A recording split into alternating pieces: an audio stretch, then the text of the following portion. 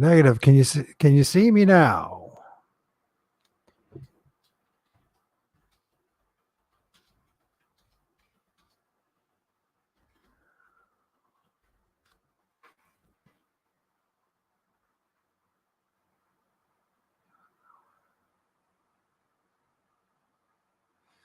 Okay, I don't know what's going on. Okay, you can see me. Okay, cool, Sheldon. Hey, by the way, I would love to have you join me. I put a link. I think I've shared a link. Invite.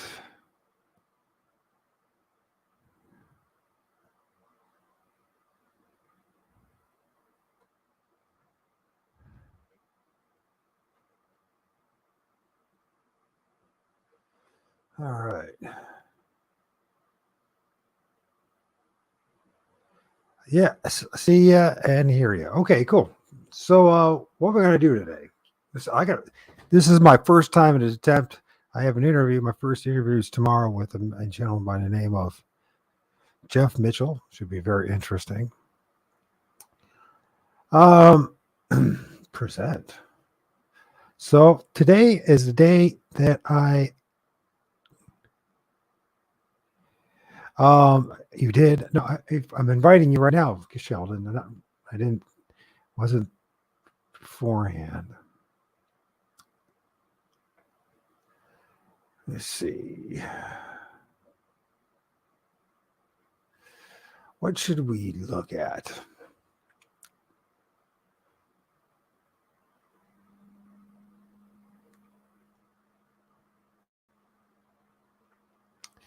So it's just a slow start, but that's me. I'm a slow starter.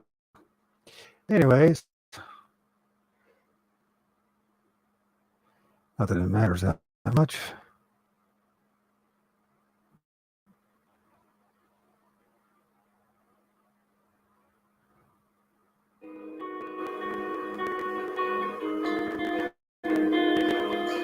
So see if this working.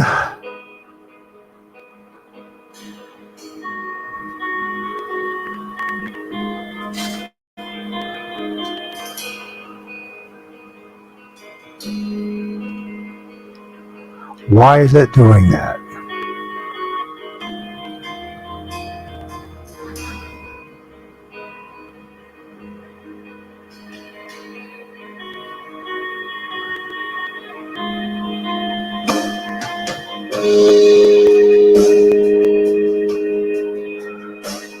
Oh yeah, got to do all this stuff. Figured it all out.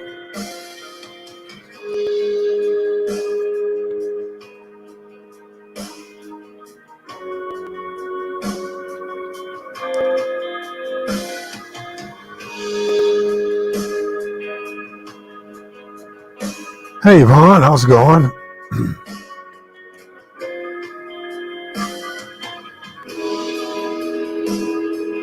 Setting stuff, camera, invite. You can have issues. Yes. My wife said I can't. Well, we know who wears the pants in your family, brother. Just kidding, man.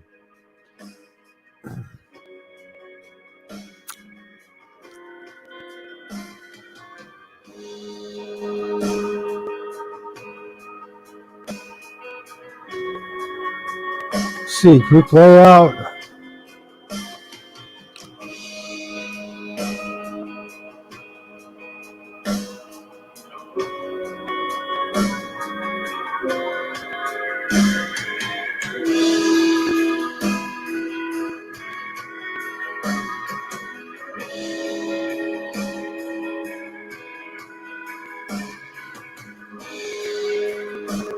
Now I got to figure out why that's doing that.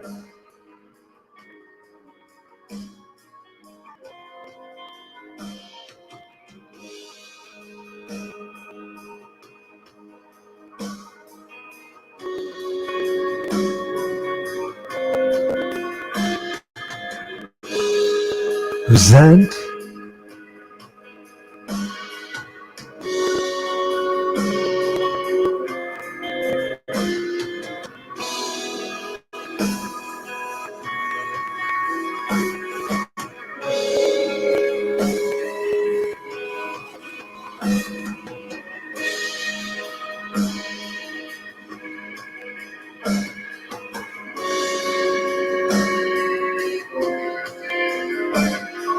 Oh yeah, it should be an interesting night. That's for sure. Get it going here.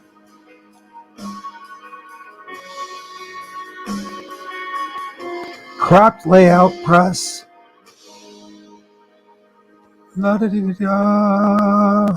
Nobody saw any of that. So okay. So anyways, this is my first attempt. So this is the night to butcher everything. Okay. Now the first thing I need to figure out to do is how to share images with you guys. There's 6 of you. The 6 that are here. Thank you for joining me. Kingdom Within, cool. Sheldon, Vaughn, cool.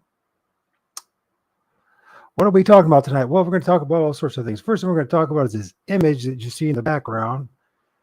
And that is an entity that I filmed. If I can frickin' figure out how to share the images. News layout. Let's see what that looks like.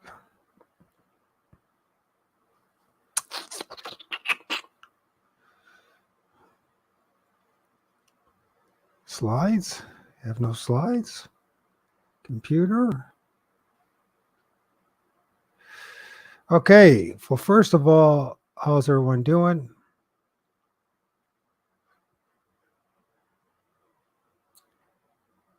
Pictures. No items. No items matched. That's not working. This is the thing. Okay. So anyways, in this image here, we have, you can see right here. Can you even see what I'm doing?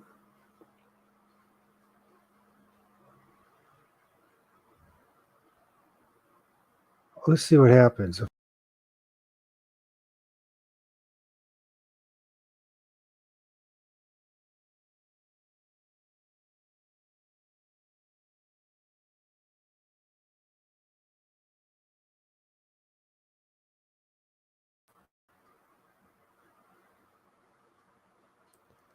Okay, maybe this is what's going on now. Maybe something's happening here.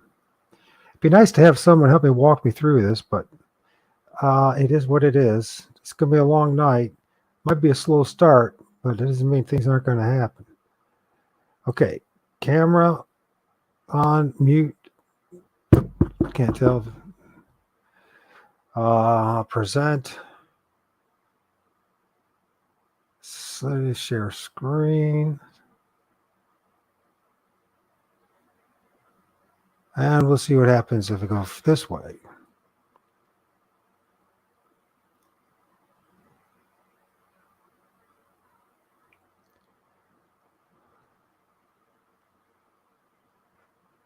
And now the next thing is, because now we're going to see some interesting images. Now I got to figure out how to get rid of this.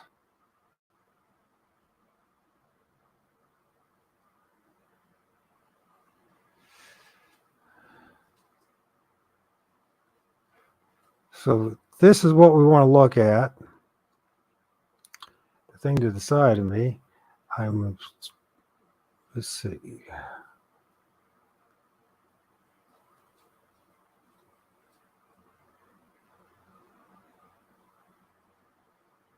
Okay. Let's see this. Let's check this out right here. Can you guys see it? Oh, you're getting bored. Sorry, dude. Hey, Diesel from in Jersey. How you doing, man? Hopefully you're still around. So what we got going on here?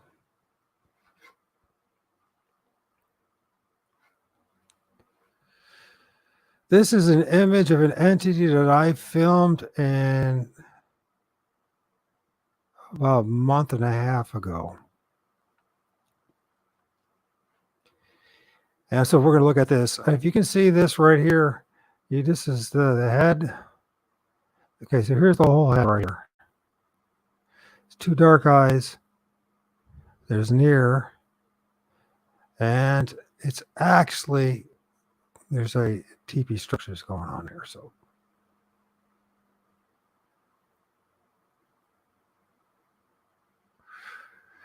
let's see where I can try to figure this out here this first time. So First time live, and I'm doing things, I'm winging things that I shouldn't. There's a better way of doing it, but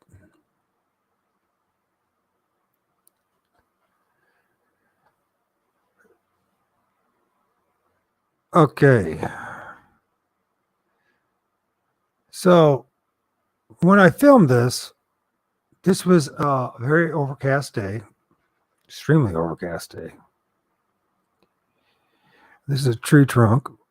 Let's see if we can get a better image of it.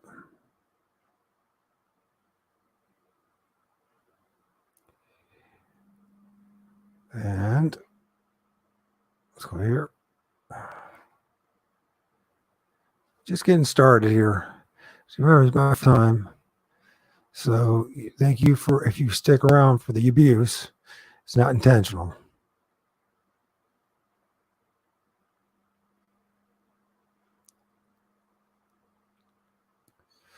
So this is the image. This is an image that I filmed. Oh, and if there's anybody here that is any good at snipping, maybe you could help me out by bringing out some of the contrast and all that. But one of the things is what I've discovered with filming these things that we call Bigfoot, tree spirits, and dogman, that kind of stuff, that so many of them are peeping out, not behind, out of trees. And here we have a very fascinating thing going on, in my opinion. If we look here, and this is what I call the TPing or totem poles, totem structure. If you look right in this area, in between this tree and this tree, there are several entities showing up. Problem is, I don't have Adobe or anything like that right now to Photoshop this. Maybe it's a good thing. But there's a large entity right here. You can see the two dark eyes. And then there's a smaller one right here. Now, what's the importance of this blurry image? As they always are. It's to demonstrate something. Now, I would say I was about 100 yards away. I don't even know if that's probably 50 yards away. I didn't see these entities. I filmed into these two large oak trees that are on the edge of a ravine. And I just noticed there was something going on there, but I couldn't see clearly with my naked eyes. I took the image with my P900, and this is what popped out. What I've noticed was a lot of these entities that I feel falsely label as Bigfoot, Sasquatch, etc., because I think we're dealing with multiple entities. We're not dealing with just one entity. We are dealing with a whole host of interdimensional beings. Now, these interdimensional beings, what's interesting about these interdimensional beings, to me at least, is their association with living sentient beings. That includes us, human beings. Now, we hear from religious sectors of possession, right? Well, that's really, if we could remove our biases about religion and just forget about religion altogether, but learn about what the hidden message is. These spirit beings we call Bigfoot and Sasquatch, or Dogman, or a whole host of things, live off other life forces. This is how this creation works. Everything eats something else, or it lives off the life force of something else. Human beings, we eat animals and plants and vegetables. Every other animal in creation does the same thing, and so does the spirit realm. What's interesting about the spirit realm is, in order for it to manifest in any way, shape, or form, just as we have to, it has to consume something. What it consumes is the energy or the life force of other sentient beings are living entities. Trees are so similar to human beings, it's shocking. Trees are about 80% water. Human beings are between 70 and 80% water. In fact, everything in this creation cannot exist without water. Some are able to live with a little bit, but some need a heck of a lot. Nothing can exist in this creation without water. Water, H2O, hydrogen and oxygen, the two hydrogen molecules and oxygen, are extremely important for any entity to live or exist. In this interdimensional realm, that most of it exists, it's apparently in the ethereal realm, there is full of hydrogen and full of oxygen, water, a tree full of water. Just think about trees for a second. Trees are like the neurons of the earth. The trees, their roots penetrate deep into the ground and all the way to the water table. The branches reach high into the sky, or we say into the heavens, in order to not only absorb sunlight, photosynthesis, but water itself.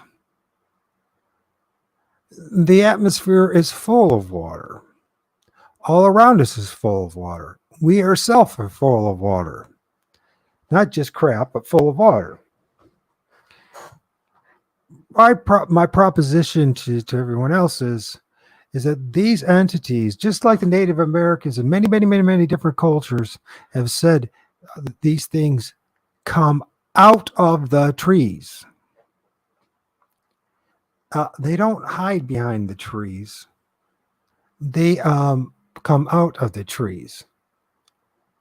They don't come out of some deep cavern inside the trees. They come out of the trees. And what I've noticed is the number of times of seeing these quote unquote tree peepers is that they pop out of the trees, and we see the vast majority of images are not a full body, from the feet all the way to the arms and legs and the head.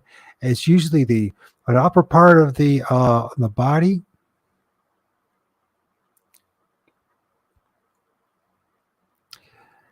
The upper part of the body and the head. Let's see if we can find something that's a little better here. I guess I should have planned things out a little bit better. I figured I was never going to have a right time to do this. I just going to keep doing it. Just get started and get going, because there's never going to be a convenient time.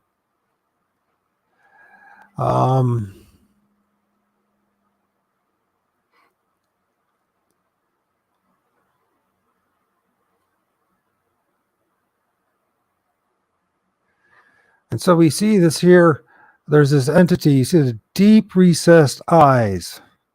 Deep recessed eyes. I notice a lot of these entities, they look like they're wearing sunglasses. But they're not really wearing sunglasses. It's somehow with them and the deep, dark recessed eyes, they have some kind of ability to see with the light spectrum differently than you and I. I would wonder and imagine how they actually see us. I wonder if they see us more like how dogs would see other entities, or say a cat, but maybe even something more bizarre than that. What if these things don't even have the ability to see without, what am I trying to say here? Without the ability, how do I say this?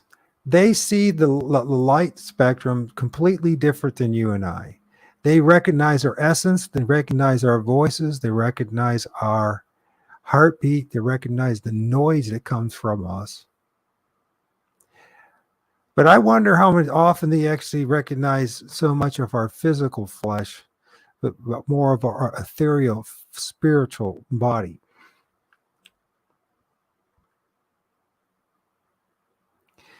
And these things, like I said, they create a totem or stack up on side of these trees, outside, projecting out of the trees.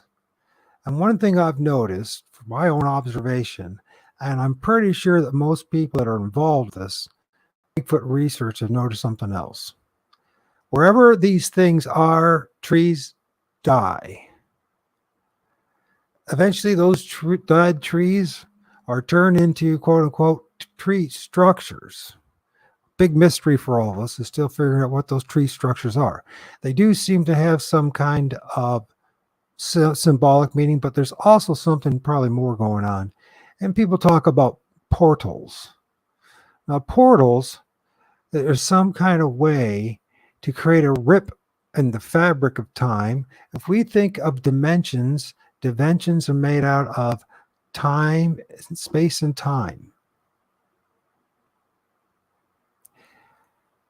How that works, I have no idea. None of us do, because we're not there yet. But we're getting there. But there's a couple things to keep in mind when dealing with these things is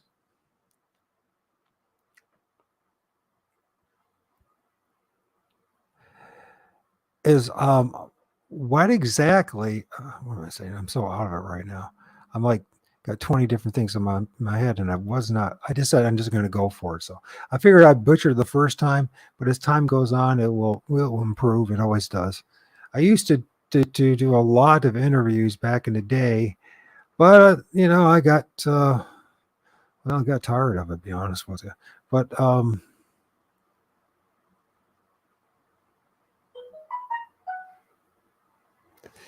let's see if this one, okay. Let's see if this one will be better. Color correction. I will pick up some speed in about 10-15 minutes. I plan on doing this for a while. I don't plan on just kind of doing it. I also like to invite as many who want to join me and to share their perspective of things. As time goes on, I think might be having an interview with or conversation with Sasquatch Confessions on Saturday. It'll be about 12 midnight. Anyways, here we see once again this whole thing. You can see there's the entity. You notice how he's showing eyes, his nose, his mouth, and its head, and then there's a smaller one there. They never or hardly ever show more than that. I don't know what's going on with that, and except that there are manifesting via the trees. So anyways, let's get out of this.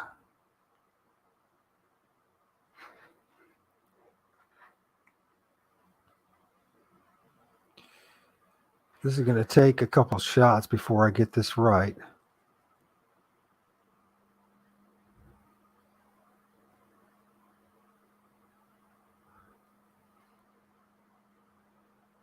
Exit full screen.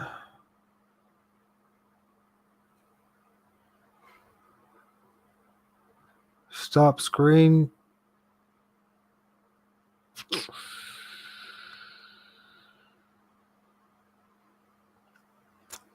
So anyways, that's what that's all about. We see show chat. Exit full screen. Did I scare everyone off, Sheldon? Are you even still there? Yeah. It takes a little bit of time. I feel a lot of these beings help maintain the forest, the lung of the earth. Without them, all die. Structures aid in the direct light and water, shadow, etc. The areas that are needed. It's an interesting perspective to have. I imagine. Well, obviously, there's even those that are parasitic have some role in creation. I wonder how much there really are there to maintain the force I really do wonder about that. I don't see any clear evidence, but I'm not disrespecting you on it, man, if you're still here. But I just don't see how their association with dead trees uh, equates to protecting the forest. I know we want to have. Yep, I don't have first yet symbolic relationship. So I don't see how they are actually protecting the forest. I think they're symbiotic. There's a relationship with the forest. I leave it at the level off the life essence of these trees. Let's remember, outside of human beings, what other large entity, that's it, the numbers that they're in. I mean, we're talking not billions, we're talking trillions. The most dominant large sentient being in the physical realm is trees. They are the largest. It's, whether it's the red oaks, the sequoias there, or whether it's a white oak here and where I live, whether it's a sycamore or whether it's a pine tree, they all are their own unique biome, their own unique living entity that is very diverse. Most people think of trees as nothing more than pulp and bark and leaves, right? Branches, but it's incredibly diverse. Fungus is brought up right there. Yes, the number of funguses that live on trees, the number of insects that live in and on trees, the number of birds that live in and on the trees. Trees are an incredibly important dominating force in this realm by far. And the number of living entities that actually coexist, live off the trees, it's quite profound when you think about it. We're just kind of used to it because we've been here all this time and we've seen, a million trees and they all look the same and everything. But it seems to me when you look at trees, they also have the capacity of having not only physical entities that live inside them, but ethereal spiritual entities inside them. Now, it's just going to be a stretch for a lot of people. A lot of people don't want to hear this, but we're bipedal. Scriptures described us as trees. We have limbs, and we have like branches. We have, our fingers. How's that work? Branches and leaves, and right. We have fungus growing on us. We're predominantly water. We share a lot of characteristics. Although trees are plants, and when we are mammals, we share a lot of characteristics. In fact, in some ways, we can't live without each other. And I truly believe that these entities, these spiritual beings, are multidimensional beings, or interdimensional beings, have some kind of symbiotic relationship with the trees. I've seen, so for every one image that we see of like a patty, like Patty is the Pedersen film is like one in what, a million, the best of all. And there's a few other ones, and there's images, and there's people filming this, that, and the other, but they're always so brief and so short. My theory about this is they use the essence and the life force of the trees in those times, whenever, and I don't understand why and when it has to happen, but it seems to have to happen in a way to be shown off to us. That would be a brief amount of time where you see them walking or gliding, and they go from one destination to another. They usually end up at somewhere where a tree is at. Our eyes play tricks on us and think that they're disappearing or hiding behind a tree. Yet the Native Americans have told us forever and ever and ever that they live in the trees, that they come out of the trees. Now, I'm not saying that these things can't at times manifest in the flesh. Of course, we've seen things like I've had encounters. I've had 2 encounters with Bigfoot that are or Sasquatches or what are Ohio grassmen, because I live in Ohio on the border of Michigan, whatever you want to call it, that were both of them were easily within the 15-foot range of my mug. Okay. Both times, I have to tell you, they went through, they didn't go around, they popped out of the trees. And that's the honest truth. Now, I know it's very hard for people to talk this way because Salt Fork State Park, all mine were in my town. And I'm more than willing to tell you it's Sylvania, Ohio, because I don't really care, because I've realized they're everywhere. And here's the thing. There's this thing called the power of, what am I trying to think here? God, my mind, so it's on 20 different other things. Intention. How to project or manifest something, right? To summon something into existence. I believe that the vast majority of us who are involved in the Bigfoot community ignorantly have done this, okay? By us focusing and watching hundreds of videos, reading books and listening to all these people, and then going out in the field and started looking for tree structures and etc. At some point in time, and it's not always, a lot of times people have the experience before, but at some point before during this time, things start happening. Things get active. We start witnessing strange things. You know, when it talks about Bigfoot, everyone wants to just be this hominoid hairy dude that's running around the forest. It's not just that. Whatever's associated with these things, they come in droves, in legions, in all different shapes and sizes. When you see these things, you don't just see a orb or 2 once in a while. And with a decent enough camera, you'll see multiple orbs. Where do these orbs go? Do they simply just go back into the ethereal realm and the upper atmosphere? Or could there a possibility that they go back and absorb into the trees? Now, here's one of the things I got to say. I'm not saying I got all the answers at all. Nobody ever does. But I'm just sharing my observations. I can be completely wrong, as everyone says. But every time I've ever seen these things around or come out of trees, guess what happens to those trees? Bye-bye tree. They die. What happens to those trees eventually? Well, those dead trees are turned, those branches are stripped off, and they're turned into long, trunks in which they eventually make teepee structures, X structures, tree liens. I swear to God, the number of them in my town is ridiculous. Is it because I started paying attention? Am I part of the problem? This is an honest question to have. These things that I don't hear anybody ever talking about, but what's the shame and what's the problem in talking about it?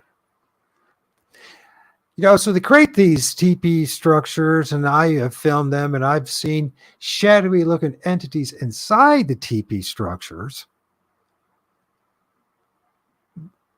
But I've never seen them, and I never seen anybody or heard anybody else actually see them make the teepee structures, the X structures, tree liens, etc. I mean, this is very important research. Like if he's still there, I don't know who is here still, but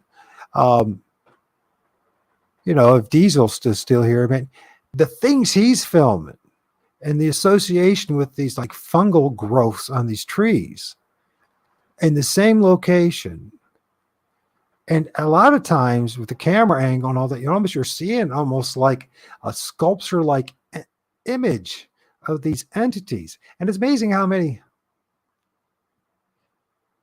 Yeah, I mean, Diesel has a ton I've been following him for years. So anyways, I don't know how many years have you been on YouTube? I think I first discovered you. You probably don't even remember me. But I first discovered you on Facebook. It was either Facebook or was YouTube. Yeah, and I've been doing this so it's basically the same time. I started in 2017. You started in 2018. So, and there's no reason for you to follow me because I'm not doing the same. Been approaching it the same way. So, but now it's time to start doing things because first of all, the Diesel he's sharing there's an important element of what's going on and what he's sharing there. I strongly believe it. When you look at these fungal growths that are on these trees, where there's this activity. When we talk about activity, we're talking about tree structure, tree leans, teepees, blah blah blah, and you got these fungal growths, and it's happening in this area, and they're like round, almost in shape, bulbous. Is there a connection? Is there something possibility? And I'm just bringing this up. I'm just because no one else wants to talk this way, so I'm going to talk this way. Is there a possibility that their interaction with these trees creates some kind of radioactive? There's some kind of radioactive activity that causes these mutations.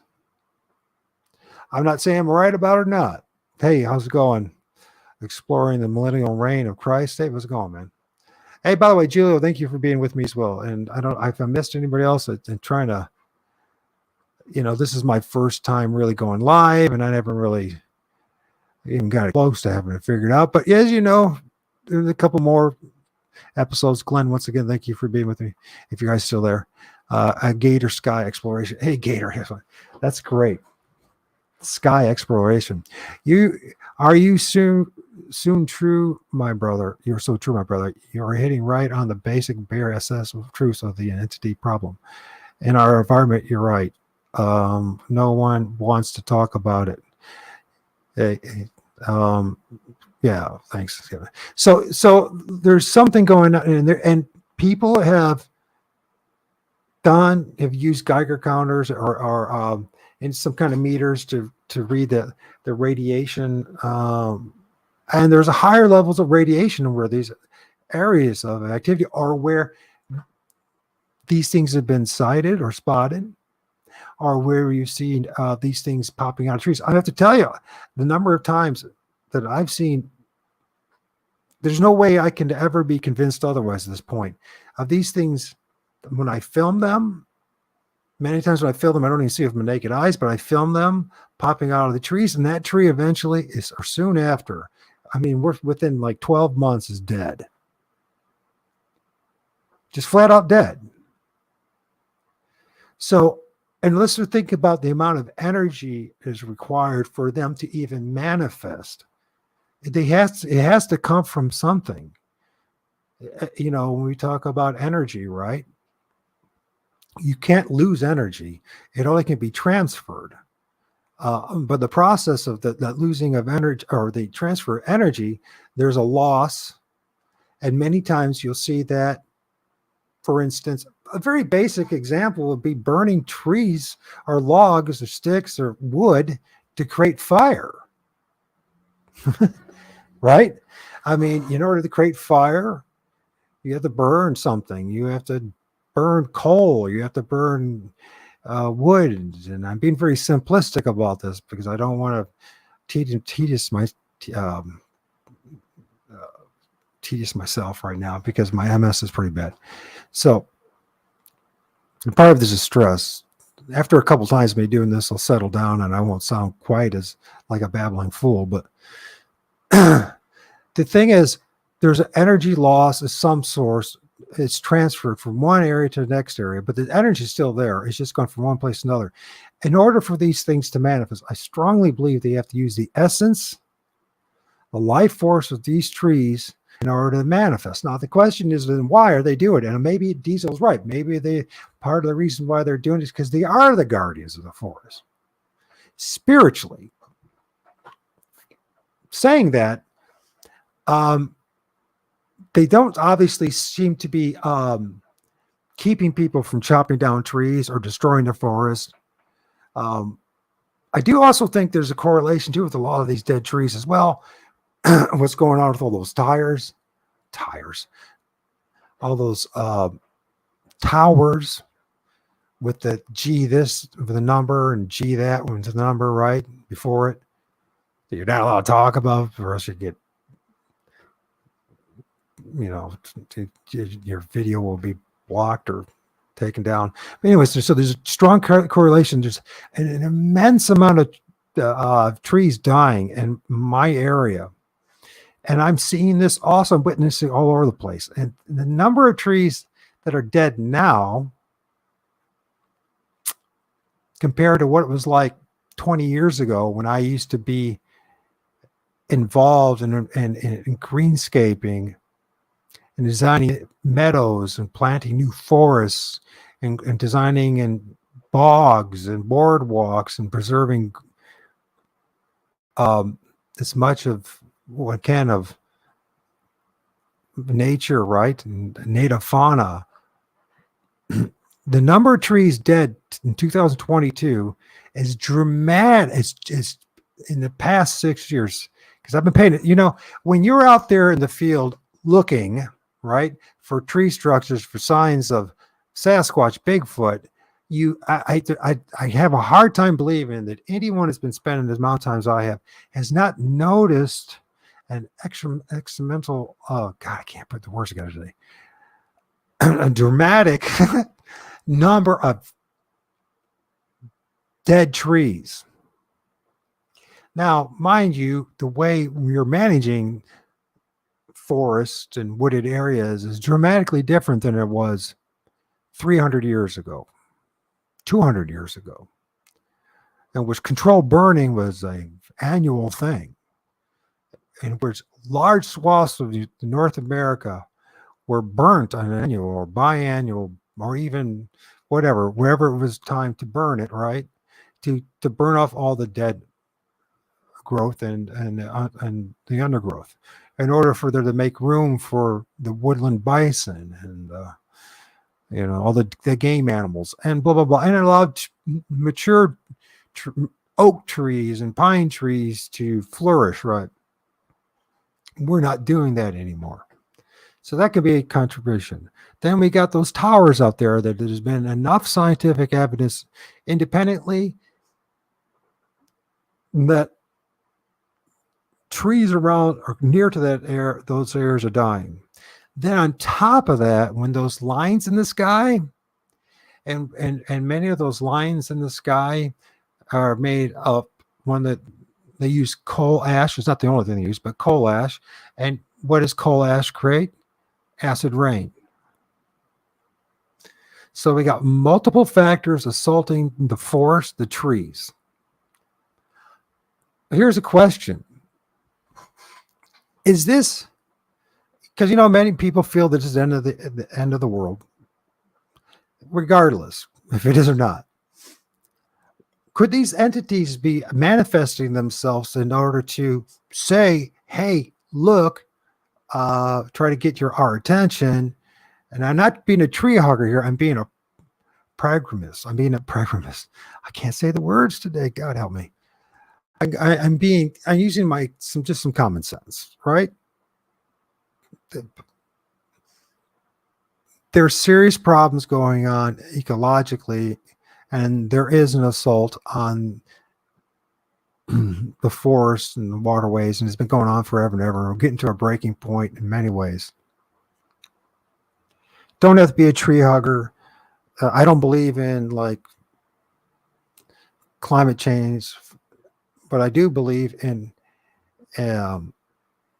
ecological and environmental damage. And I think that what we're doing is causing some of that. So are they manifesting in order to reveal to us that, hey, there's something here, that when you killing these trees and these forests, it's not just you that is affected by it, that maybe we are affected by it. I'm not saying it is or not. It's interesting. At the same time, we finally have cameras and we have technology now that we can start filming these things. You don't even need anything fancy at this point. I use simply a P900 and a tripod. And I don't go all over the place. Maybe it's because part of it, the big part is because of my health, but I've learned that you don't even have to go all over the place. You just paying attention to the edge of the woods, you're going to start seeing things. In fact, you know what the interesting thing is? It has been a tradition and a part of many cultures of the warning of the edge of the woods, right? I'm going to be going over the place tonight. I'm going to be throwing all sorts of stuff at it. I'm not here to tell stories. I'm here to tell what I'm seeing. Okay. Beware the edge of the forest. They always say, "Watch out! Beware." It's not so much about going in the forest so many times about what's on the edge of the forest. And the things I've filmed at the edge of um, small parcels of woods, larger ones, things that technically be forest. Even those, let's say suburban landscapes in which there are a lot of trees, mature trees, and say those homes are 50 years old or more. You can start filming this stuff in your neighbor's yard. In fact, the vast majority, in fact, all of that I film at this point is in my town. It's not in the woods. I'm not dissing the guys who go out in the woods. I totally respect you for going out in the woods, but these things are everywhere at this point. The Field of Dreams movie, huh? They come out of the edge of the corn. Yeah, maybe, man. Also, I have thought these beings could be what we become when we die. That's a very interesting point. Someday I want to have a conversation with you, Diesel, because you're willing to look outside the box, and this is exactly what the point where we're at when it comes to quote unquote Bigfoot research. It's time to look outside the box. It's time, my personal and not so humble opinion, that anything that's quote unquote mainstream Bigfoot research, dogman research, you pretty much are going to have to walk away from it. We're going to have to find open-minded people who have real experiences and real encounters to get real honest about it, because what I'm seeing is that a lot of these old hats, these old timers in the Bigfoot research community come out in secret and private that, oh yeah, there's a lot more going on than what we're talking about in the controlled narrative media. And I strongly believe that. Yeah, I burnt the box. Amen. Let's see if I can see what else in Gator Sky Exploration. We have fungus here. I have and Four Corners that in the high desert. Oh, I believe that. That is hundreds of years old. Oh yeah, and yeah, absolutely. And some of these things are massive. They go for hundreds of miles. That have the synergistic relationship with the trees. Yeah, you're absolutely right about that, man. Let's see where I'm at.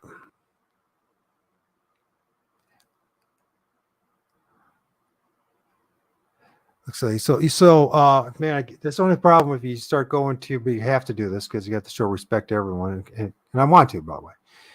And I really wish, if anybody's interested in joining me, let me know, and I'll invite you up. I can give you the link to get up here. In fact, if you do me a favor, I can figure out even how to do this. But we can talk about it verbally and bounce off ideas. So where was that with this? So there is this dynamic system that's going on. It's multidimensional, not only in the physical plane, but also in the ethereal spiritual plane. Now, one of the problems is that I have a scientific background, believe it or not. Right now I don't talk like one, but at one time I was, went to college and university for environmental science and management, and I was involved in the environmental consulting field, which was absolutely corrupt, and it broke my heart to see how absolutely corrupt it was. And so I decided to get into greenscaping, and so and I've always, outdoors has always been something that I value. Nature. And one thing I've noticed,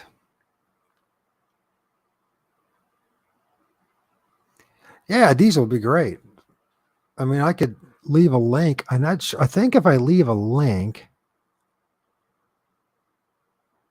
they say you can copy it.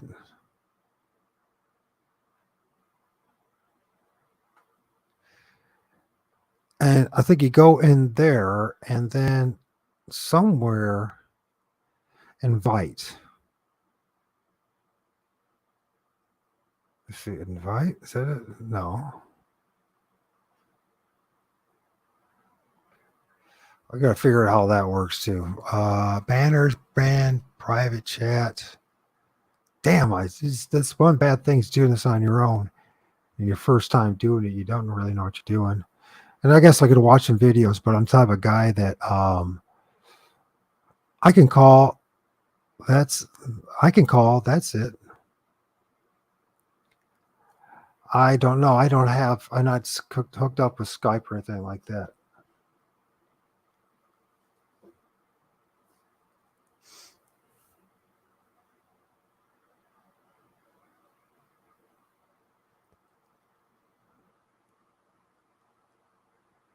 Um,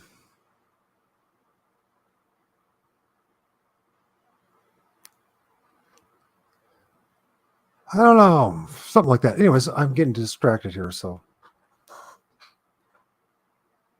anyways, there's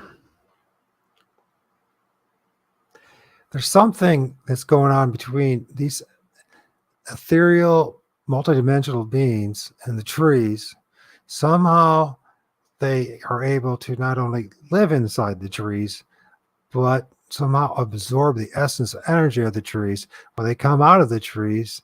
And we've heard different reports about DNA and how there's aliens or Bigfoot, and how you hear this once in a while about, well, it wasn't all human. It was, there was the woman side and the human side.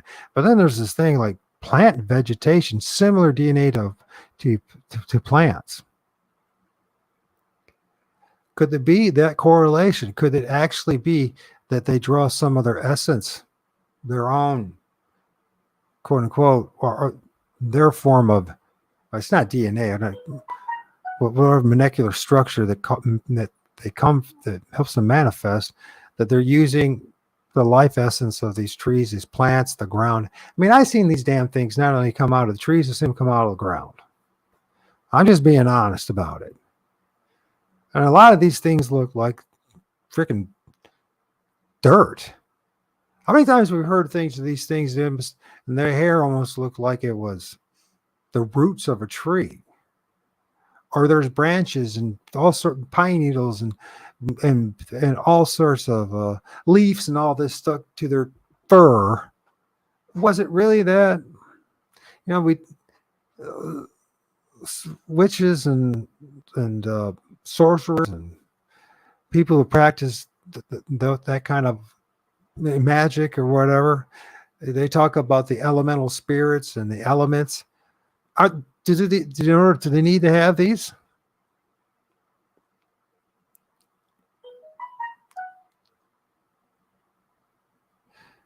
Oh, definitely. They're not in the same frequency as us, and that's why we can't see them. The only time we ever can see them in certain conditions. One of the things I've noticed when I do see them with my eyes, it's like the situation has to be put in place. It's like I'm being prepped and prepared and led to have that moment. My first encounter was for a couple minutes, which is an incredible long amount of time, incredibly close. But I was like I wasn't in a full fight and flight mode. And, I was standing next to a crow medicine man, and it was really bizarre, how that all worked out.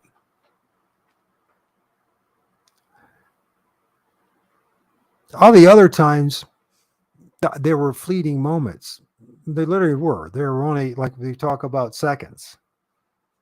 The second major encounter I had, it was the sighting, the encounter was matter of seconds, but then turned into a 3-day ordeal in which I then discovered about the spiritual side of these things. It was one hell of a journey, that's for sure.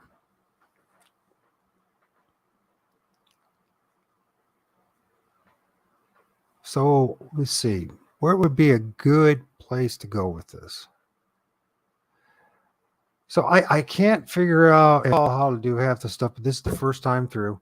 And I'm going to try to, I think you guys, most of you haven't even seen my last video. And I think it might be worth actually watching it while I take a break and give myself a break and settle down a little bit. We'll see what happens here.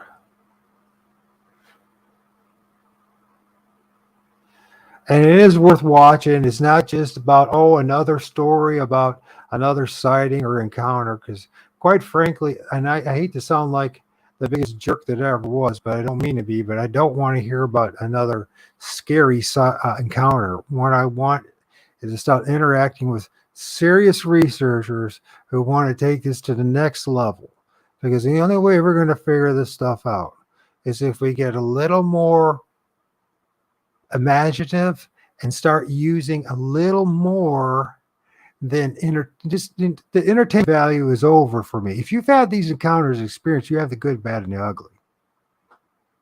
And it's not exactly something that, is for the faint-hearted or is entertainment. It's far from it. This becomes an absolutely all-consuming, all-demanding topic that, listen, and the people who are serious, like myself, I got taken down in January the 6th of 2021 for speaking the truth. And ever since I used to have thousands of followers. Now I can't even get to 300. I'm not, who cares? It doesn't really matter at this point. I'd rather interact with 5 people who are serious about this and really want to have a broader, more diverse, maybe in a more intelligent conversation about what's really going on. I really don't need another scary story. You know what I mean? I know a lot of people, that's what they like, and they get entertained. And entertainment is dangerous. I mean, the capturing of the mind is very dangerous. And it takes a lot of work to make sure that your mind is not captured. And I don't believe that all these people I do believe that the government's involved at the very top. Everyone who's been around this knows that. But the average person with their average Bigfoot channel and all that, and their scary stories and all that, they're just trying to make a following and make a name, make a name for himself and entertain people and all that. Okay. They have a right to do that. But for the rest of us, the few of us who really care about what's really going on and are not interested in entertaining anybody, but want to know what the hell's really going on, we need to start talking with each other. Not just, having, these half-assed interviews at best and just brushing off each other and acting like, oh my gosh, it's a competition, because it's not a competition. For those who actually really care about this and are interested in the research, it's not a competition. It doesn't matter who in the end, finds out and figures it all out, right? Because, by the way, there will be no marching band with a ticker tape parade and everyone going, hey, they figured out Bigfoot and what it is. No, it's not going to be anything like that. Just like anything else that's of any great in value and scientific to discovery, the best that you're going to have is some peer-reviewed article somewhere, and your name might be in the encyclopedia someday. None of that matters. And having 100,000 followers or 2 doesn't matter. What matters is we got to figure out what we've put all this time into it. We've had all this experiences. We feel like we can't even share the whole story because people, how many times have I been interviewed and the person either just doesn't bother to put the interview up, and usually I don't talk like this. I talk a lot coherent, or They cut half of it out because they don't like what I'm saying, instead of allowing everyone to share the full experience and to be allowed to work it out. Because this is we're dealing with something that is multidimensional, that does have a connection with the stars above, with the air and the ethereal realm around us, with the trees and with the soil and the underground. It's all connected. These things are part of something that's a very complicated system that we're living in. At times, this is dreadful what that happens. I mean, some of us have had absolutely terrible experience with these things, and other people have had great experiences. Instead of just sharing stories, we need to figure out why this is happening the way it's happening. We can't just pretend. Well, we can pretend if you want. We can turn this into entertainment value, but I mean, like Diesel, he's been doing this forever and a day. I don't know, hundreds and hundreds of videos he's done, and he's lucky to get 24 views on it. And, and most people, I understand why, because most people don't even know what they're looking at. It takes time. The subtleties of what's going on in the forest, it takes time. And this is more than just chasing after Bigfoot or Sasquatch. This goes much more deeper than that. And we're talking about a whole ecosystem, a whole multi-dimensional or parallel dimensional ecosystem that's running alongside us, sometimes inside us, just like the trees. And it's more than just, they're all demons and you're possessed and you need to pray it over. No, it's much more than this. It's much more complicated than this. And you just to go chase after this, 600 rare entities that are still left in the world. I'm sorry, this picture is so much bigger. Like my conversation I had with Claudia, and when she brought up that 600 is more like in your own neighborhood. And I believe that that's even more. I think we're dealing with something that's interdimensional, that's spiritual, that shamans have realized, people have experienced through, different psychedelics, drugs. And I can't even say the word right now because my tongue won't work. Ethogens or something like that, mushrooms and, it doesn't matter. There's so many different ways to see something interdimensionally. Even explaining what a portal is, a split or some kind of slit or opening in the fabric of space and time that allows things to go to one dimension, another. And then they label it all woo. Like it's just all woo, it's all just craziness. And it's like, at some point, maybe everything's reversed like it always has been. We live in a world where the law of reversal is applied forever and a day. So most likely, what the woo camp is probably more in tune with what's really going on than the meat, the flesh and blood thing, which I'm so tired of even hearing that because it's so childish and so empty. It doesn't mean anything. All it is, even in the Bigfoot community, this application of the Hegelian dialectic and the divide and conquer, right? And this whole thing about you got to belong to two camps, like it's religion or something, or it's politics, Republican, Democrat, flesh and blood, woo. Well, I'm going to tell you from my experience, what I've seen, it's all that and a hell of a lot more. So now where do we go with that? But we can't talk that way, because if we talk that way, then why can't we talk that way? Oh, you might offend somebody. Offend somebody? Who the hell got programmed into thinking that having an honest conversation about this should be offensive? Oh, I see, because you might be talking about some things that might be connected to religion. Is there a possibility that religion hijacked a lot of this? And is it a possibility long before religion was ever around, this stuff was around? And so why can't we learn from other religions and other people's understanding and different scientific theories and applications? Why can't we learn about other people's traditions and put it all together? Why does it have to be just woo and flesh and blood? Why is it that we have to join some kind of group or camp in the first place? Well, here's a great camp to belong to. But I want to know the damn truth and all of it. The good, bad, and the ugly.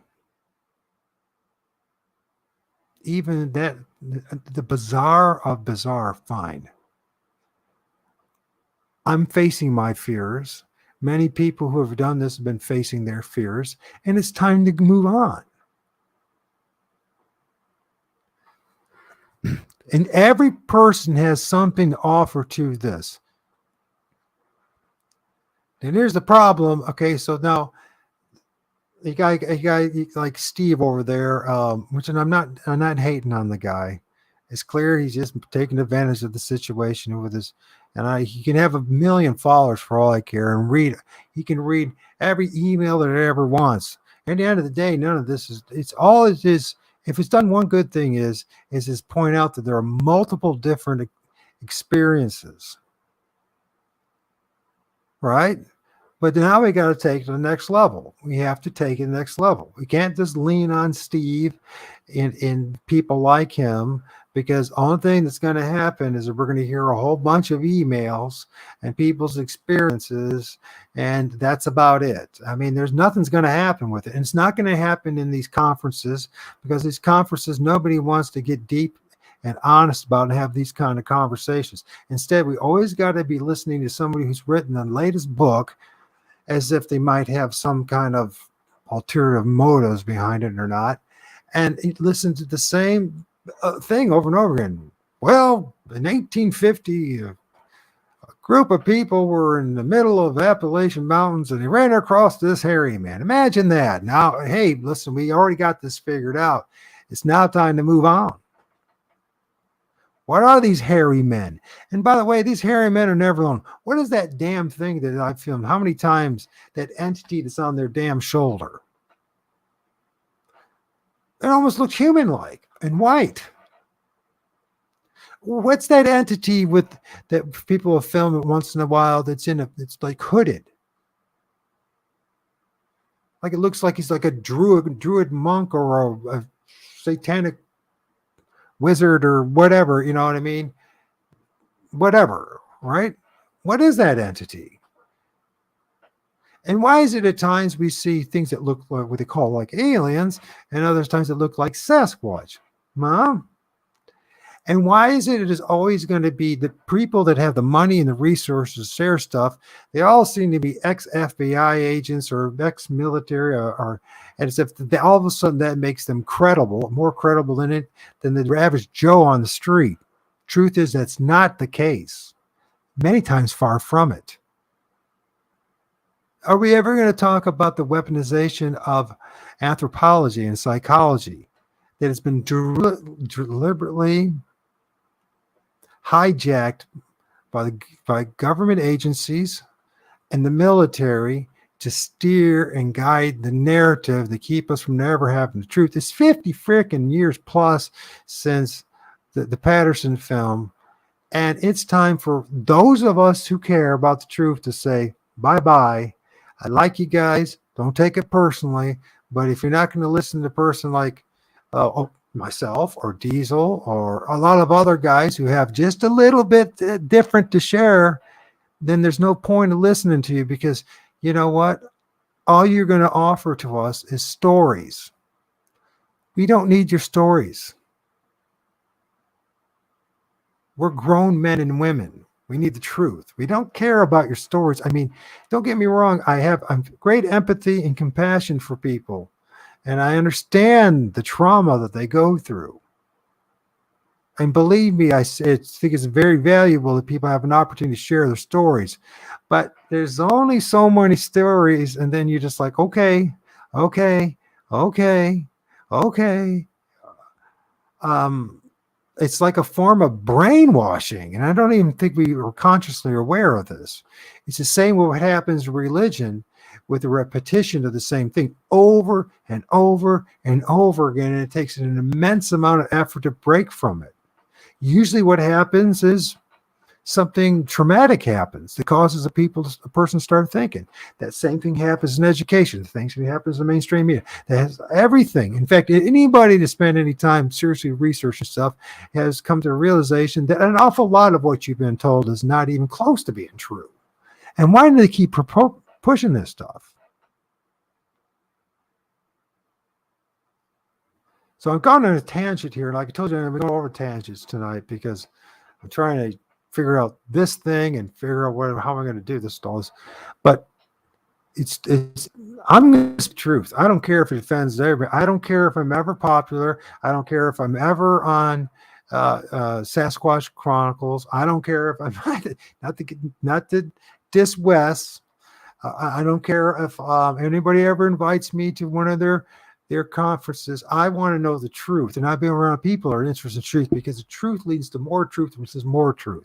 Because this issue is deeper than some hairy, half-human ape thing running around in the woods. And I'm not saying there isn't something like that, but I'm saying there's a hell of a lot more to this. And we are since being steered and focused in one direction, and instead of looking at this much broader.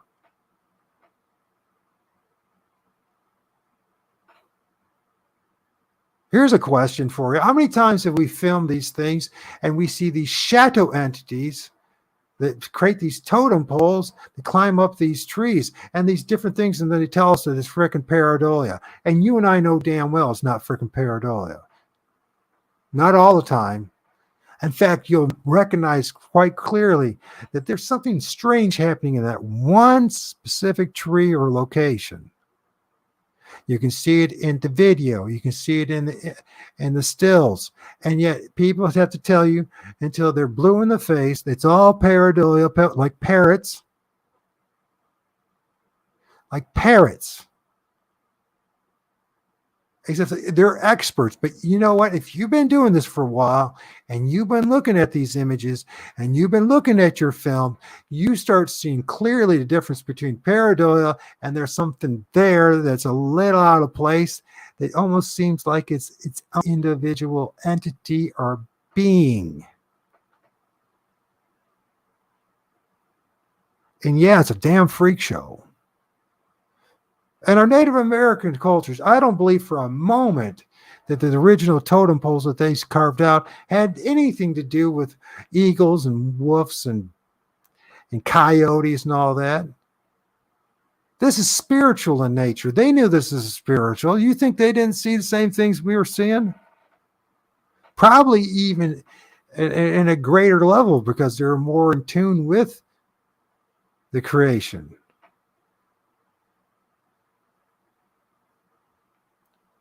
But we're going to throw all that out because we went, we have a Western education and we were educated by history and the Animal Channel.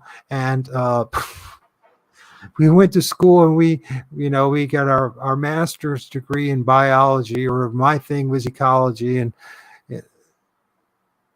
did I know anything until after I got out of school and started experiencing things, putting my hands on the ground, learning what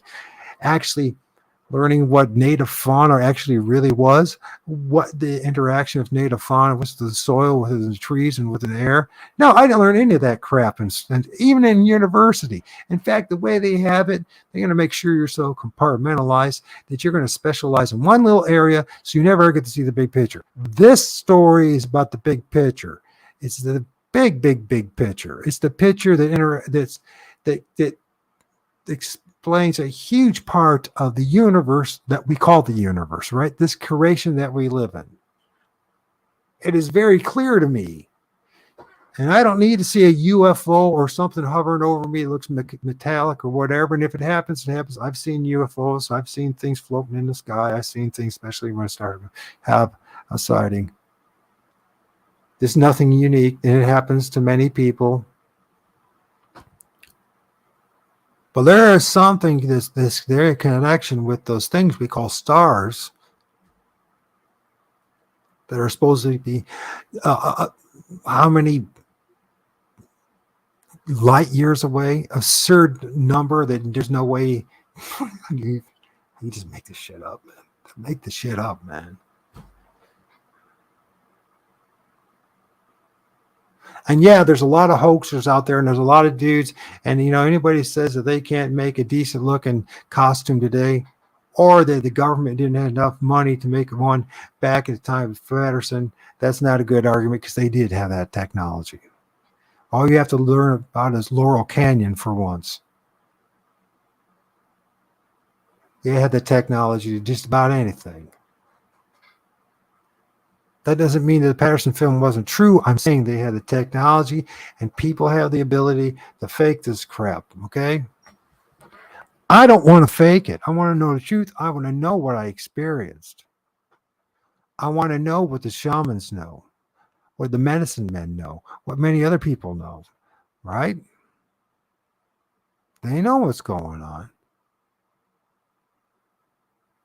How do they summon these things to come out of the trees? What's summoning these things to come out of these trees or come to these trees? Here's a great question. Yes, who's ever seen these tree structures? Is anybody, Diesel, do you know anybody on Earth that's ever seen Bigfoot or Sasquatch, which I'm not saying is not real. I'm saying, has anybody ever seen anything or anybody that built one of these tree structures, period?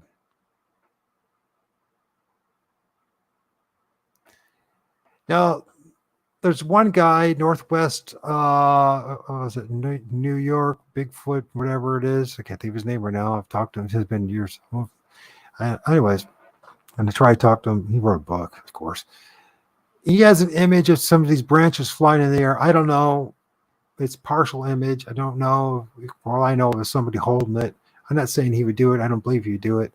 But has anybody actually seen it? This is a very important question. Because if no one's seen how it's doing, then it's happening time when people can't see it, or something happens in that general area on which there's where the real cloaking is going on, which is not these entities. But let's imagine that let's say there's let's say there's a quarter-acre area in the woods, right? It's amazing how many times these tree structures all around the area is all cleared out. Pretty much a lot of the small stuff's cleared out, or the big stuff's cleared out. Eventually they create this area, and next thing you know, this tree structure. I mean, honestly, I know tree structures that are literally 50 yards from people's back porch. They never seen the damn thing happen. They never heard it happen. It just showed up one day. How did that happen? And how did no one, not one individual, ever see at least these 30, say 10, 20, 30-foot long trees travel and show up there? We got one image from Thinker Thunker, or whoever it was that really filmed it, of some dark, shadowy thing throwing and catapulting a tree. That's all we got. Now, if I'm wrong about that, then I need someone to say, hey, no, you're wrong. There's actually really is footage of these things hauling off this stuff. Here's another thing, too. How many times these things, when you have these TP structures and these extras, and don't get me wrong, I don't believe it's human beings are doing this because it's all over the fucking place. Sometimes human beings do it. But how did these things drill that stuff into the ground? A 30-foot long frickin', foot wide frickin' tree into the ground, and another one making the next structure. How no one heard it and no one saw it?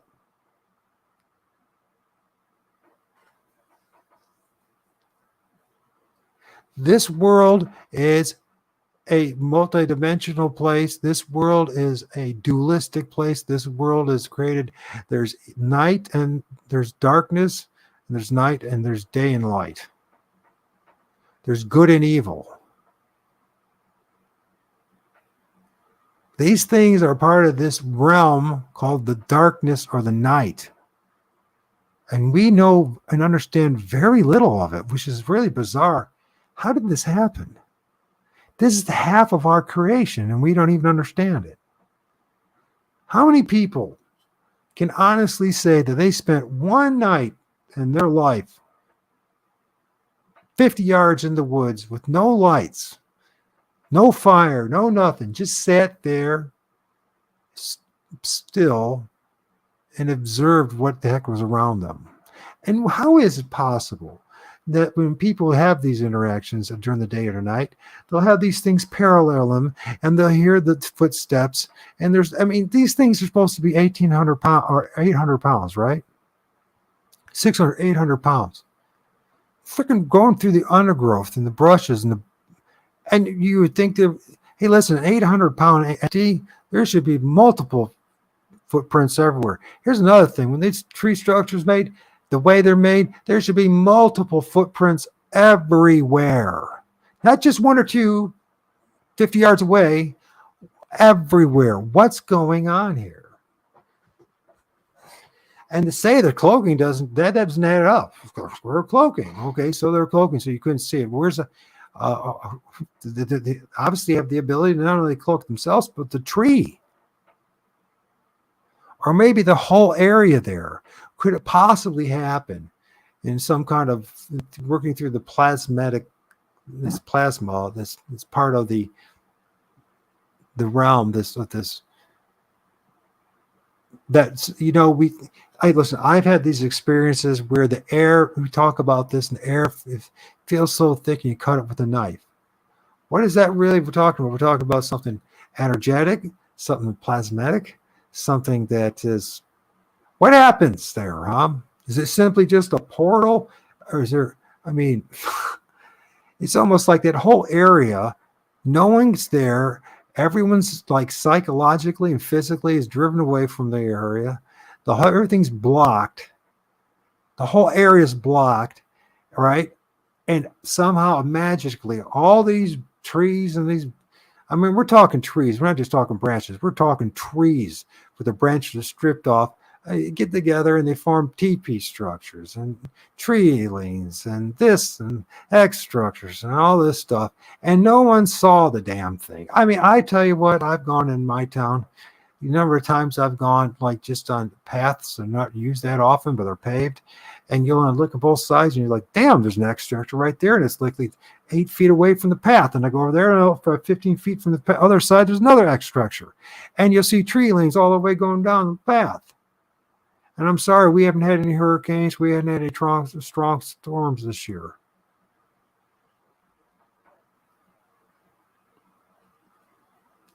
I move these places where we got quarries on the west, we got power lines on the east, we got cemeteries everywhere, we got streams everywhere, we got trees.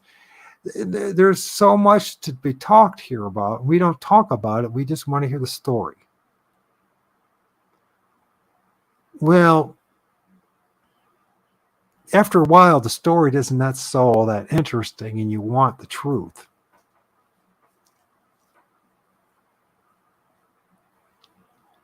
Everyone likes a good horror story, right? Everyone wants to be a scary story, But when you get to be, half a century old, you don't care about the stories anymore.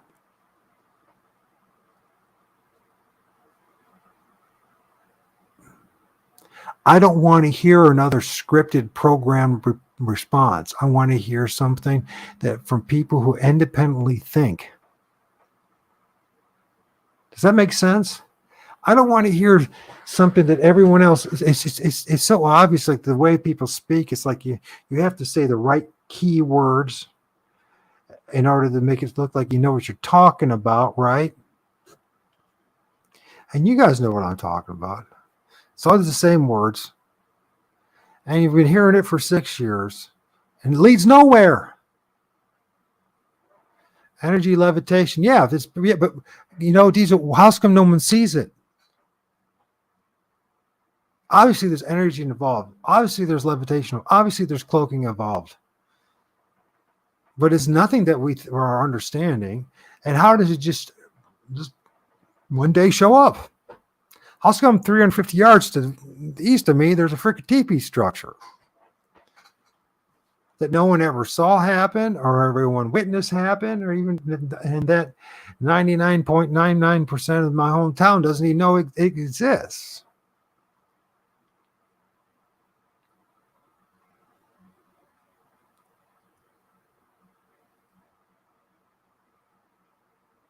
And this is an experience that seems to be universal.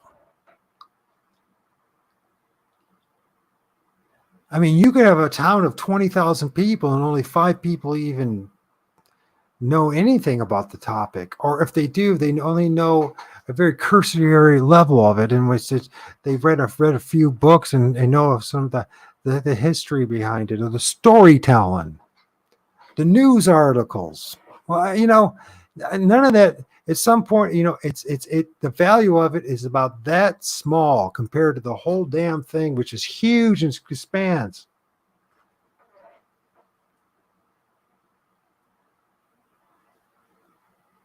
I'm sorry if I sound like I'm Mr. Know-It-All, because I'm not Mr. Know-It-All.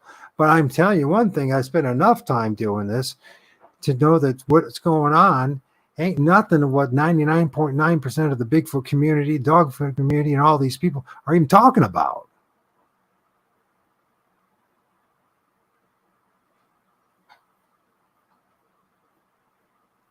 They could live without. You could be absolutely right. Here's the thing, Diesel.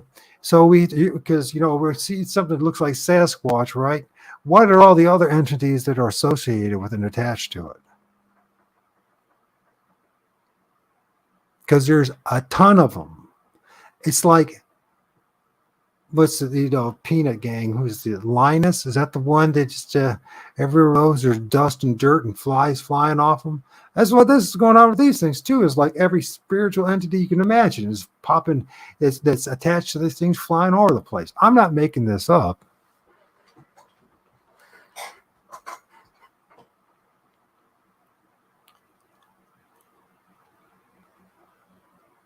And what are these entities?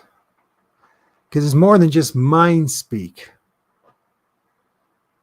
or reading your mind. First of all, okay, there'll be something that will happen a mile away, 2 miles away, right?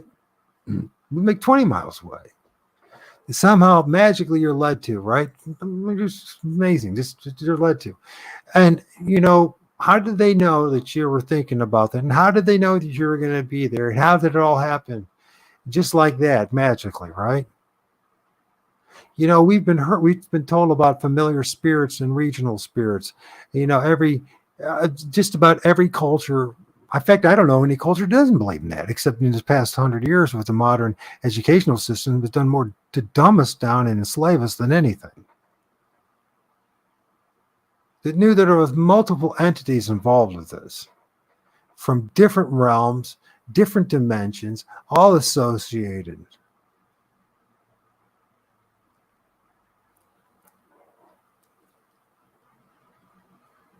And what possesses people to want to do hoaxes and create frauds and fake this stuff? What's the value of it? I understand about getting attention, and some people just don't have, they can't think of anything else to do except, be jerks. But you know what?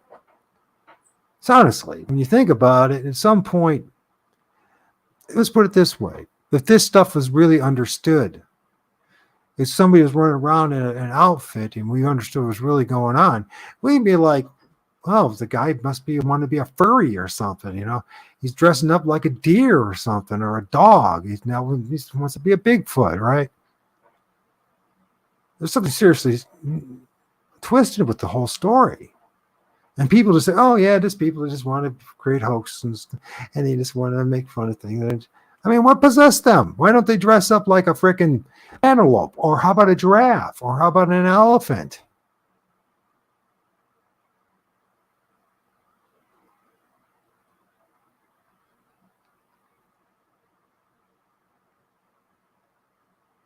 I think what's really strange about this whole thing is how people just accept it and just think, well, this is the norm.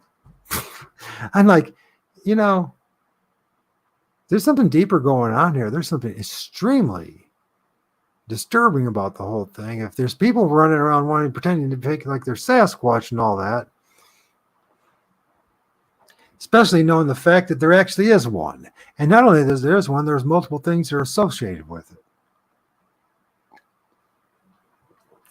It's almost like there's a subconscious or conscious desire to just ridicule it and just make fun of it all, right? So that serious inquiring minds might actually find out what's really going on.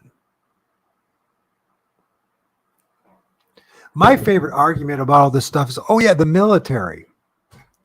He's got a military background. This is what the military said. They said, yeah, we went into Alaska. And, yeah, there's a real special place. There's a, cloaked fence that was 20 feet high. There's electric fence. They're supposed to 40-foot fence, right? And they're supposed to keep out, a 20-foot giant Bigfoot Sasquatch. Well, if anybody's ever paid attention to these things, I don't think they would give two shits about electric fence.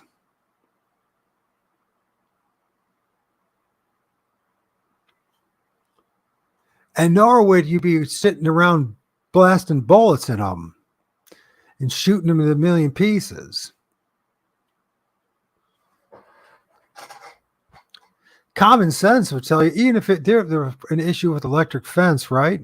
And it's 40 feet and there's a 20-foot Bigfoot, knowing their stride and their supernatural strength and their intelligence, all they have to do is just, hey, big guy, bend over. I'm going to jump on top of your shoulders and jump over the damn fence. That's exactly what they do.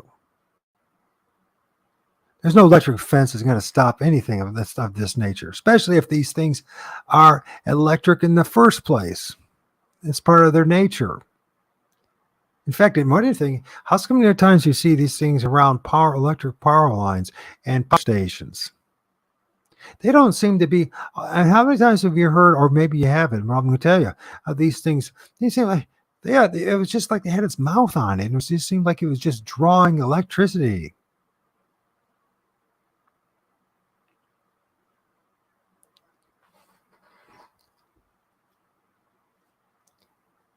I'm sorry if I sound like a jerk, but I mean, my God, at some point, enough's enough with all this horse shit. So it's time. It's 2023. A lot of things are going to happen. Are going to fall. A lot of bad things are going to happen in this world as well, as usual. But there's some of us actually give a crap about the truth, and we're going to go after it. We're going to be extremely unpopular in the beginning, and we're going to take all the darts, but you know what? It's the only way to go to the next level. If we stay stuck watching and listening to the next horror story, the next dreadful thing that happened, all thing is done is that we've just now allowed ourselves to waste another precious hour of our life being entertained and coming nowhere closer to the truth. You see, if you're someone like me and you've already had your encounters and you've had your experience, I don't need your approval. I don't need anybody's approval. I don't care if anybody appreciates what I'm going through. I want to know the truth. Look at the trees like giant wires. Exactly. Or antennas. Antennas or neurons. Just look at the shape of it. Even when you look at these AI imagery and these shapes of these textbooks of what a neuron looks like, it looks an awfully familiar like a tree. Worried about an electric fence. That's the most ridiculous thing. But you know what? If you don't any better, and if people have been lying to you and they've been feeding you a full of crap, you'll buy into this stuff. You'll say, oh yeah, a 20-foot fence. Oh my gosh. And they had all these giant machine guns and everything. It's like, yeah, like it's going to make a difference. But I'm not saying if there's times when they are manifest fully in the flesh that you can't take a shot in the forehead and take them down. I'm not saying it can't happen. But it takes an awful lot of things to be right for that thing to manifest in the flesh fully. Which brings me back to this whole thing about the Patterson film. And I'm friends with MK Davis. MK, I always make fun of him. MK Davis, MK, well, I have. It always reminds me of MK Ultra. Oh yeah, MK Ultra happened about the same time the day of the Patterson film happened.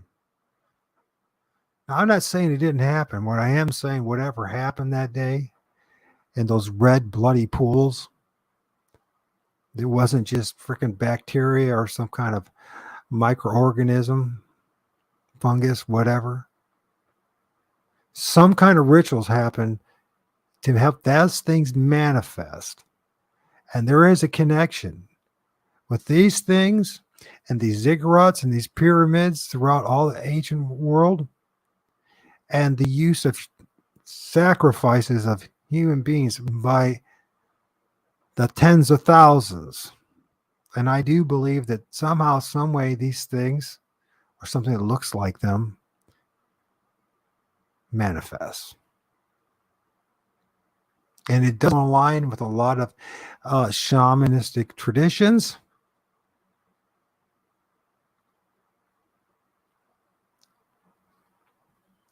So we're dealing with a multidimensional spiritual being, an entity that can actually dwell in trees, that can manifest out of the ground, that somehow can use the elements in order to materialize, to the point that it's just like when Abraham was with these three dudes called angels, they were having dinner together.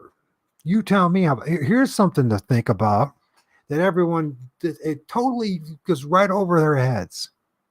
Esau and Jacob, and nobody even thinks of it. When Jacob was betraying Esau and his father, right? What did he do? He dressed up as furry as it, like a lamb. Now, I've known some pretty damn hairy dudes in my life, right? For better or worse. I mean, it's just the way life is. And there's never been one human being I've ever met that was from head to toe. And I know there's a few people out there with the weird genetics things where they look like wolf men and all that kind of stuff.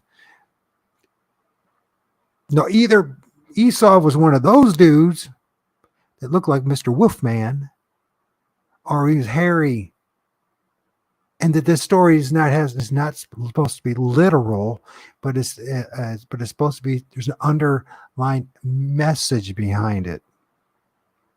That at one time in this plane of existence, there were entities, two particular entities in a particular part of the world. One that kind of looked like a Bigfoot called Esau, and another one called Jacob. And you can say I'm crazy, it's fine.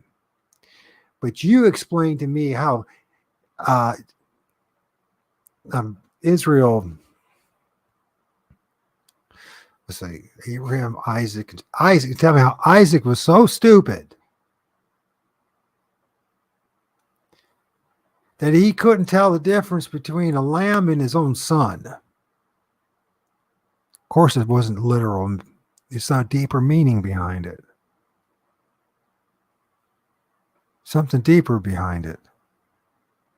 That only people who have eyes to see and ears to hear, as the mystery schools use, is talking about there was some kind of entity that at one time in this godforsaken place shared this place with us. And you can say whatever it is, and Neanderthal, I don't give a crap. The fact of the matter is, the only thing I know that kind of looks similar to a human being and is as hairy as a damn goat or a lamb is what we call a Bigfoot.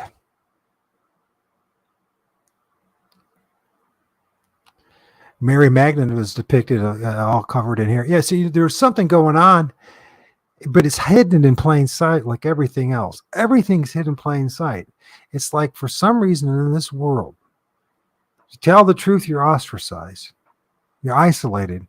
You perpetuate the lies. Hey, we'll prop you up. We'll make you famous. You'll even have a nice place someday. Maybe get even trophy wife.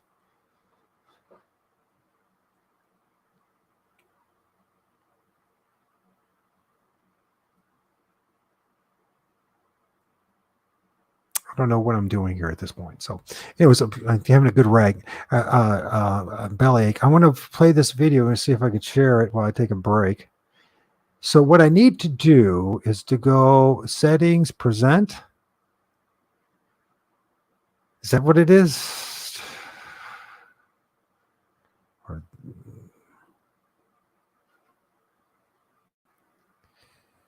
Because this is a video that's worth watching. Share screen. I think I use the second screen.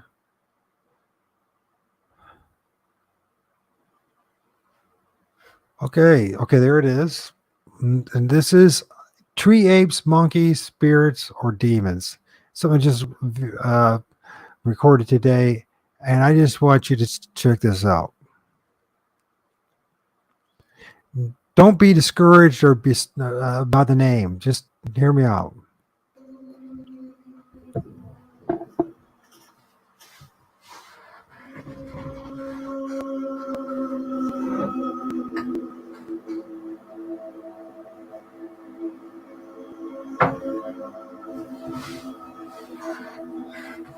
Hey, it's Mike, Consultant Religion Dystopia.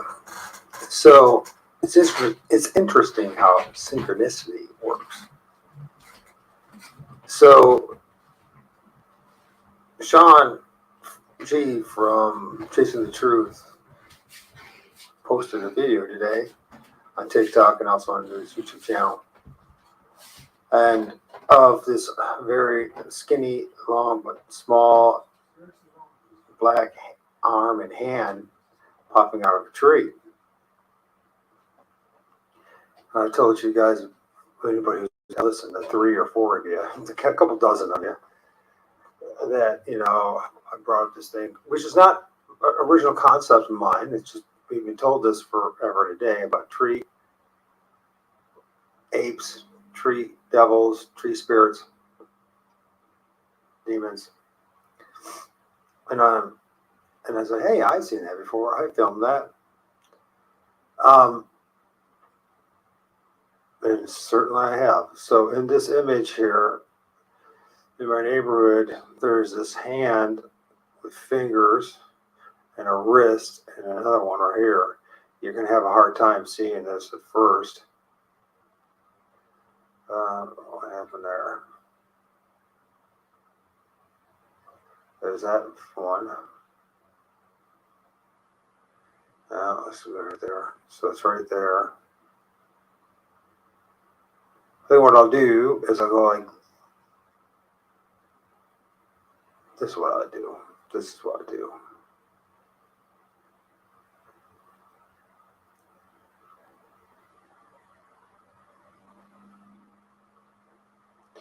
This is strange because this, you can see there's like the nostril.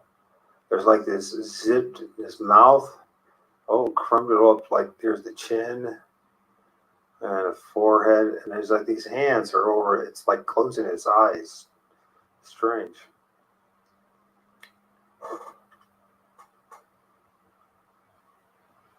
Look at that. This will help you see it better.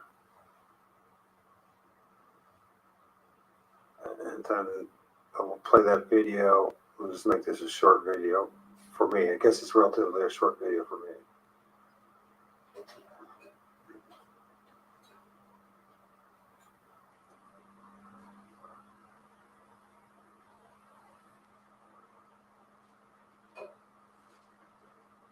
Bring a couple of images. So yeah, these things, you'll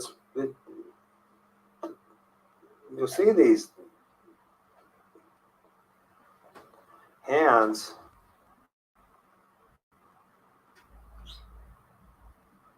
images of hands in these trees.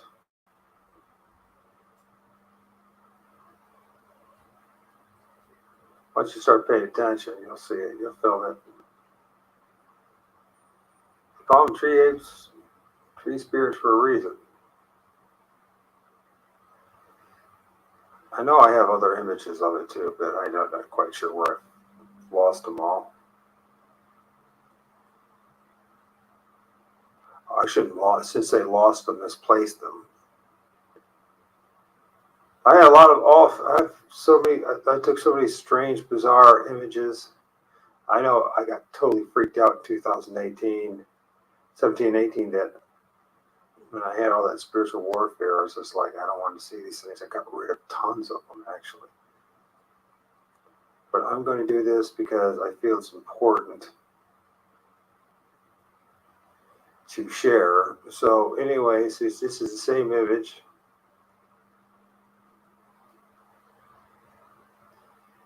And then I'm going to outline this so you can see what I'm seeing. So you can look at these two images. And then when you watch this video, in fact, you know what I'll do? I'll also make some stills.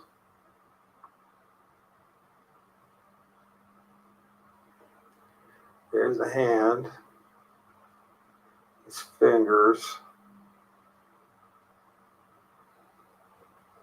It's got another hand here with fingers.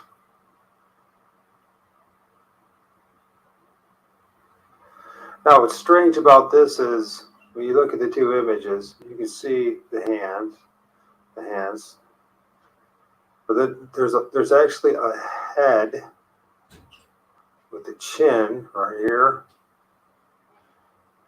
And this entity is boiling with all sorts of other images of entities. Did I screw that up a little bit?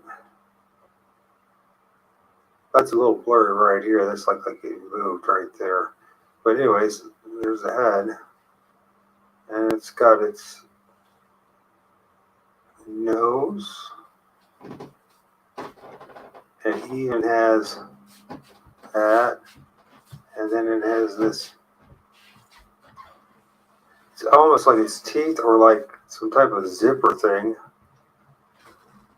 onto his mouth. So anyways, so that's what that is.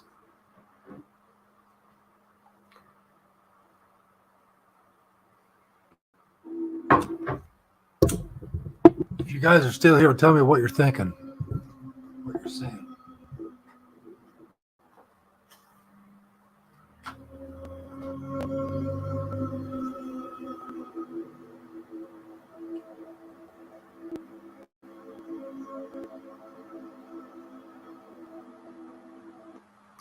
So, yeah, I find myself here a little bit. Find a couple images from this short video that Sean found from somebody else. And they shared it on TikTok and on YouTube. So, we have this image that I filmed back in May. Excuse me.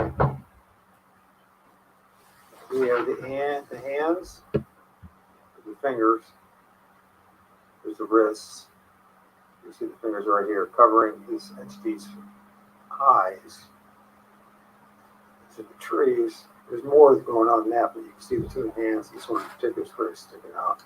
I filmed this numerous times. I wish we were in different locations. Again, guys, can you guys hear it? Go back here, copy a couple of images from the video from Sean G. Let's get over here. So anyway, this is the one I took. Thanks, Sheldon. In May of last year. And then there's this one. There's only two of us left. This is an image for the video. And it's not a raccoon. Although it got claws, it's not a raccoon. There's something else going on right here too, by the way. But see, this is the hand. It definitely has claws. And there's, they filmed some eye shine in the tree hollow. Imagine that. But I mean, at first glance, you think it's a raccoon or something, but it's not. Pay attention. This is something else going on.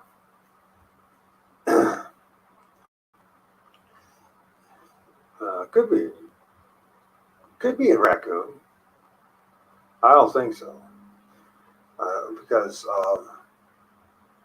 there's something else going on. So, are we seeing the same thing here? Actually, it is a raccoon, isn't it? Mine's the ghost, and that's the raccoon. Barry Magnum covered it up. No, that ain't a raccoon.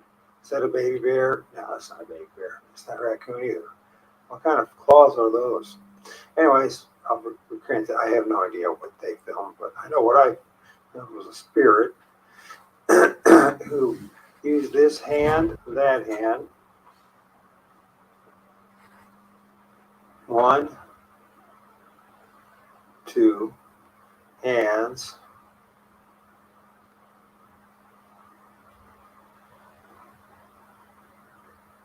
To cover the eyes.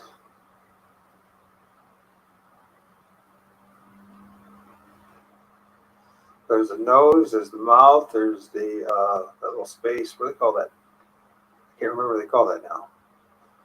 It's above our mouth. And then there's yeah, I googled it. The chin, there's the mouth, the nose, forehead going in here. And if you're interested in what these tree apes look like, see if I can find it. I'll have to go back here.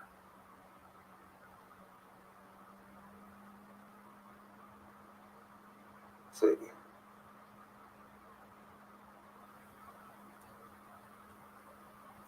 I think we'll go back here. Sorry about the delay. But I'm slow. Slow to the draw, sorry.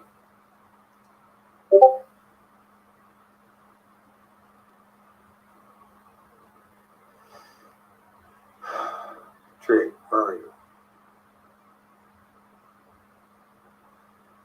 Right here.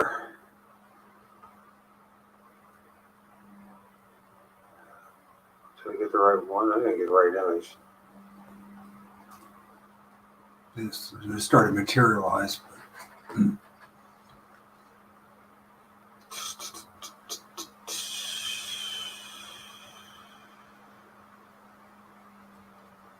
Yeah, you can see there's one right here. You can see it's got this ghoulish looking, probably the face is hidden, and there's the tree ape. These little tree apes, you can see this. Here's the brow, here's the eye, there's the nose, the mouth, and all that. It's all blurry. I'm going to stop it right there. Well, you guys can see that. Let's see if I can point this out to you a little bit better. Now, this is a metal rod that goes to a chime here on one side, and this goes back to that other image too. You tell me the association they have with each other. You're only going to see, and it's always happened. It doesn't always, but a lot of times you only get half a face, the way they hide things. But this is the top of its head. It's dark hair, like the black hair, like the black hands. Okay. And there's the eye ridge. There's the iris. There's where the nose goes. And then it's got kind of like a white beard type of thing. And then over here, we got this. You can see the dark eye. Think of like Gene Simmons with like a monkey head-like looking thing. And it's pushed in with the crazy looking teeth. I know. It sounds like I'm making it all up, but I'm not making it up. And I've filmed these things numerous times, and I think other people have too. But we've always been looking for just one thing instead of the multiple things that are actually in their images.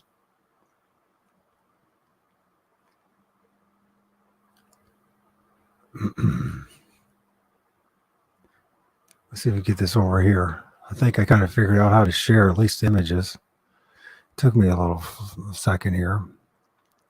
Still not quite sure how to invite anybody. We'll find out tomorrow because my first guest is tomorrow. It's a completely different topic, but it has some relevance to it because it's about how we've been deceived, and how complicit we are in the deception,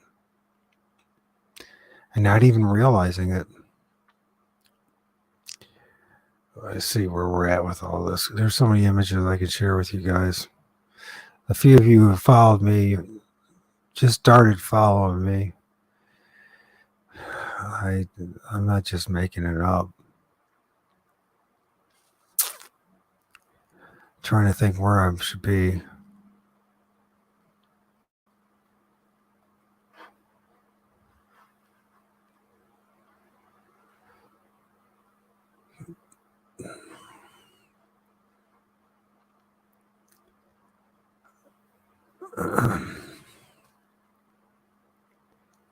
Maybe you can see it better. Can you see half the head right there? Can you see the eye right there? Starts to get blurry, right? The black head. It's got like a white beard, and then you got the other guy right here. Some people describe that entity as one wearing a hood.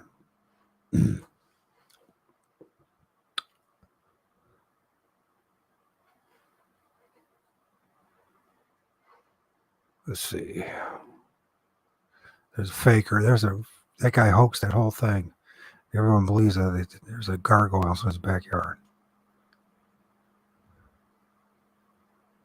So you can slowly see it starting to materialize and pop. There's like that.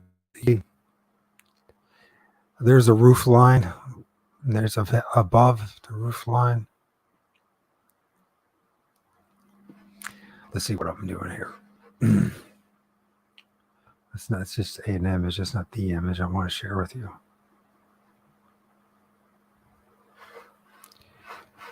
And then we'll get to something else.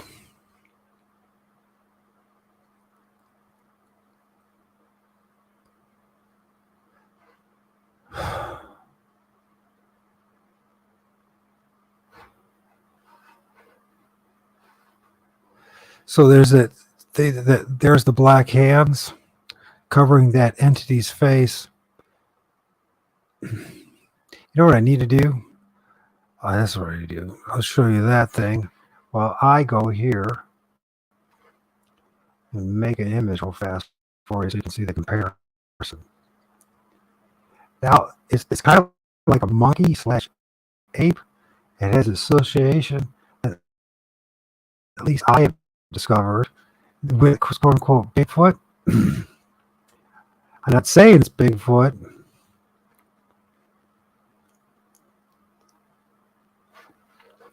There's just an association with it. This is an example of the fact that there are spirit entities that are connected with Bigfoot, Sasquatch, the forest people. What they are, well, it's something clearly that is interdimensional, to me at least clear, because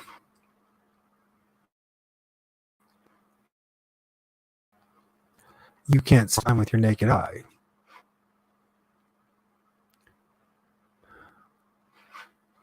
And so we'll see if we get the other one.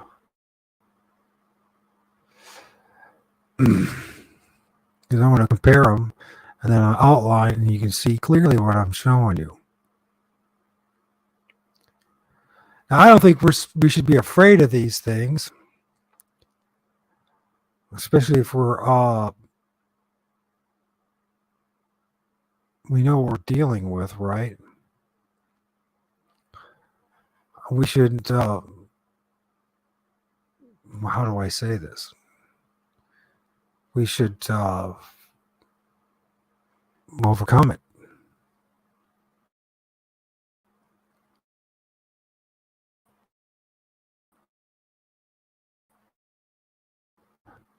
It's crazy. You can actually see right here it's morphing, but I don't want to use that one.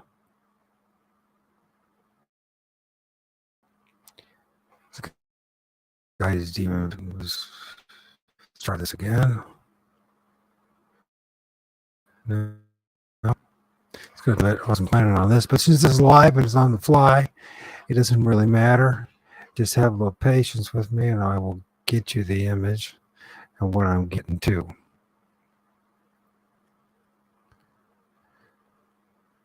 All right, where is it at? Where did it go? Where is it? There's so many images.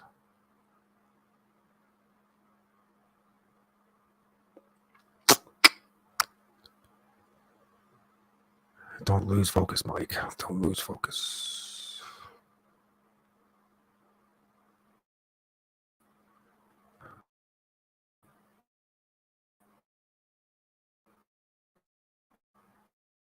bring it over to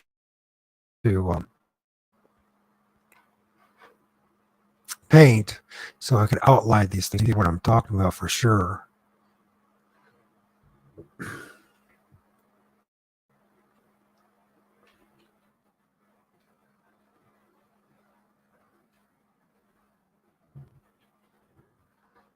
Okay.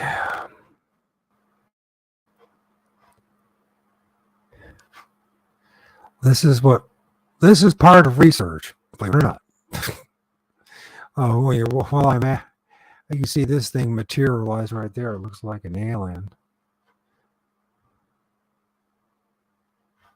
So good. It was another image. Yeah, you can see that one while I share this. Okay, let's get this together, which means I'm going to put 2 pieces together, 2 pictures, that is.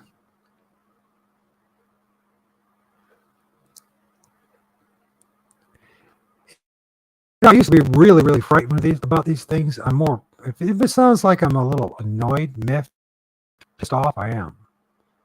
And I'll tell you the reason why it is because I'm not that smart of a guy, and I can figure this stuff out. That tells me that the people who are smarter than me have already figured this out and have just deliberately hidden the information from you and I just don't appreciate it that much. I am so sick of being,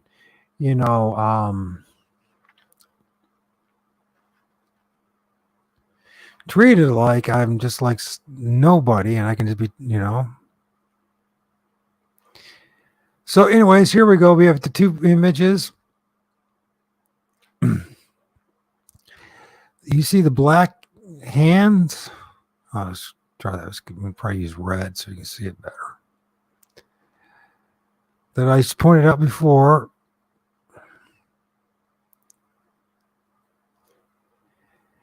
And actually, there's one right here, which is really weird because it's even a smaller one. There's more of them there. Okay, then we have here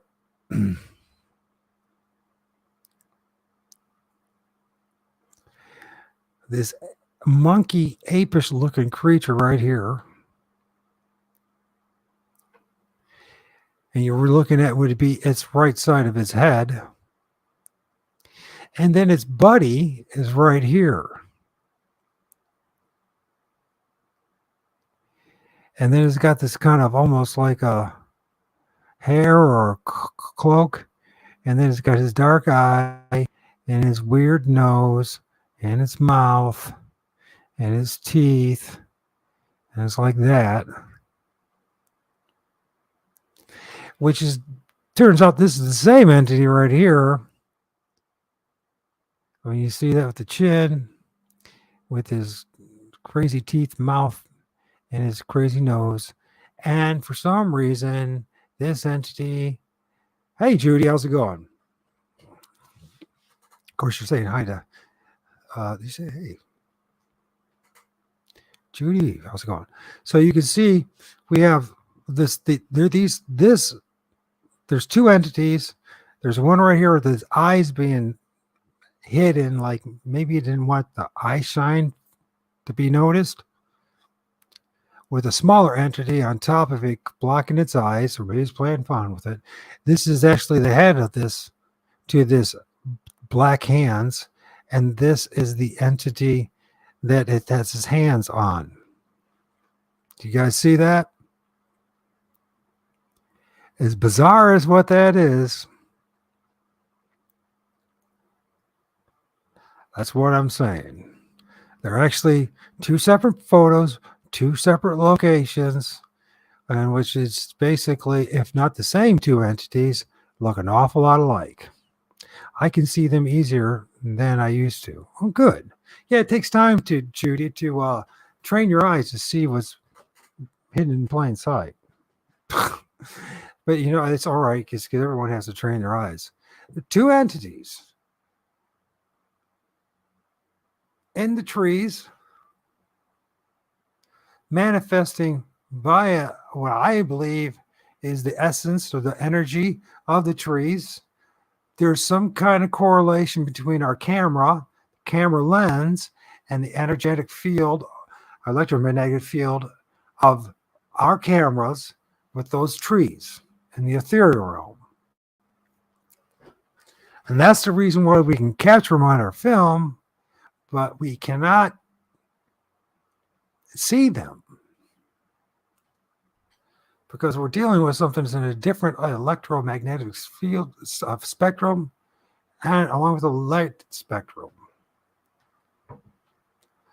Now I probably got my effects off a little bit, but it's basically the gist. And the question I have, how many times, hey, hold on once again, Judy. How come there's so many times that you only see part of a head? You never see the full head, part of the head, part of the head, half the head, part of the head. Well, obviously they're pretty damn aware of what we're doing and what the camera is and what we're focusing on. And they intentionally have some understanding. And I'm talking, I filmed this thing, basically about 40 to 50, 45, say around 45 yards away from where I was sitting. Still with the tripod, and I filmed that. Now, go back to what was that earlier video of Sean was shared of that black arm and thin arm, black hands popping out of a tree. And then they talk about tree apes. And who's to say that they don't come in different shapes and sizes?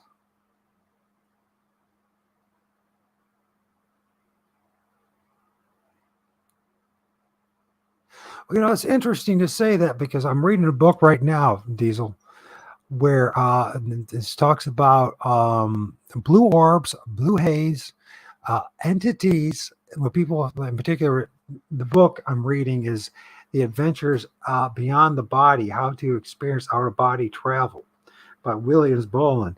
And I'm not interested in having out-of-body travel, although I'm learning from studying this that I did have the experiences, those dreams as a child floating above my house and in my neighborhood.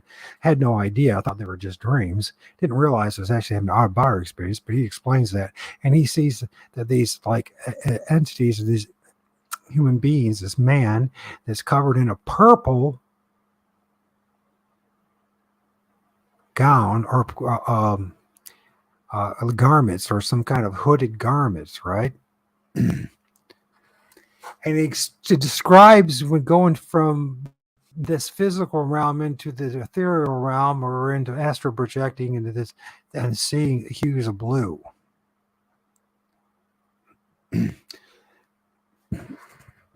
But that's not all. He also talks about the yellow and all that. So, but what is going on with that? Is that simply just light spectrum?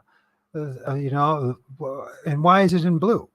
And if there is possibility with the different, your different spectrums of light, right, from red to white or blue and purple and green and yellow and all that.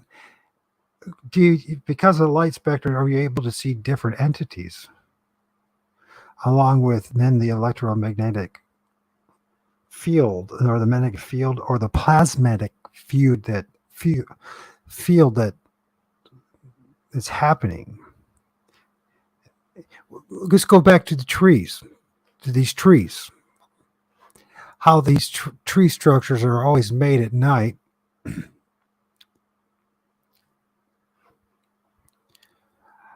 Or are they always made at night? See, here's the thing. What if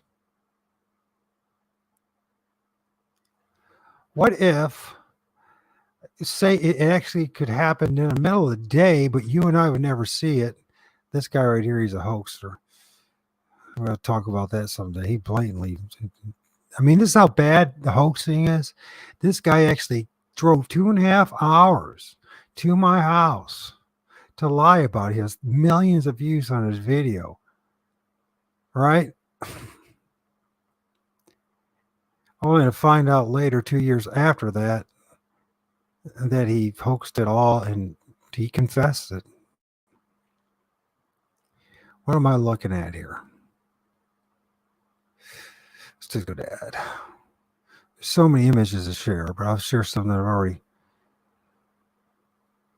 everybody's already seen this anyways, but I'll share it again because there's important information in here.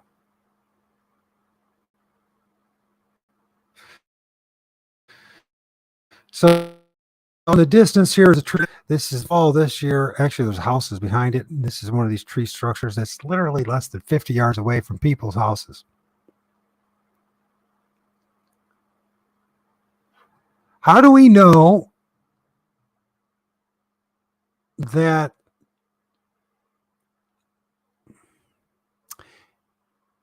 and I pretty much established with confidence myself that there's a bunch of kids that did this.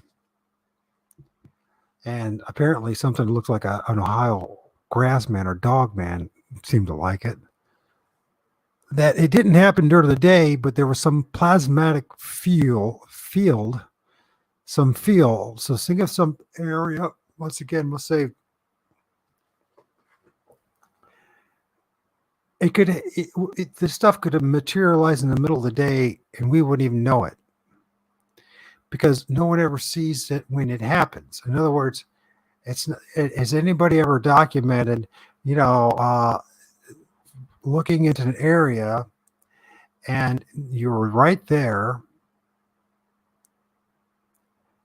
and that area, say you turn your head or you go somewhere, you come back, next thing there's a tree structure there in the middle of the day.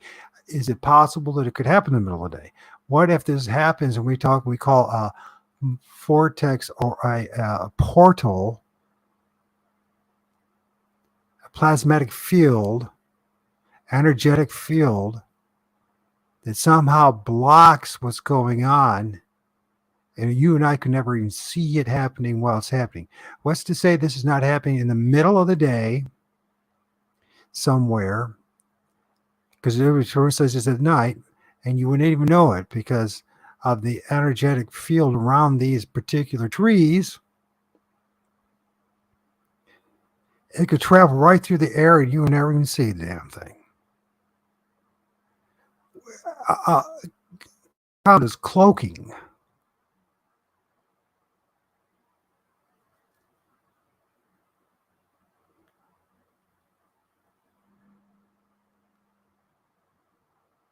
Yeah. So it happened in the middle of the day. I wouldn't be surprised if because Mark's obsessed with it. And he does all, I talked with him quite a bit in 2017. And I can't blame him for being. So this is the same thing. I took this picture. I did not see this being. It's right here, but there's a damn Bigfoot, or you can see it right here. Once again, half of it's hidden by the tree. All right. But you can see there's the air. The people talk all about they've got the strange ears. There's the jaw side of the face, and there's a jawline. There's a nose. There's the eye. It's gray face, and it's got this fur that's kind of reddish brown.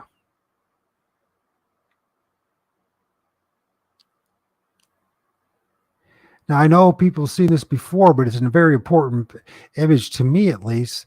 And the reason why that is because I didn't see the thing. I didn't see the thing. I didn't hear the thing, but I filmed the thing. And it ain't my imagination. And anybody who has even the slightest decent of eyesight can see there's an entity there. How did that entity hide itself? And how did I film it? And how did the camera, which by the way has a different lens than human beings' eye lens, right? How was it able to capture that? And why can't we see the same thing that's going on right, 3 yards away from you?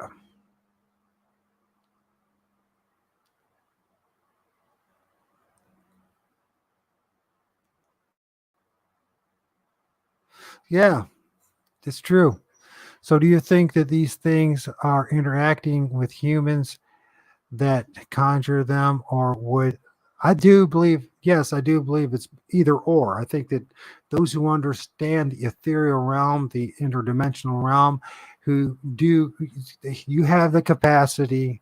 I do believe we all have the capacity, whether intentionally or not, to summon these things up. Now, in this book,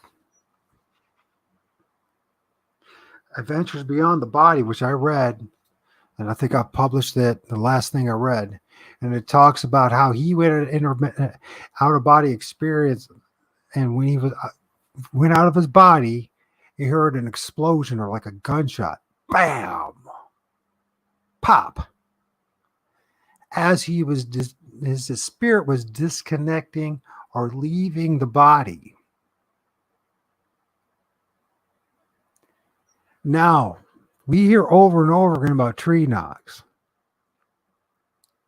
right? Over and over again, we hear about tree knocks. Yet no one's ever seen that I know of. I don't know anybody's ever seen Bigfoot or Sasquatch. I get you seven has ever took a branch or some kind of club and whacked the tree that didn't and saw it.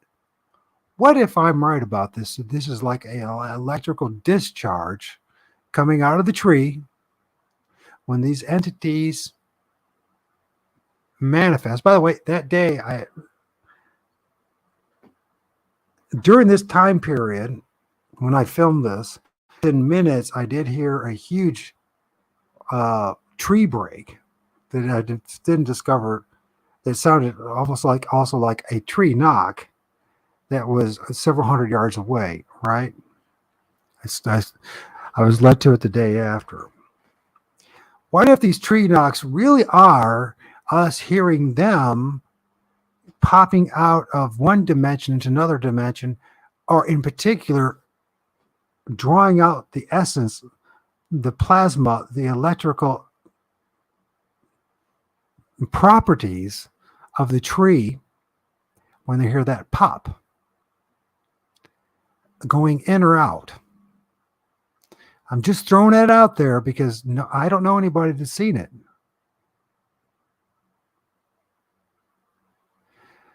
Okay, I also watched the grandchildren tapping a tree while they were playing. I'm gonna say, okay, watch these kiddos closely too. Snapping. So static charge, yeah, some kind of static charge, a discharge, electrical discharge. Actually, trees have quite a let's see, they're quite a conductor of electricity. Hence the reason why there was, one of the reasons always being hit by lightning, right? The natural lightning rods.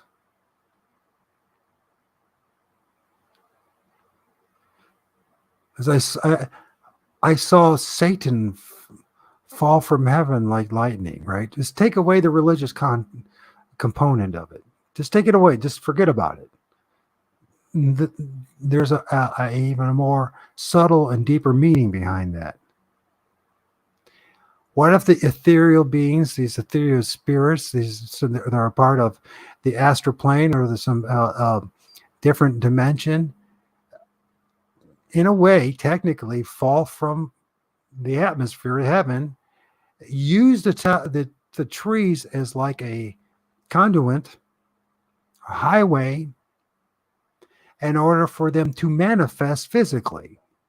I'm throwing it out there. I'm not saying it's so, but it's something to think about because I haven't heard anybody else talk this way. Anything close to I ever heard anybody talk this way is with me and Sean G on the show. But what if this the possibility? And in order for these to manifest, to appear physical, even to get to the point of actually being in all intents and purposes, physical, they have to draw out as much as possible the life force and electrical properties of the trees and the elements of the trees. I mean, let's think about trees. I mean, trees' root systems go all the way. They penetrate all the way to the water table. They penetrate as high as they can into the sky. If you look at trees, they're very fascinating with their own electrical properties. They're almost like biological batteries. Now, it might seem like a stretch, but it's not really. And if you think about the amount of water that travels up and down a tree, that's emitted from a tree through evaporation, transpiration, right? How difficult would it really be maybe for these things to actually use the essence of the trees in order to manifest? Hence, many of these trees end up dying from it because let's think of it this way. A lot of energy has to be drawn out of the trees for it to materialize. There's a lot of radiation that's emitted from the trees. And apparently people who have used different meters in those locations, they notice that there's a higher concentration of radiation or electromagnetic radiation being emitted around those areas. We know that radiation has the possibility to cause mutation and even death. Weakens the trees. Let's just not even think about the fact that they're intending to do it or not. It's just a consequence of it happening. Okay. Then you get all these dead trees, and since they're so much associated with trees, what would they naturally or might naturally do? They would make these structures. What would these, people who the pyramid structure and the use of the pyramid or triangle and different forms of sorcery, witchcraft. I'm not knocking them. I'm just saying this is what happens. And which it also has become some kind of a conduit or a portal in order for spiritual entities to manifest. Is maybe one of the reasons why they make these TP structures, because they're clearly not for shelter. There's no practical use as far as that goes from these things. So could these possibly be things be some kind of conduit, some kind of, it creates a portal of some sort? Is it some marking that allows other ethereal beings and spiritual beings to recognize? Is this a place to congregate, to meet up with? I'm not just talking Bigfoot, because I don't believe Sasquatch and Bigfoot is ever alone. Ever. What about grass? Vaughn, what about grass? Anyways, I'm just conduits. Yes. Imagine the ancient giant trees reaching down to this super deep water table and bringing and beings that would manifest. We shrunk fractional. We have, and I think there's a lot of at least anecdotal sufficient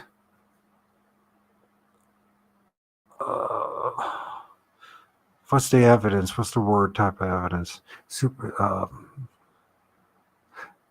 It's not super. I don't know what the.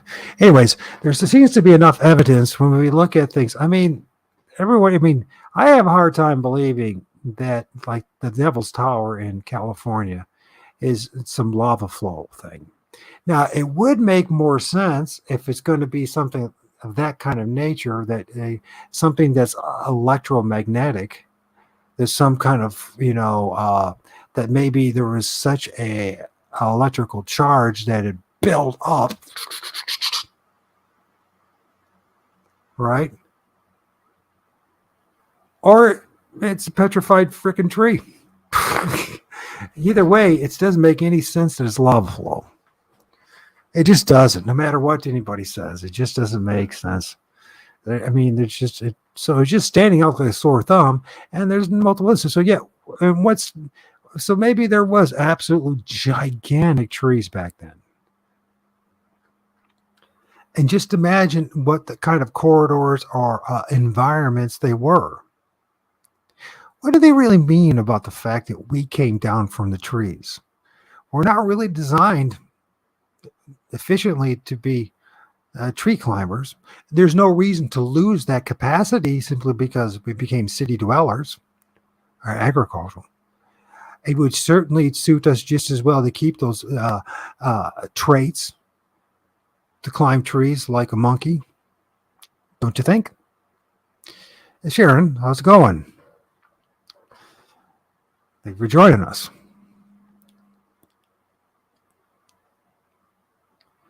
See, lava doesn't dry in octagon, it's a hexagon shape.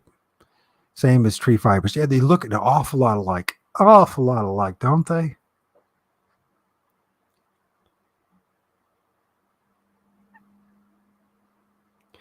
So yeah, so the trees and these ethereal beings and these spirits have always been in some kind of association with each other.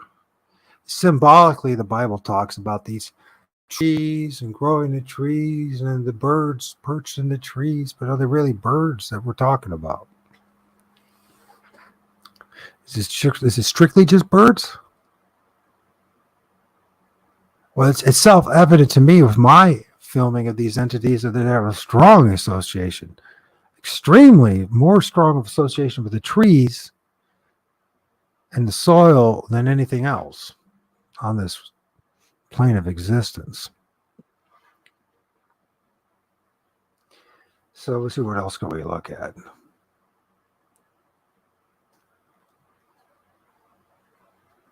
So I'm thinking about orbs. And I'm thinking about eye shine. And I'm thinking about how orbs and eye shine can be mistaken. And we'll see if we can find. So here's a whole bunch of orbs I filmed this winter. I don't go out and make too much effort in it because they're all over the place. It's not the greatest of images, but if I can tell you with a decent camera and a flash, you're going to find orbs everywhere. And that's not dust particles. I can guarantee you that. And you'll figure that out real fast too. Especially the ones that like to go moving.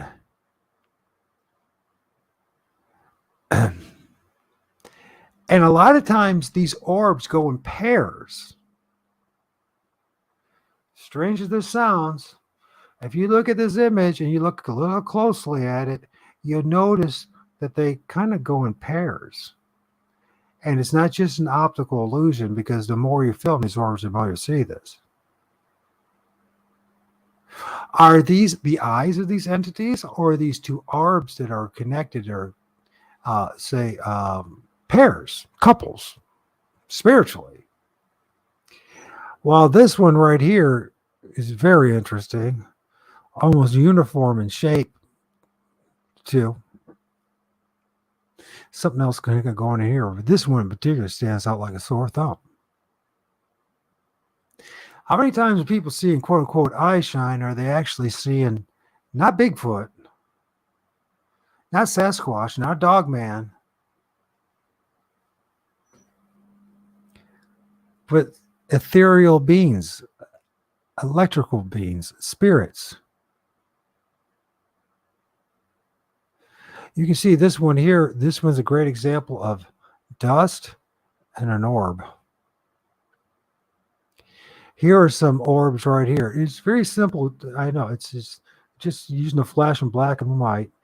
I noticed too, if you film near cemeteries, that the orbs, the dynamic of the orbs change. Orbs, you'll start seeing blue ones and red ones and pink ones and yellow ones. Outside of the cemetery, and the further away you get from it, they become more white. I don't know if anybody else has experienced that as well.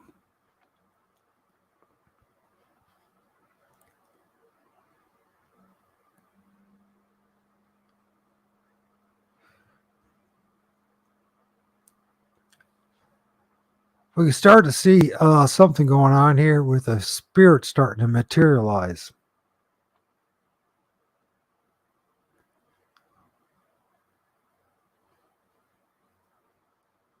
And we'll start doing that. And then, where am I at with this?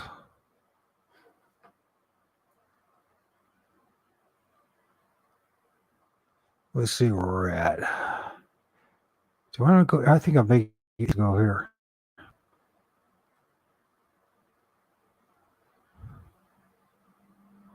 Now, this is not something I'm saying, hey, let's go ghost hunting and all that kind of stuff. Because, by the way, you don't have to do everything I film is really close to my house or just out of my front door, my back door, my porch.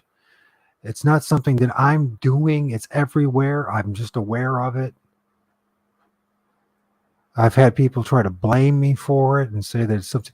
What are you doing wrong? What's you're spiritually doing something wrong? And I'm like, actually, I'm not even close to doing anything wrong. So why do they show up? This thing right here is a spirit that this guy over here wrote a book about it, and he calls this thing the tulip people. It says either interdimensional aliens. Notice the tulip people and the eyes right there, right? This is a guy in England, and here his orbs are shooting vertically up, almost straight up in the air. I showed this before. This is he calls them the tulip people. The tulip people with the orbs of the eyes, right? And this he's filmed in England, right? Now I'm in Ohio, and guess what? I filmed the same damn thing. The same damn thing.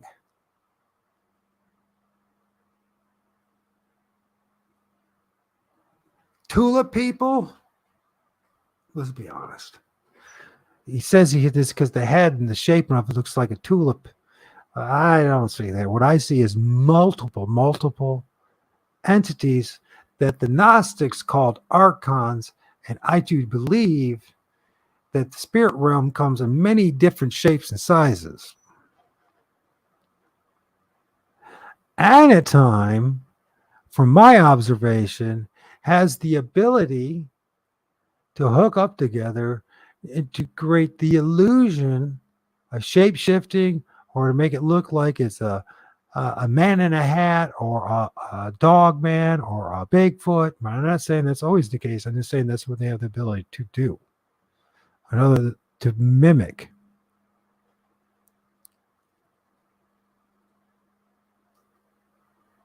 This is not smoke. I wasn't smoking. And I wasn't even close to there. You can just see, just didn't even see it.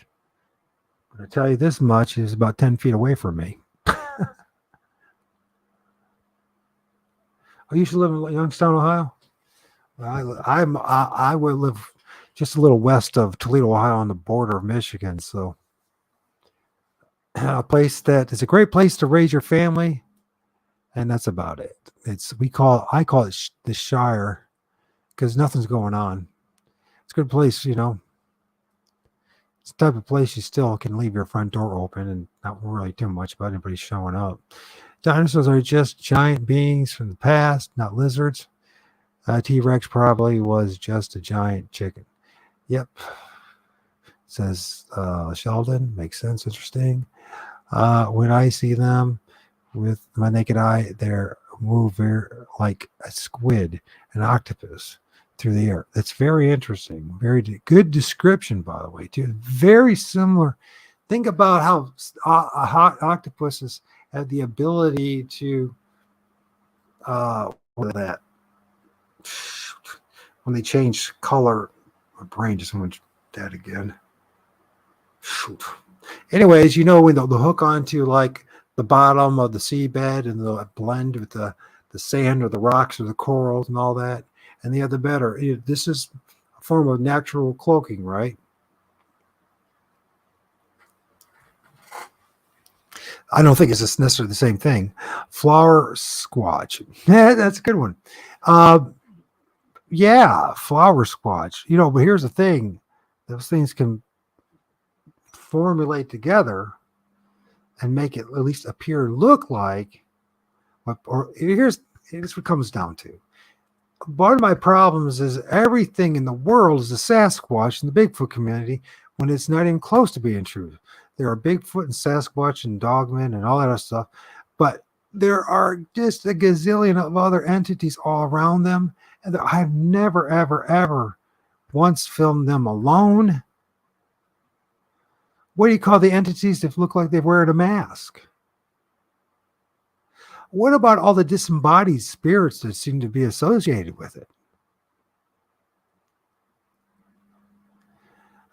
But we can't talk this way because now we're talking woo, right? Instead of getting honest and say that this creation that we live in is multidimensional and it's multifaceted and it's a lot more complex than anything that we ever could imagine or will be honest about. Because we're afraid what people are going to think about us, that they're going to make fun of us. Oh, you see, you're into that woo thing, dude. If you don't, like what I'm saying, if somebody says that to you, all I just got to say, you're missing the boat. How complicated this place is. And you know what? There's a good chance that your handler's boss, your generals, your politicians, the top of any of the pyramids of influence all know this, but they don't tell you that, and they make sure that the rest of us are all ignorant about it. Here's another one of these multiple entities forming, and it's not smoke, and it's not me having a cigarette, and as you can see, it's where it's.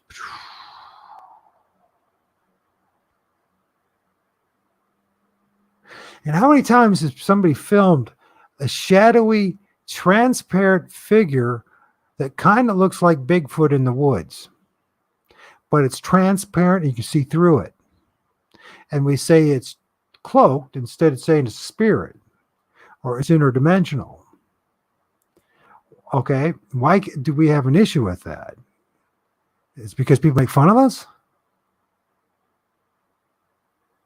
Well, who cares if they make fun of us? Who cares if people even agree? At the end of the day, I guess. I mean, there's going to be those who can see and those who can't. This is the perfect example. If you look kind of closely, it's difficult maybe, but it's this. You see how these orbs and these water vapors and these dust particles are gathering together that eventually turn into something like this. I know it's a different location. That eventually turned into something like this. That eventually turned into a shadow fiend, which if I would have stuck around long enough, I would have captured it. I'm pretty sure of it. But plenty of people have done that. Their nighttime, none of that makes any sense. Only thing that makes sense is that it's entertainment. That's all it is. These guys tromping around in the woods, shining their lights, and they go, "Oh, what's that? What's that? What's that?" And they get followings and they do whatever. What's one of the things that happens to us is how obsessed we get with this stuff. And how much is it that we really want to know the truth, and how much does we want to have following? I know a lot of guys, like Diesel, I don't believe is a guy that's doing it for the following, because he's been doing it for a long time. In fact, I'm very impressed with his camera work. How anybody can walk and tromp around in the woods like that and not have it out bouncing all over the place is quite impressive to me. Because it takes a lot of work to stay focused about what's going around you, what's in front of you, what you're filming, and it being conscious about other people. That's the reason why I primarily just share stills, because it's easier for me with a tripod and take stills than it is to try to this film in life. So it's very difficult. But anyways, the fact of the matter is, how many times do these things manifest? How many times do people film these things? Usually when they're not paying attention, or when they're walking away, or when they first enter in a place. And you know what? They don't even know they filmed a damn thing. It looks like a Sasquatch, except it's all white like this. And then they're like, "Oh, look what we found, a new discovery. That's just an investigation." And then they go back to the same spot over and over again. And they're filming this thing. And I'm like, guys, the way you're doing this, you might as well just sit in your front porch. Summon them to you. you probably have a better chance of actually filming something. I want you guys to remember that when you're watching these guys. I know that it's entertaining, but remember, it's entertainment. Serious investigators, most of it is mundane, boring, and there ain't no following, and people don't give you the credit that they should, and they're too busy doing their own thing, and when they're done, they want to be entertained. But if you want to know the truth about things, it's a lengthy process. I know everybody wants to, yeah, that's the thing. The more I think about it, that thing does look like an octopus, doesn't it?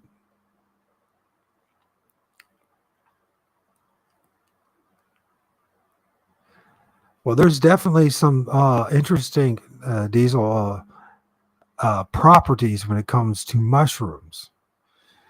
Of course, then of course, when ingested and taken properly, will then allow you to go into a they want to say it's a dream state, or go into another dimension. Here's one of the interesting things about the other dimensions too. I noticed, and maybe you notice this too, and it has something too that's they're all like right angles everywhere. Have you ever noticed that you and I and our buildings are all right angles? Not very natural. All right angles. I think it does something to us in our perspective as well.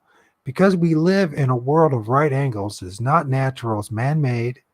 It does something. It does something. It destabilizes or affects our vision. Strange as that sounds. It's positive too, in a way. I mean, you see the right angles, you can use that to your advantage when seeing these other things. But the fact of the matter is, we live in unnatural right angles. Now, there's another thing. A lot of people, when they have the DMT experiences, right, ayahuasca and all that, they'll see not only fractal, like Fibonacci and these experiences, they'll see right angles, right angles, right angles, right angles, right angles. In other words, squares and triangles and things that are lines and very artificial. That's the right word. Like a computer simulation, like that. It's very I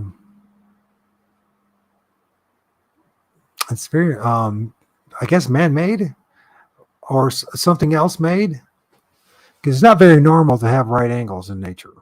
You know what I mean? The closest thing in nature that's normally, or the closest to right angle, is a tree trunk.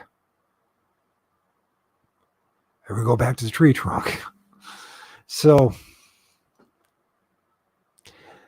you can see these things, how they materialize, and eventually they'll create you a something that looks like a spirit. So eventually, even Bigfoot. I mean, I try not to use other people's images because it's their images and I wasn't there. I know I filmed what I filmed. And here's an example.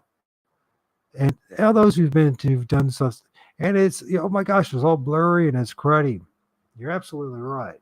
And here's another thing that's going on. Something is somehow is absorbing the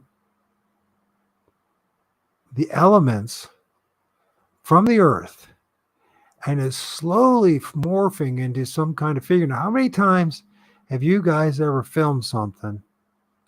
There's like this mass that you film that's on the ground or around a tree. It looks like, at first glance, it's nothing but leaves and roots. But the more you look into it, the more you see, oh my gosh, there's something actually trying to materialize. Starting to form a head and eyes, the face, and multiple ones. And it's because these things use the elements of the earth in order to materialize in a more physical form in which you and I can recognize. Now, this is not a great image at all. I just was there, so I said, let's throw it in there. X marks the spot. Well, that's something about the X too, because it seems to me that is actually the case. There's certain areas, especially there's a massive X. It's real close. Actually, it's the fence line where there's an overpass where you get out the on and off ramp, and there's a wooded area to the west of it. And along that fence line, there's a giant X structure that now has two giant tree leaves. I guess I need to stop and take it one of these days. I just don't feel like getting pulled over by cops to do it. But it's giant for me. It's a giant A-frame. There's another thing I forgot to mention. A-frames not only have tree leans and X structures and TPs, there's this thing called what I've seen numerous times now, what I call A-frames. Well, they'll take one tree lean and put it one side of the main trunk, and they'll take another tree and lean it from the other side and create this like A-frame or like a triangle.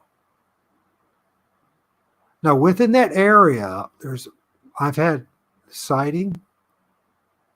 I've filmed multiple different entities. There used to be a giant X structure that no human being could have done, and no human being could have done that A-frame either. And it runs along. Here's the thing to pay attention to: if you're too busy and you're not really want to go out trump in the woods, pay attention around wooded areas along the highway, overpass, and along the road. Pay attention to these, because you'll be shocked the number of tree structures that are within feet of a road. Feet. And this time of year is a good time to actually see them. And they seem to be either some kind of marking, but who's the marking for? That's the thing. The natural assumption is assume it's for Bigfoot, but is it really for Bigfoot? If we don't even know what is actually doing it, and we're just assuming that Bigfoot and Sasquatch is doing it, because we've never seen Bigfoot and Sasquatch actually do it, maybe we're talking about some multi-dimensional ethereal, elemental spirits, different entities altogether. They don't even look like Bigfoot, don't look like little men, don't look like aliens, don't look like anything that we traditionally are thinking about. Here's a question too. If they are paying attention to us and they know what our intents are and what our desires are and our focus, what's to say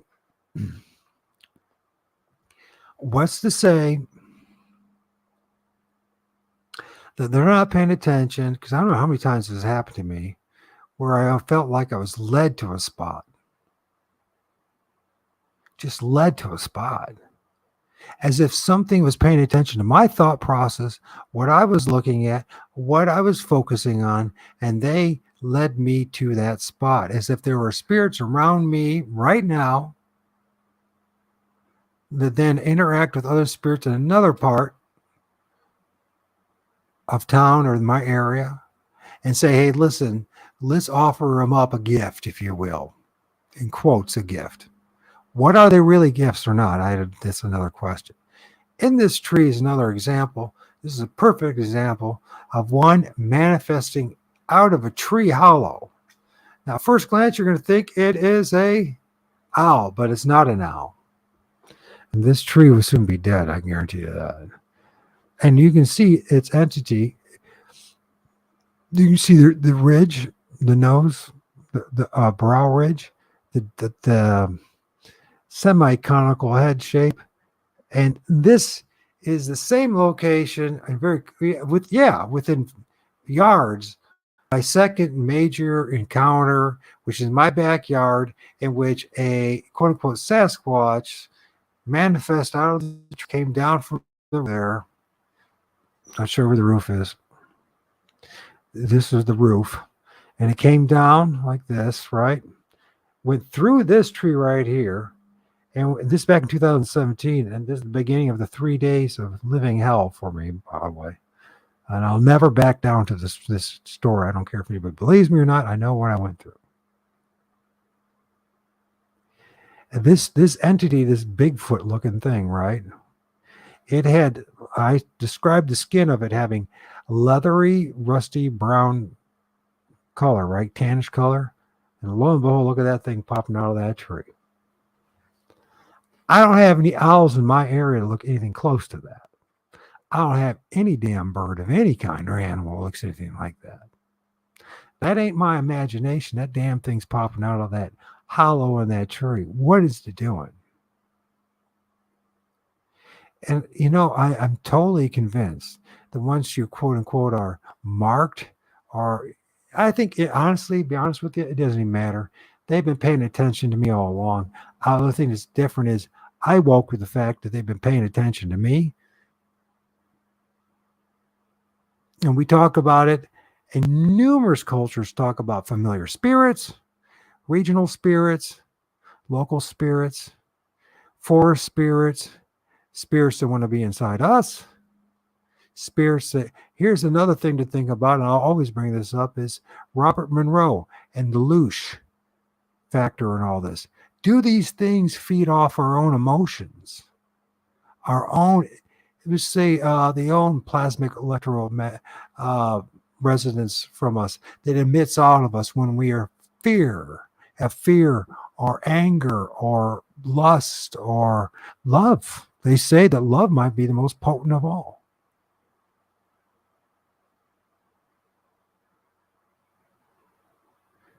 Is it a Bigfoot? Or is it something that kind of has been mistaken as a Bigfoot? My big brother, he saw Sasquatch in Northern California, in the same region where the Patterson film was filmed.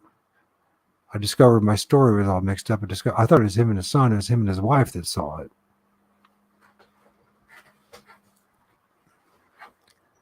He wanted to stay, and she got all freaked out. Just to get the hell out of here. She's from that area. This is when they were first married, some 40 years ago. 45 years? 40 years ago. 40 years ago.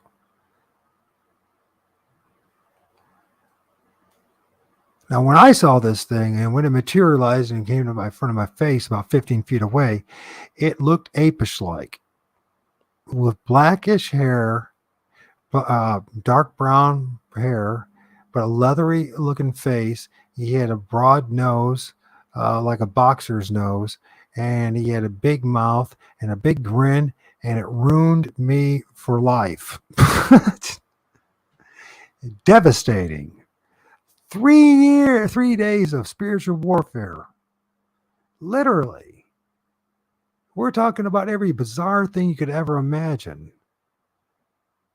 The Mandela effect on my paintings, my floor.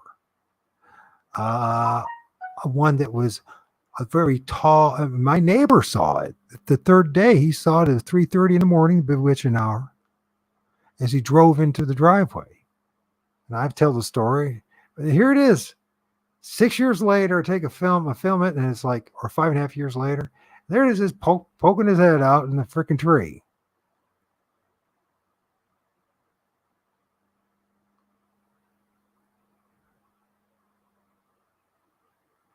Let's see. Julio says, there hasn't been anything of any significance learned from these terrors other than how to freak the hell out and lose your love of the outdoors. I think so. I think a big part of it's that. Is this what people say when they say they're the guardians of the forest? The whole idea is to drive you out of a forest. It doesn't seem to encourage you too much to love the forest. Yeah, I don't want to talk to these things. That's for sure. They're not. I know that. We're not on this. These things and I are not on the same page. Now, if somebody else has that desire, so be it. Maybe it's, in some ways, and Julio, somebody has to understand this fully, right? The thing is, who's going to do it and for what motives and what reasons? I notice over and over again that people end up using these things and not to understand the world, but to manipulate the world to gain power. Just like when the Bible talks about the groves and how these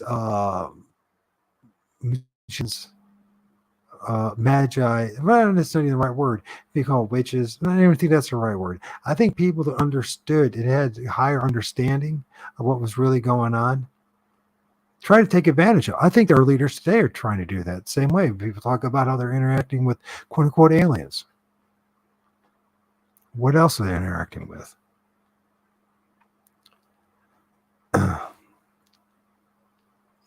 Yeah, I mean, somebody's if it's Diesel, maybe he's the one who needs to do it. I don't want to talk to these things. I don't like the smell. I don't like the fear. I don't like the terror. I don't like the look. But I mean, I know they're there. To me, they're the equivalent of the squirrels and the raccoons and the hawk and the birds, in the air and everything. They're just part of the creation. I don't think. I mean, to me, it's like making friends with the local pack of coyotes. I don't think it's a very wise thing to do. Some bad things can come from it. I don't want that. Let's see what else I missed. A lot of things here. Yes, A-frames in the Ozark National Park I've seen, but wasn't sure if it was meant anything, but caught my eye. Oh yeah, you'll pay attention to the A-frame. You start noticing that what's going on. The A-frames are, especially big ones, like whoa. Is it? It's some form of marking or some territory. That's what most people think. But I also noticed that there seems to be corridors, if you will, paths that are traveled, in which you'll notice that as certain paths, the tree structures get more intense.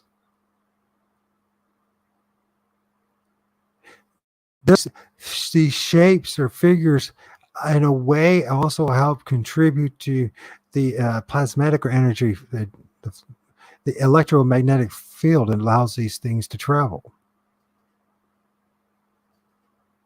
We really don't know why they make these things. Well, it's clear to me from my own observation that they have an association with the death of these trees, and there's an association with them and the tree structures. I don't believe that Bigfoot solely does these things. I think there's a collection of entities that work together. We call them forest spirits, interdimensional spirits that work together. Some that look like Bigfoot, some that look like dogmen, some that look kind of alienish, and blah blah blah. What it is, I think all I can say is that I think that the ethereal realm is a bigger freak show than we can imagine. Just think of it this way: the caves, a cave system, and then underwater, say something that's a mile under the ocean, in which they have these volcanic systems that emit certain gases and heat that allow albino crustaceans to live, and blind fish that use angular fish and eels and octopuses. And the more and more you go, you see this bizarre, surreal world. And so is creation. It's a bizarre, surreal world. And I don't think it's really a wise thing to befriend these things, because I think that they have the capacity to prey on us, to steal, kill, and destroy. Not in a religious sense, but in a simple, pragmatic, practical sense. If I'm able to say a word. And so you should be very careful what you're messing with, that which you don't understand. But here's another thing too. The drive. When this stuff starts happening in your life, the drive is so powerful. The obsession is so powerful that it's hard to stop. Now, it might seem like I focus on this all the time. I don't. It's only a small fraction of the time that what I focus on, as far as the spirit realm, Bigfoot, and all that. But saying that, the thing that plagues my on a constant basis is not my understanding of ancient texts or politics or how the world works as far as the man-made constructs. What plagues me the most? what I think of in the back of mind constantly all day long are these things. Is Bigfoot, is Dogman, is aliens, is UFOs. Why? That's a damn good question. Some would say, Mike, you're possessed. And maybe that's so. But what does that actually mean? I mean, I've done deliverance. I've prayed over and over again. I've read the Bible from cover to cover online, where most people never even finish freaking reading Matthew. And they say like they're an expert of Jesus, right? I'm not preaching to you. I'm not. I don't care if you read it or not. I'm just telling you. But something spiritual, something supernatural. Ask Diesel. Ask anybody that's been involved with this.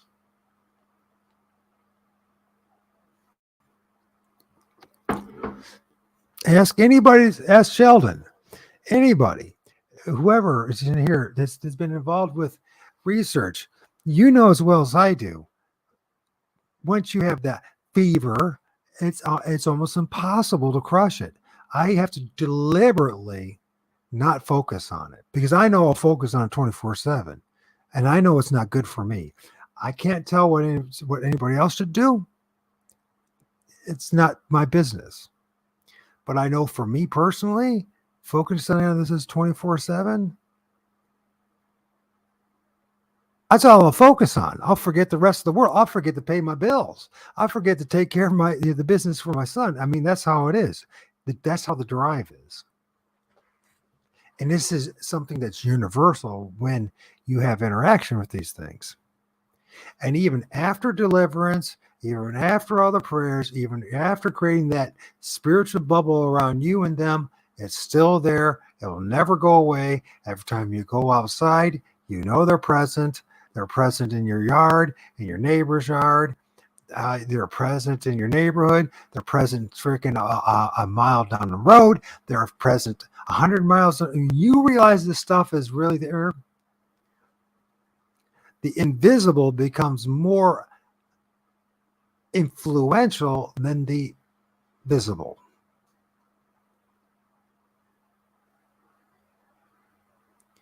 And I think only those who have actually experienced this know what I'm talking about.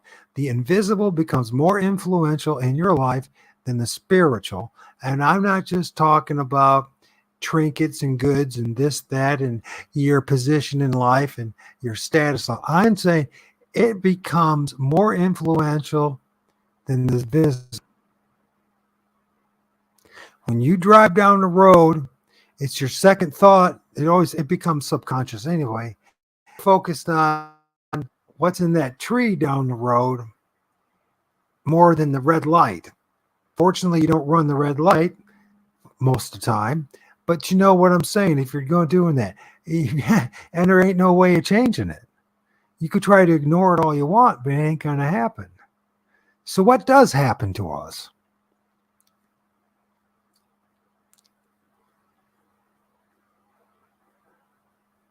So what does happen to us when we realize these things are real? You can't say it's some chemical reaction. Well, you could. Maybe it's part of it. I mean, a perfect example is beloved Mark from Colorado about Bigfoot. The poor guy. I feel for the guy. I really do.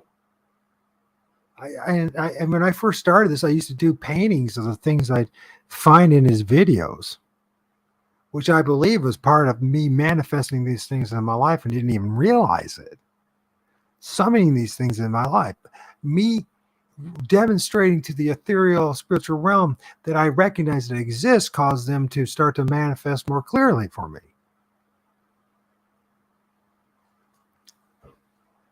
But if you look at Mark, I mean, it's like every day. It's like, when's the next time, film the tree? I mean, you listen, next thing, and it's, I'm not knocking anybody's involved in this. I'm trying, listen, this is complicated business, and this is something that's much more sophisticated than go chasing after Bigfoot.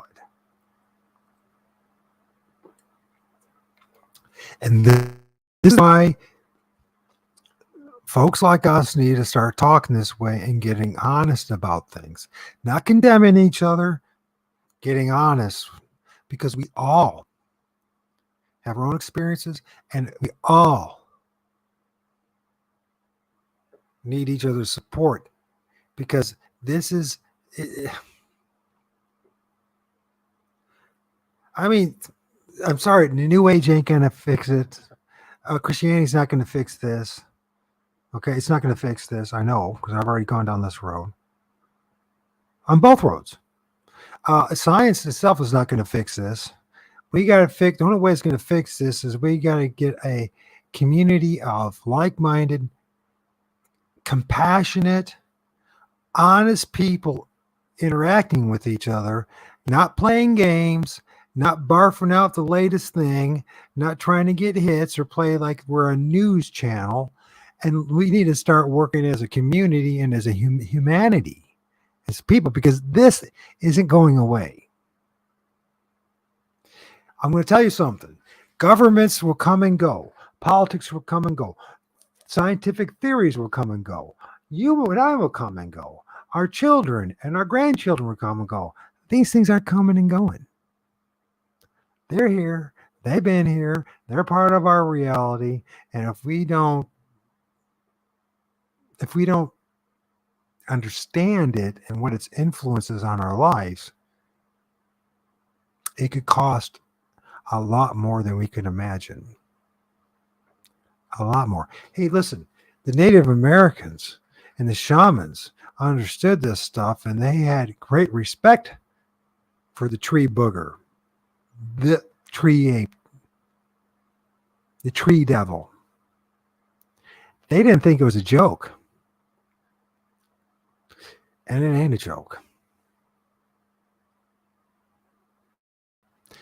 This is 1,000 times more real than any pop star, than any movie, than any book, any Harry Potter movie. It's 1,000 times more real. And this is not about scaring each other. This is about us understanding our reality. The reason why we're so frightened by all this stuff is because of how ignorant we have become of it and how deliberately mis and disinformed we have about it. This is the reason.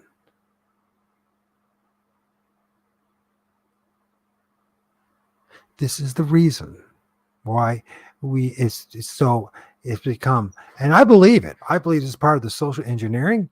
I truly believe that 3 or 4 generations ago, that in many rural communities throughout the United States and throughout the world, and not even rural, and there was always, even in major populated areas, there was always a subculture that always understood this, knew this, and guess what?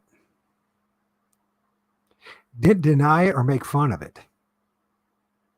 But something happened with the modern educational system, something with this Rockefeller education system, and it's more than the logging industry, in which they took this part of us away from us. And I truly believe that part of this, of understanding what we're really dealing with here, is something that kind of levels the playing field with the elite, the capstone of the pyramid, the Illuminati, which is real, folks. It's not something make-believe. And it's been around forever and a day. The Illuminati are the illuminated ones, the ones who know the truth. They withhold it from you and I through propaganda, through disinformation, from the educational system, through social engineering and programming. How's come this stuff is not brought up in our Bibles more? It subtly is. It's hidden in plain sight like so many other things, but how's it not in our Bibles, in our Qurans, in our sacred books? How's come the says hardly nothing about this? These are things that, hey, Chris, how's it going, man? These are things that are really important to question. These are extremely important questions. These are not just my opinion or my concerns are just my interest. These are extremely important questions that affect each and every one of us, like taxes and death.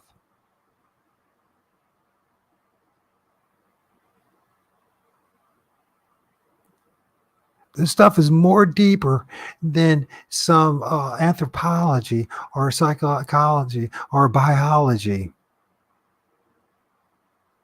And there's a reason why everyone's so attracted to it, but everyone gets misled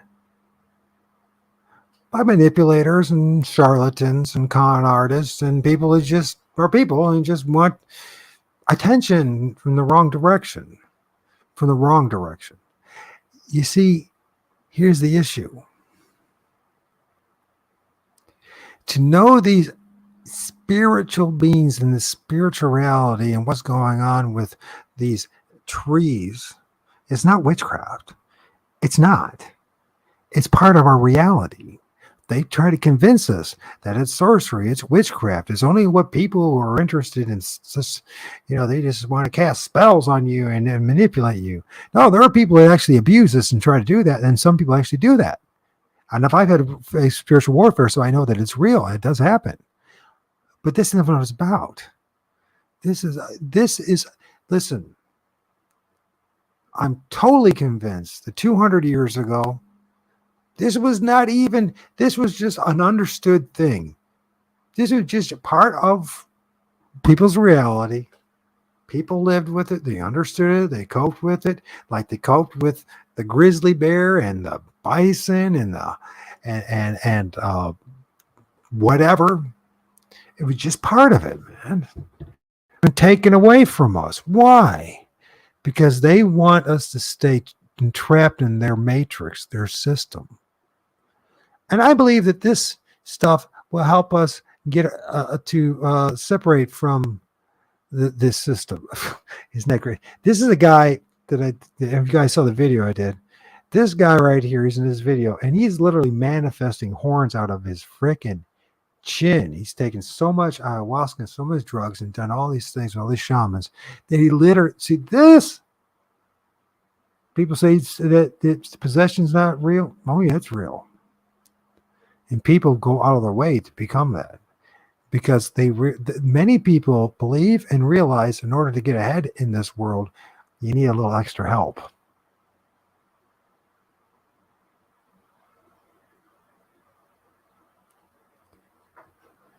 But the problem is most people are bitten. They get destroyed from this stuff. And just forget about religion. Because every culture in the world knew this. You don't need to be a Christian, a Muslim, a Jew, a Hindu, or any of that to know, a shaman, to know that this stuff is real. This has nothing to do with religion. This religion hijacked this truth. False science hijacked this truth.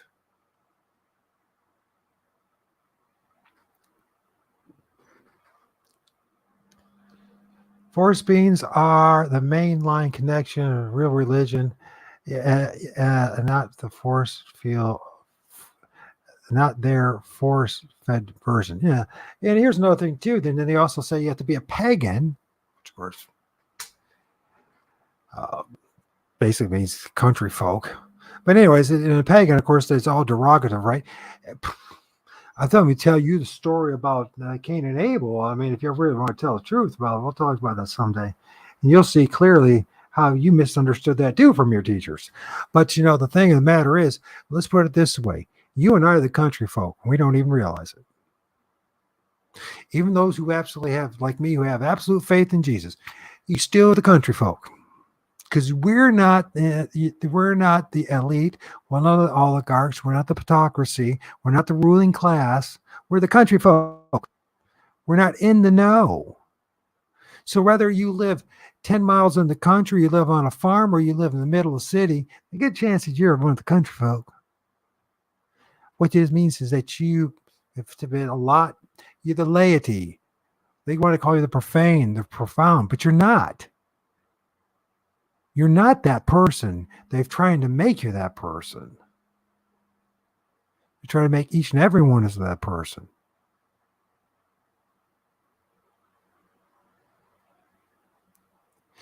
And honestly, I think that part of this too is they want to do everything in their power, and I mean everything in their power, to disconnect us from nature and from reality.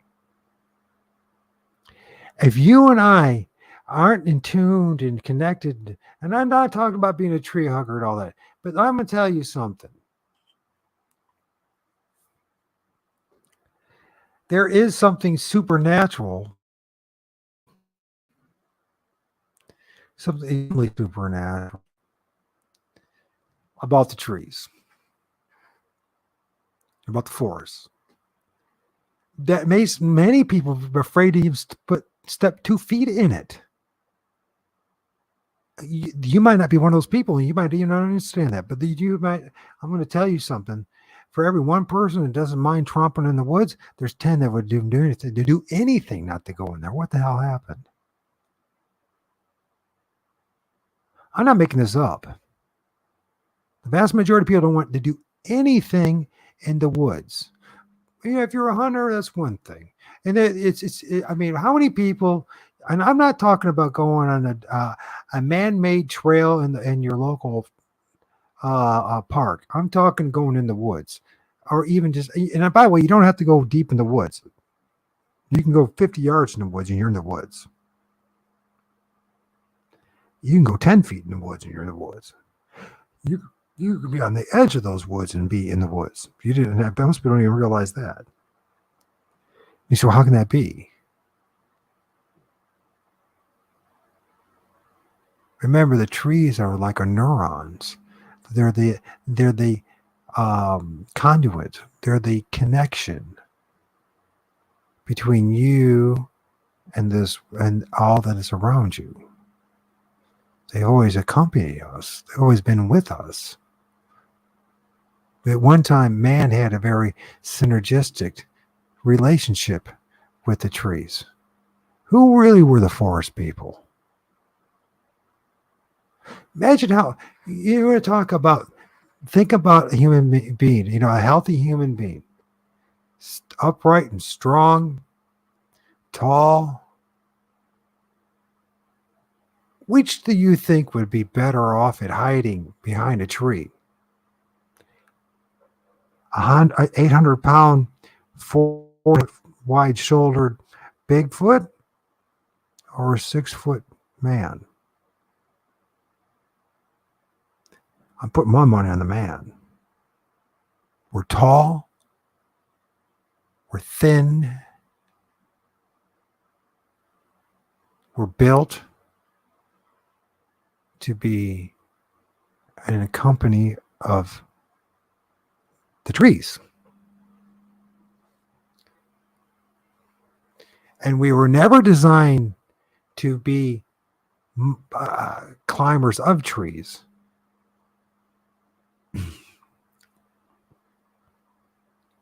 But we have a synergistic relationship with trees.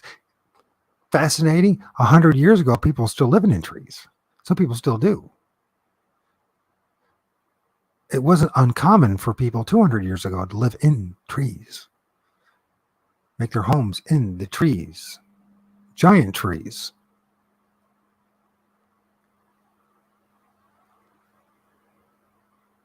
Homes were like doors.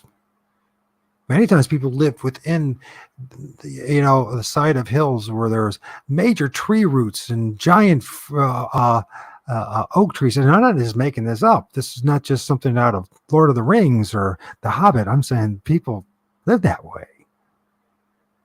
And we've went from being connected with the trees and the forest spirits and the ethereal realm and the natural realm to living in right angles, boxes. And I have to tell you something, psychologically and spiritually, it does traumatize you. It is unnatural to be looking at a right angle corner of your wall, of your room, of your home. Though we think otherwise because we don't know any better anymore. And even interesting, what was it that they went way out of their way to do in the past 300 years to eliminate just about every single group of people that lived in harmony or relative harmony or in unison or in they were in sync with nature, the forest. Anybody that had any real connection that was living connected with this creation, what did we do? Did we preserve any of those groups of people? No, we went our way, called them all headhunters and savages. Meanwhile, we were having world wars in which hundreds of millions, if not billions, of people were slaughtered for for modernia, for progress. Really? I'm sorry to be preaching about this, but it's so self-evident what has happened to me and to you and to what's going on. And why is this issue so important? It's so important because this is, if we get honest with what Bigfoot is, if we get honest about what Dogman is, if we get honest about what these elemental spirits are and these forest spirits are, it's maybe to step back into getting in harmony with the creation that the Creator made for us. Because right now, what we're doing, it's inhumane.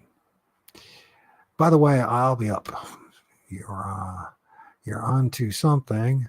The giant trees and the cut down. Yeah, just. How's it going, Chris? Just.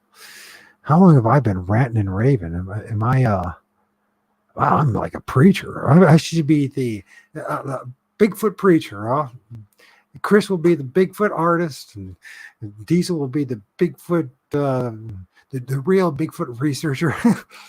You know what I mean? I'll be the Bigfoot preacher, man. No, I'm just kidding. But it's more than Bigfoot, see, because it's all connected. So, and this is why. And so it's so important to get beyond, and I'm saying this over and over again, and I have been doing this for 3 hours and 25 minutes. Man, I started out rough. Chris, you weren't there, and Judy weren't there.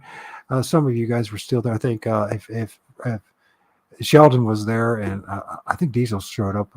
Man, that first half an hour, I was rough, man. I could not get my mouth to put two words together. Anyways, I want to share one more video with you.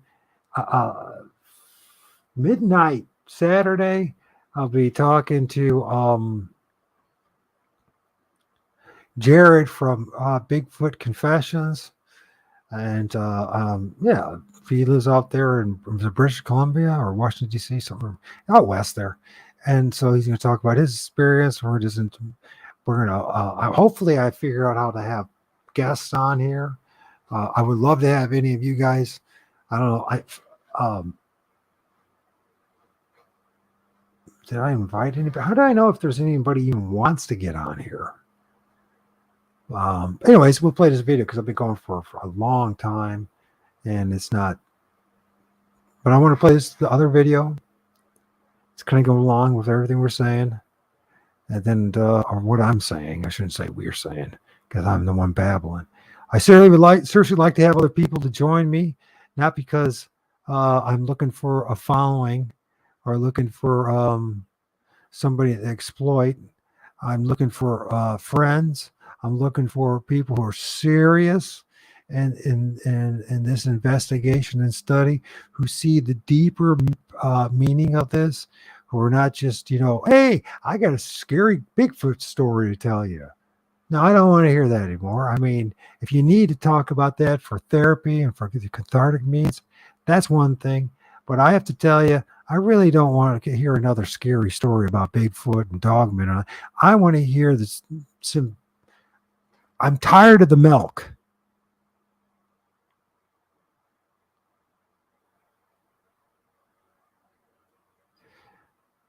Hey, Jake, Judy. Okay. I'm tired of the milk. I want the meat. I'm tired of this.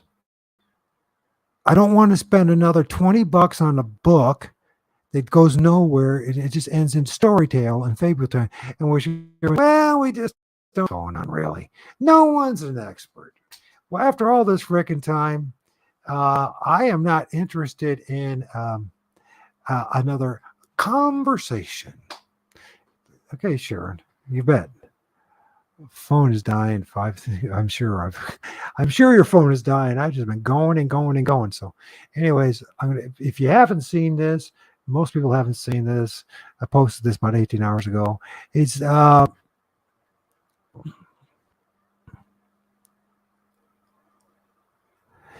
Bigfoot Tree Spirit Tree Connection. So Bigfoot Spirit Tree Connection. It's kind of like what we've been saying here. What I just want to is that showing it? Oh, it's already. I don't even have to change it. It's still there. So I'll play this, and that will take a little bit of time. I'll come back, closing remarks, and give everybody's ear a break.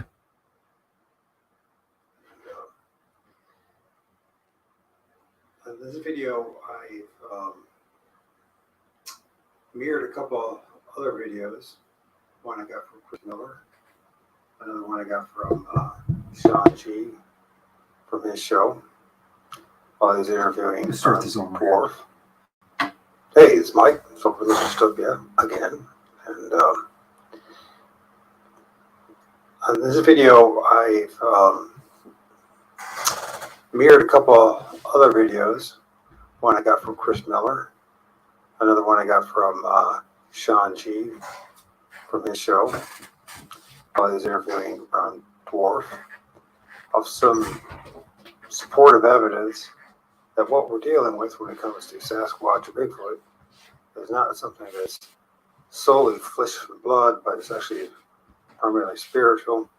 And as the Native Americans and many other cultures claim that it is a spirit that comes out of the trees. So, it's kind of an idea. So we have a tree, right?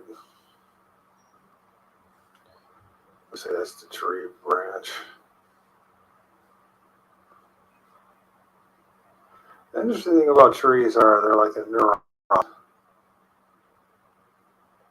to the earth. Now, if somebody who sees or films these things, which I have and numerous others, let's say we see an image of a figure, something like this. This is arm. Sorry about it. I don't care how bad the drawing is.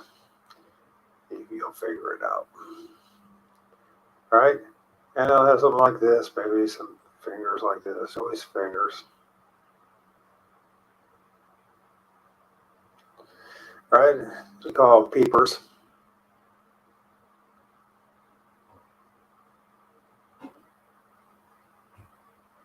Peepers.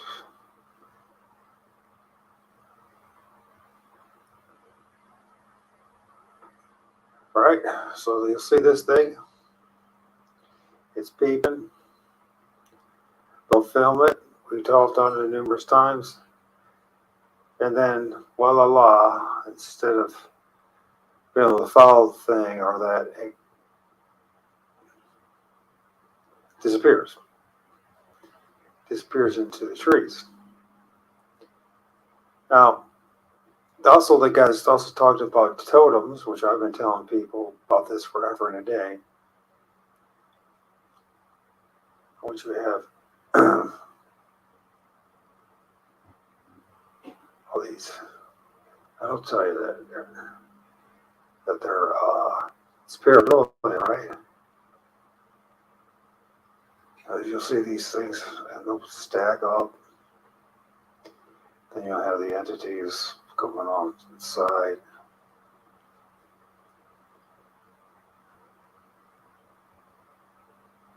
And just whatever you will call them or not, it doesn't really matter. They stack up.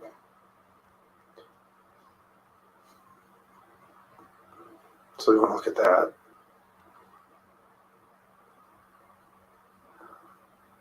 Funny thing is, for 6 years, I've been telling people that. Finally, people started several years ago to really start taking it seriously.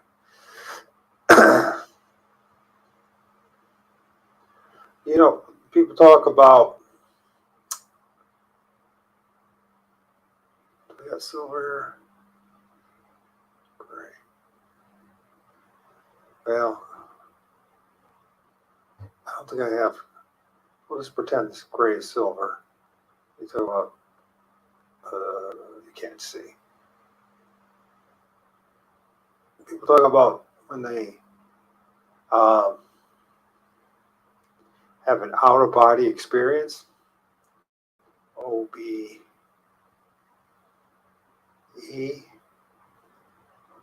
Well, in some way or some form, an OBE of a spirit can happen too.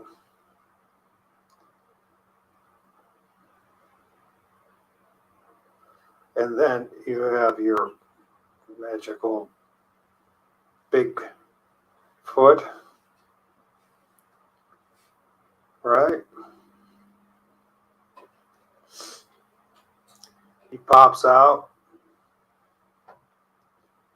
for a short while.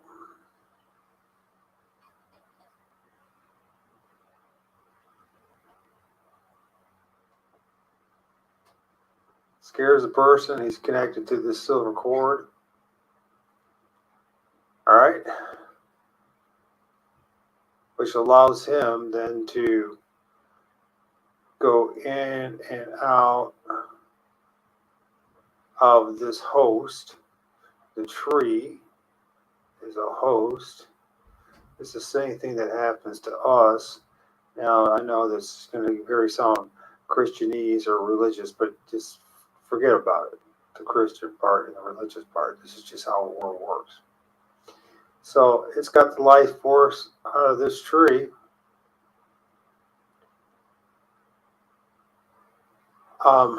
There are moments when the silver cord is severed.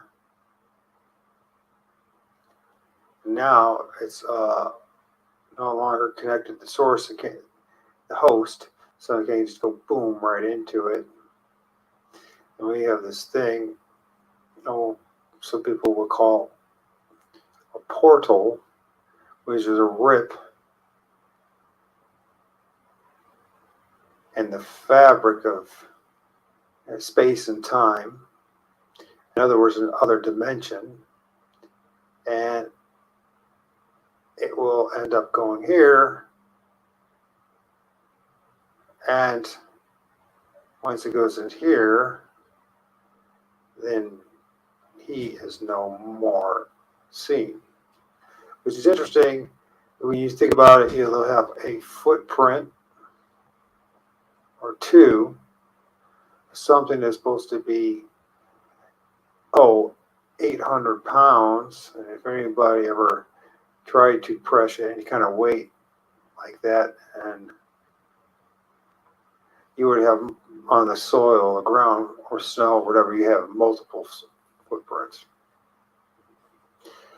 Once it gets into this right here, right? Now, what he's, I don't know, okay. One of the things to remember, you see this thing called an orb, right?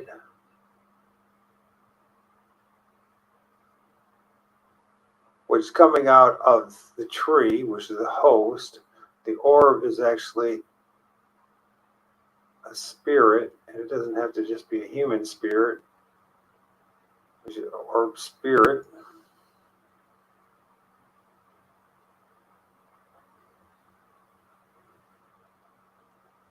The orb spirit, right?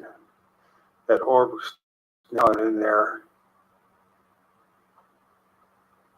He's going through this dimension of time, the fabric of time and space, time.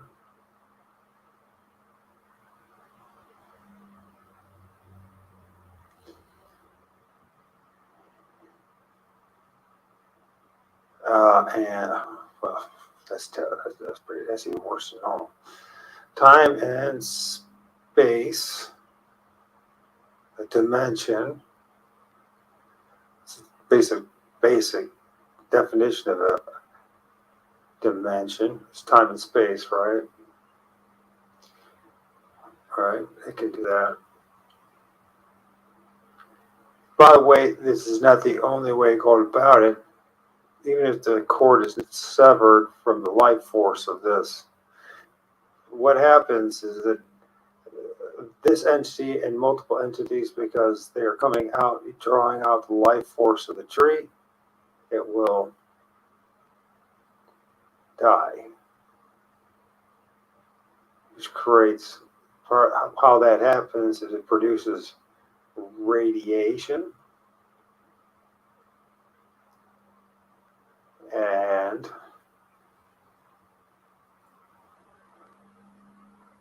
in different forms. One is electromagnetic radiation.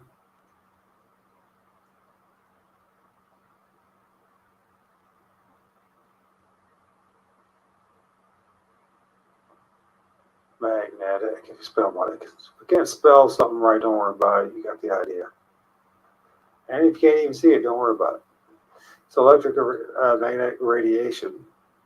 There's a strong correlation too with what's going on with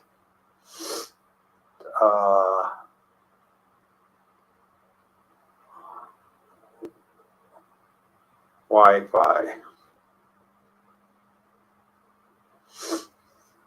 in the ether. So either they go in this portal, which eventually will find its way back to the host or a new host. What happens to the tree? It dies.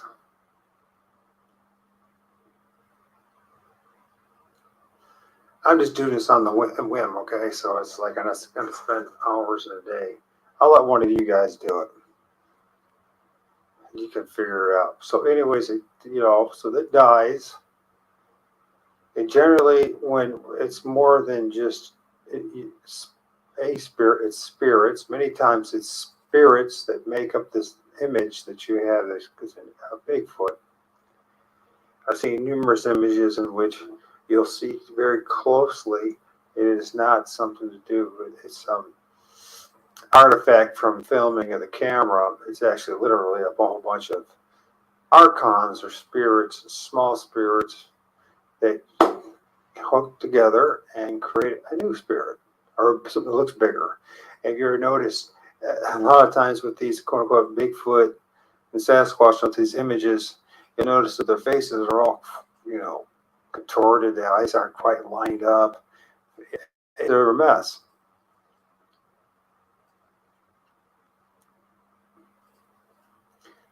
So where are we up with this? So there's multiple spirits that live in this tree. It's a tree. It's a sentient being, and no matter what, I understand it might not fit the definition of what many people want it to be, but that trees live for many, and sometimes hundreds, sometimes thousands of years, as we know. It is grounded in the earth,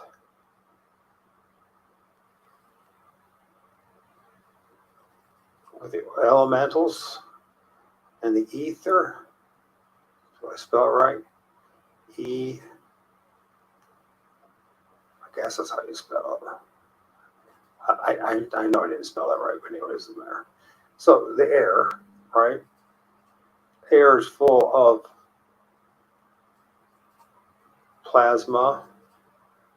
The ground is full of plasma. This is full of plasma. Our bodies are full of plasma because blood is different densities, and I don't know what the right terminology is for it, but there's densities in power or strength. It's not using the right word. Scientifically, it doesn't matter. There's different densities of plasma. You think, blood. There's very thin blood and there's very thick blood, right? And there's blood that turns hard, right? When the life force and essence of this tree is drained out, and which is necessary for this thing to produce itself or visually, and it's always brief. There's not like people are hanging out and getting lengthy, long videos of quote unquote Sasquatch, right? Many times, when you go back to the silver cord in this thing, you'll see these entities, and always around trees and in the forest for the most part. Sometimes you'll see them if it's a field or something like that. But it's from one, patch of woods to another patch of woods, right?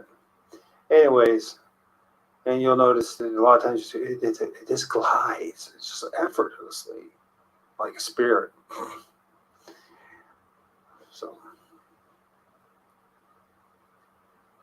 I just wanted to bring that up. And I'm going to watch a couple of these images.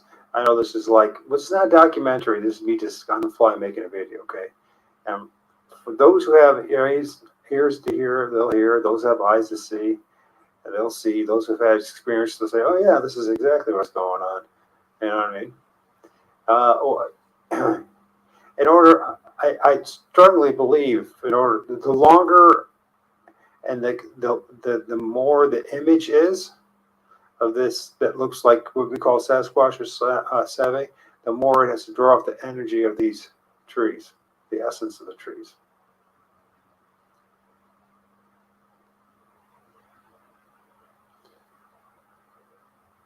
And so then you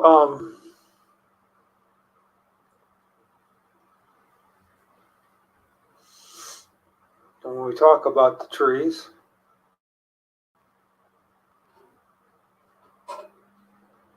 once the tree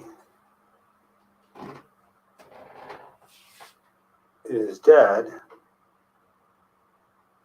tree leans, trees twist, whatever,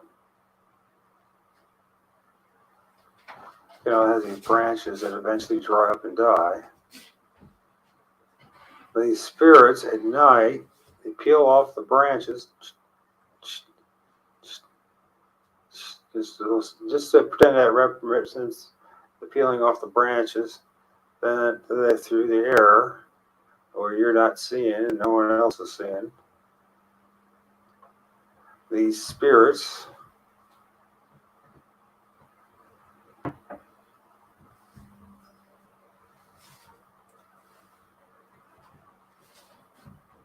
I just making it simple, right? And it could be multiple ones of them. Cause it to travel through the air.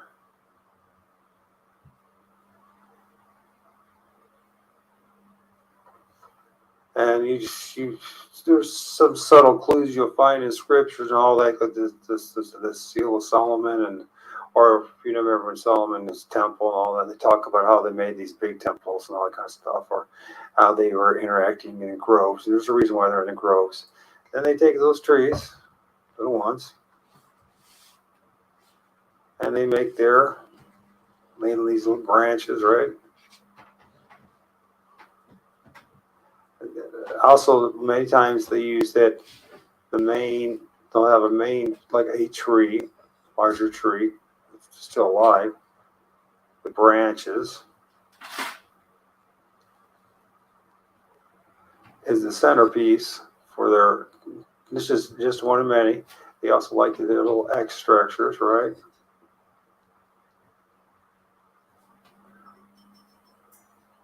And they implant them in the ground.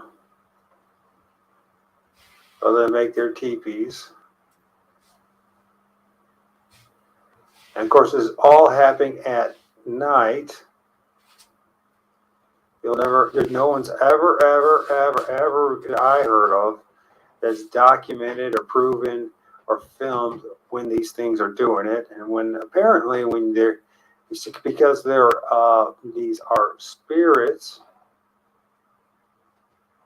made up of plasma or energy. And here's another thing, energy.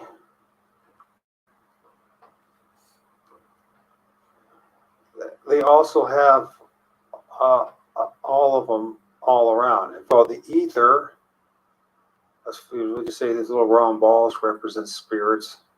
By the way, they're a lot more frightening looking, and they come in different levels and degrees. This is part of the mysteries of the mystery school. You'll say a lot of the occult, you'll see X everywhere for a reason. It's symbolic, and it has something to do with it represents the crossing or over of two, right? Or opening or a portal. What do they do in these like teepee structures? Obviously, they're not living in there, and it's not a structure to live in, especially for something that's 800 pounds or more, or 1,200 pounds or whatever, right? Teepee tree structures. Many of us think it has something to do with signaling an area where there is a portal, but we don't know that for sure. But for some reason they do. I guess you got to do something with the little dead trees that you've created. And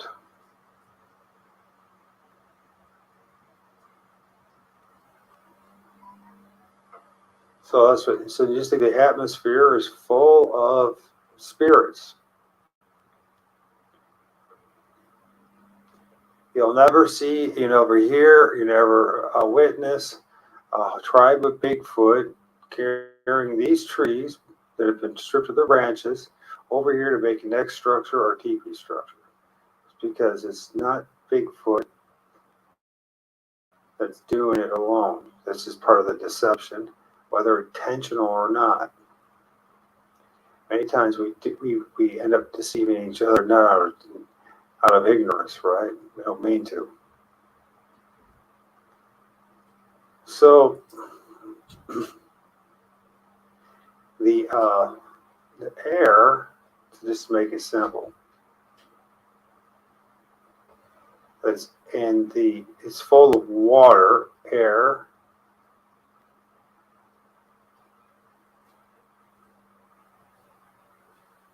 plus H2O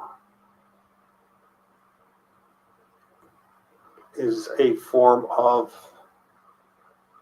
or the ether is form of energy.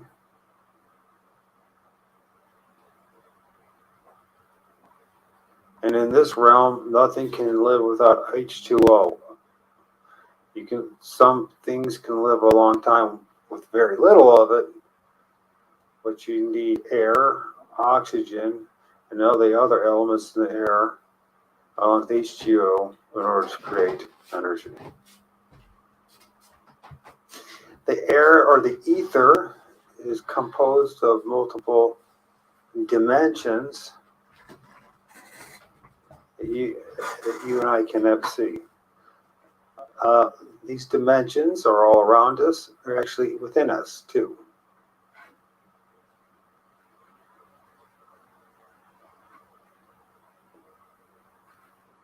This is very basic, but apparently it's gone over everyone's head when the quote-unquote Bigfoot community. So the air is made up, plus oxygen creates energy, which is multiple dimensions. Nothing can live without water. Even the Bible talks about, I mean, it's a not so subtle hint. You know, a lot of people, you know, how do I say this? Studying the Bible, you're going to find contradictions. You're going to find contradictions. And you're going to find allegories, and you're going to find puns, and you're going to find stories, sometimes even fictional characters, right? But there's truth hidden within those scriptures, and not only about multiple layers. It all depends on how much you're willing to hear it. If you get stuck in religion, you're not going to hear the truth. When Jesus talks the story about the person being delivered by an unclean spirit. That now his body or home or her home becomes a vessel, an avatar, an open vessel. It's all swept and clean inside, waiting for something else to inhabit it. If it's not going to inhabit something that's in line with, hopefully, is the Creator God, right? Christ. Guess what? Comes back 7 times more. Then it also tells you that these things, these spirits, don't like dry places. See, the thing is, people take it all, they get lost in the religion instead of looking in what might be even greater truths. Spirits Don't. Why is it not moving the way I want it to? Don't.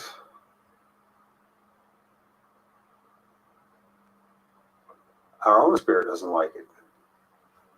In fact, our spirit will not dwell in our own meat suit.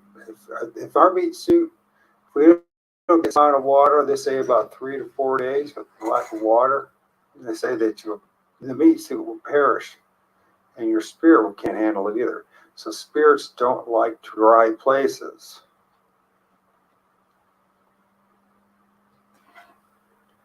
This is not a religious thing. This is a universal truism that's throughout this realm.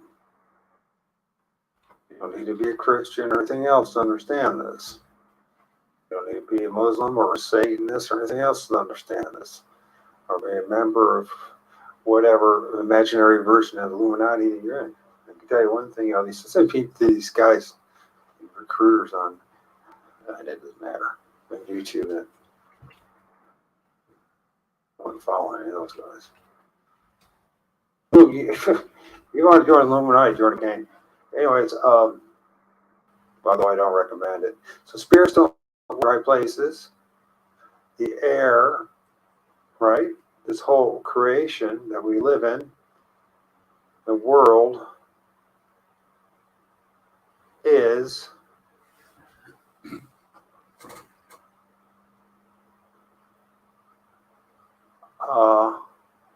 water world.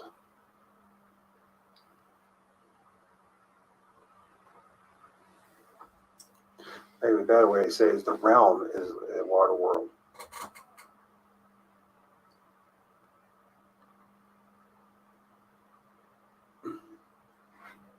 Okay?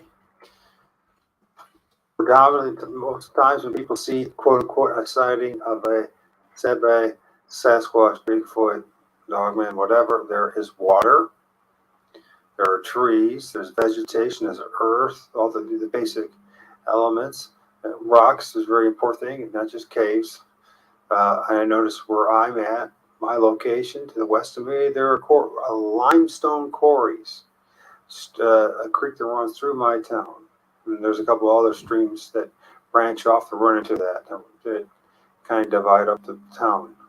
In these ravines, you'll find lots of trees, water, rocks.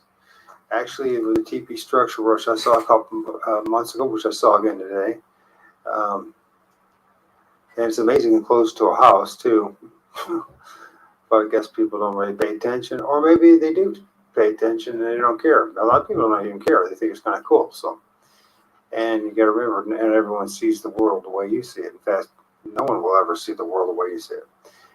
So the just not even a tenth of a mile north to where the teepee structure is, there is a power line cut out in the woods, the forest, where you always hear about these tall power lines, right? So you have major forces, plus the town itself, the high wires, and this. We even have a power station in the middle of town too. It's real close to where the sightings, both of my sightings, all my sightings are, in fact. So within a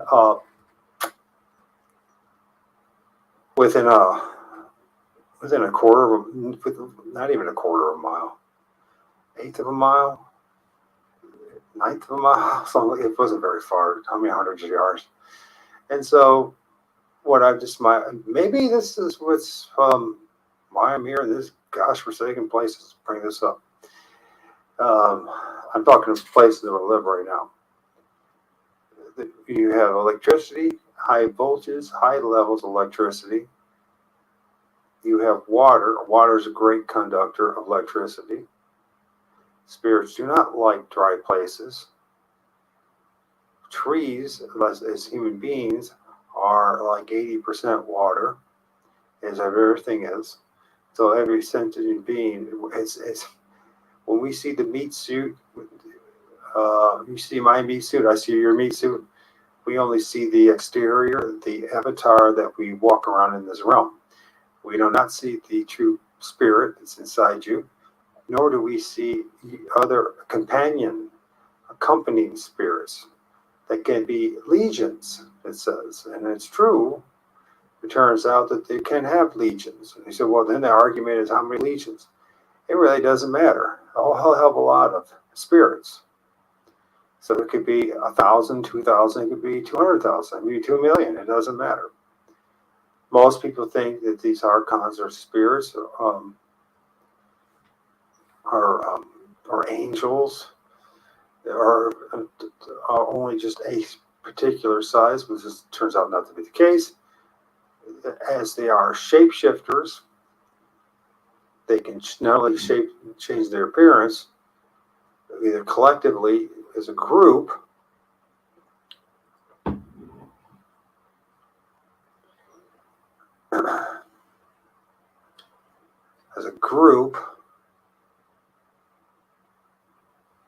and so, or as individually. So if you look at where this image here, where this is this entity that someone for some reason calls us a tulip spirit or people, which is ridiculous. If we were to look at this more accurately, it is not a spirit, but it's a collection of spirits. And notice, that there's a connection with electricity, light, water, vapor, water, H2O, the ether, trees, which can eventually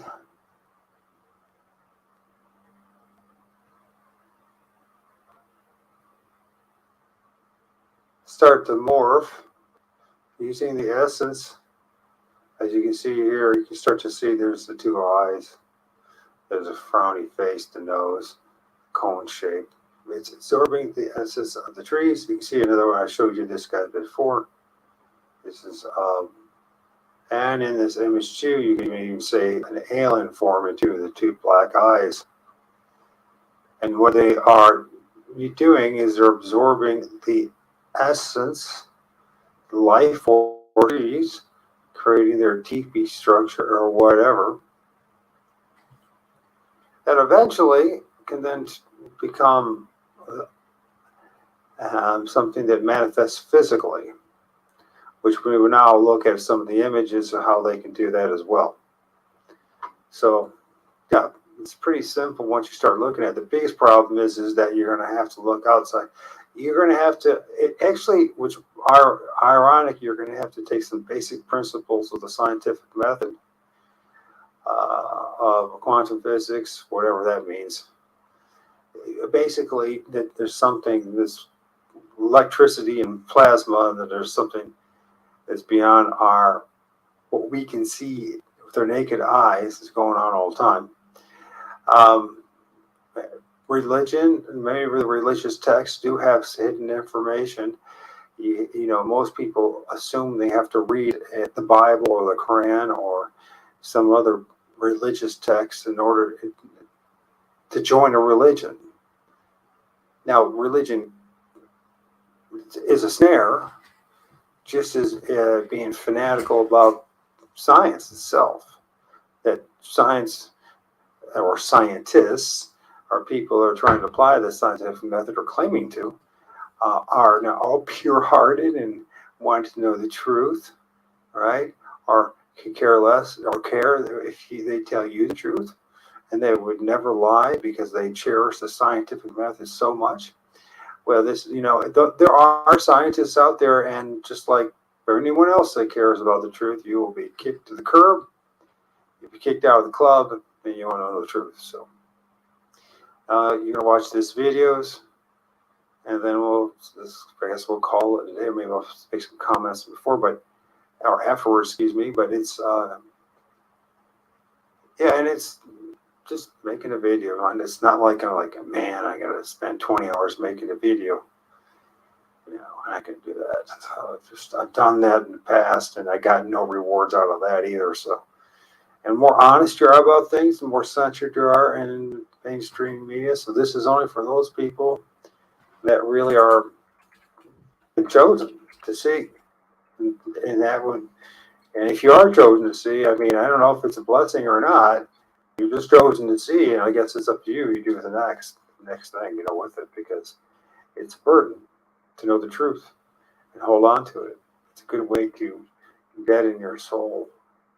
Hey, it's Mike, Soul Religion Dystopia. I want to show you a video I got from Chris Miller, who's a good artist. Does very interesting art concerning Bigfoot. Anyways, this is from, was it something university, Sasquatch Cryptid University. But check this out. I'm not even sure if it's even from them, to be honest with you. Just weird. But this is more evidence for me. It proves that this is tree spirits. Let's see what I need to do here first. Oh, I am recording. Wait.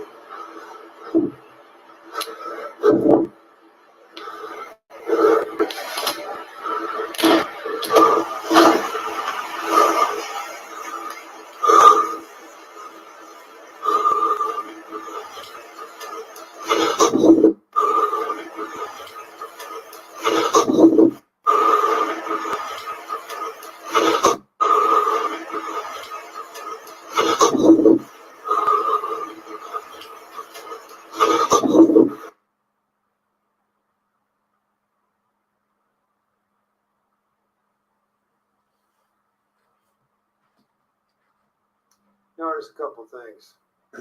This is the tree. Here's this big, supposed to be this big 800-pound beast, right? And magically, the whole lower half of it cannot be seen.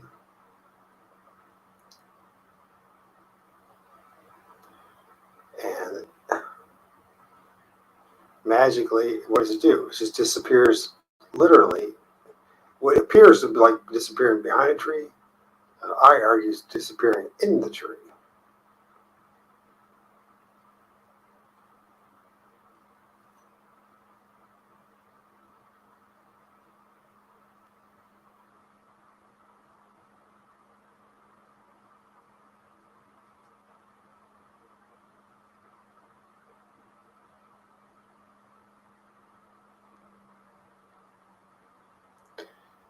Now, I don't think Chris was intending on me sharing this video for that purpose, but it's just another example of how I've been trying to say forever and a day, and others, apparently no one takes seriously, yet we're the ones telling you the truth, and everyone else said, you ain't gonna find that Mary Ape Man, he'll be out there somewhere. Oh yeah. They magically pop in and out of trees. I know it's something that a lot of people can't handle or accept. I can't handle acceptance because of the indoctrination that you've received in your modern public school system's educational system, in which they try to tell you that spiritual things are all just nonsense. Yet other people have tried to tell us for thousands of years that it's not nonsense. So we have this weight of evidence from thousands of other cultures for thousands of years saying that this is a interdimensional spiritual entities, right? And we have not even 50 years of a few Mr. Know-it-alls. Usually they're anthropologists or something like that, right? Some kind of degree or psychologists, right?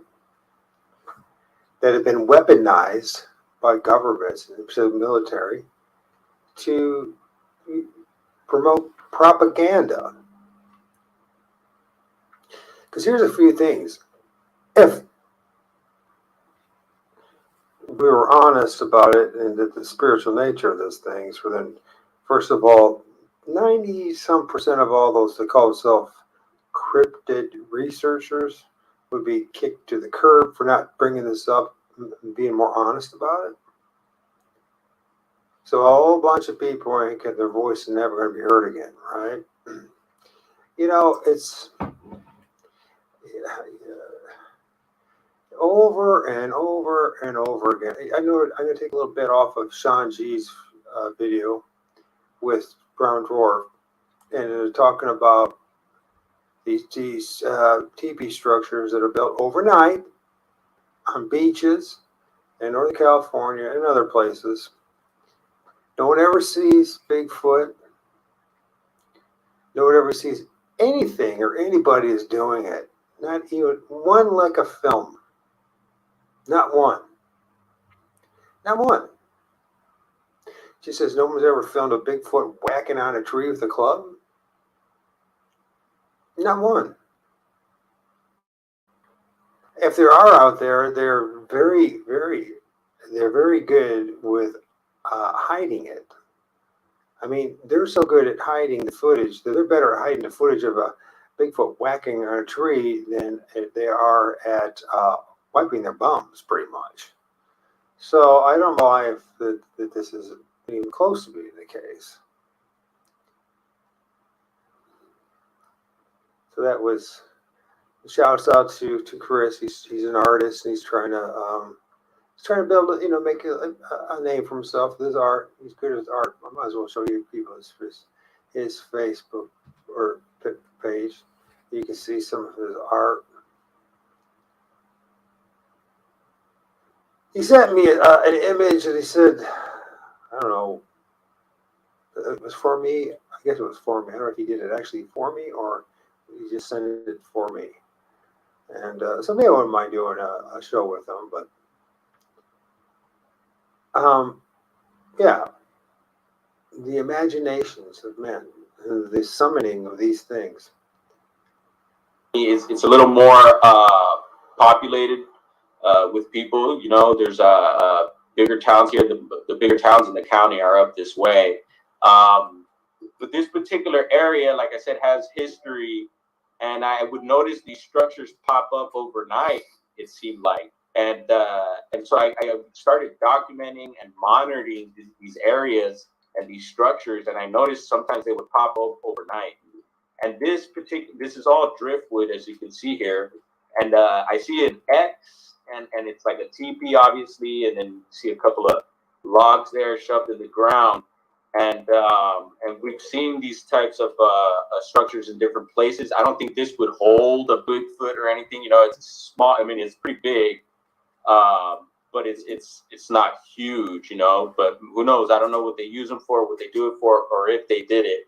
I do believe people do make them as well. There's a lot of what I call groovy people in the area, a lot of open-minded people up in Northern California that like to do stuff like this, I would imagine, But living there, I've never known anyone. I would ask people, I've never really had anyone tell me that, yeah, they would do it. But so anyway, this particular area also, there's driftwood in this area, Sean.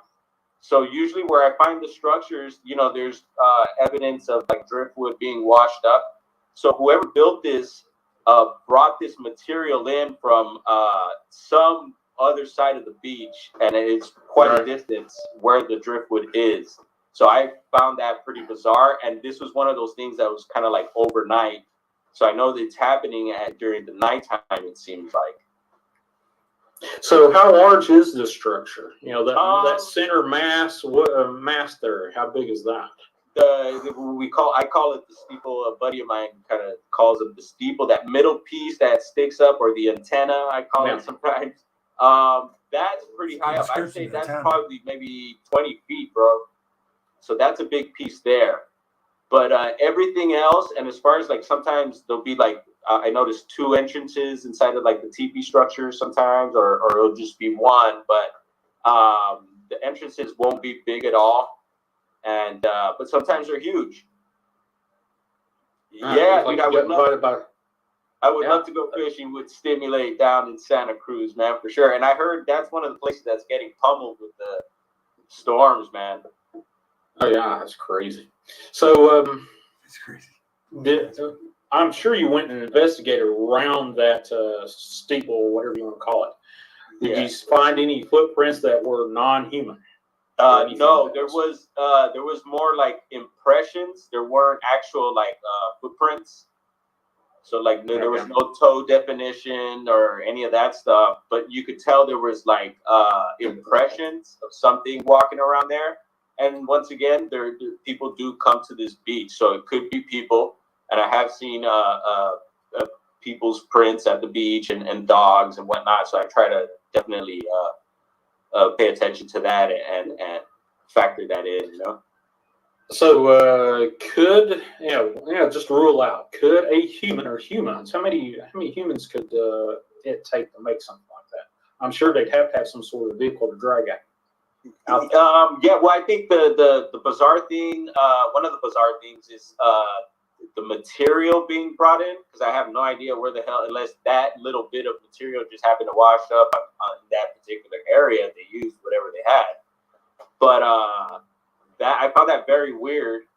And the other thing that it popped up overnight, and like I said, you know, I'm sure people do party. I've partied on these beaches at night, and you know, people when they think California, you think California beaches packed, you know, and they are Southern California, and probably Central California, but Northern California is a lot more rural. So you don't get as many people as you would think, you know, in a California beach. But like I said, some of the people up here are trippy and they do trippy things, and you know, a lot of artists, like I said, open-minded and weird and strange and nice, groovy people, man. And so I could imagine, you know, them doing stuff like this.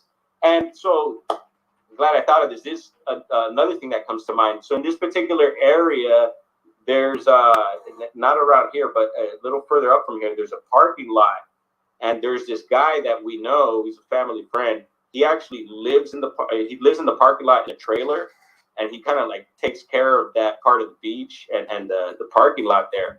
And I asked him about the structures because there were some popping up in his area there, and he says that he has no idea who the hell builds them, but he notices that they just happen to pop up overnight as well.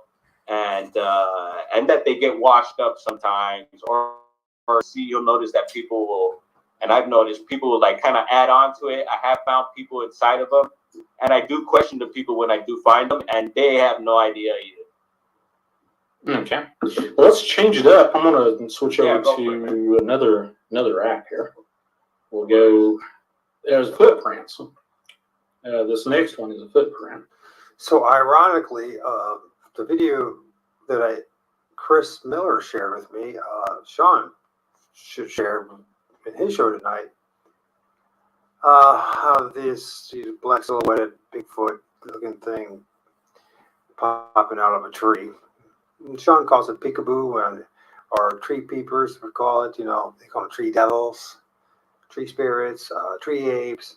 We're looking at another example of this, and just pay good attention to how the size of this entity is, and how amazingly there's no legs. Good one. Let me turn down the audio. I think this one actually has some audio attached to it. And this goes along with the peekaboo Canadian stories I told just a while ago. So you've got this thing, whatever this is, 15 seconds long. So this is peeking around. And of course, this dude's thicker than Snicker too. Mm-hmm. Kind of. Maybe, but how you could probably say that his hand is around the side of that left side of the trunk. Mm-hmm. Maybe. Yeah, maybe. But he kind of peeks around, but he doesn't do the disappearing act. I think. I'll hazard. Well, he does. We don't have enough video to know about that. But Another perfect example of how these things come out of the trees. The spirits. Notice how black it is, too.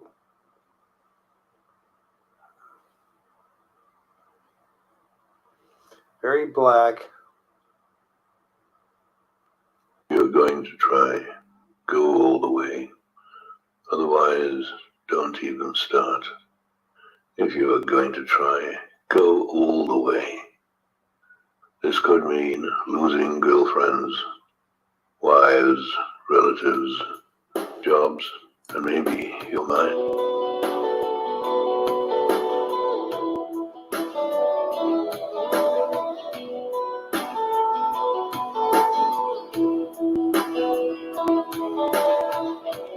If you don't know, you should take it slow. Are you searching? Is it out to find?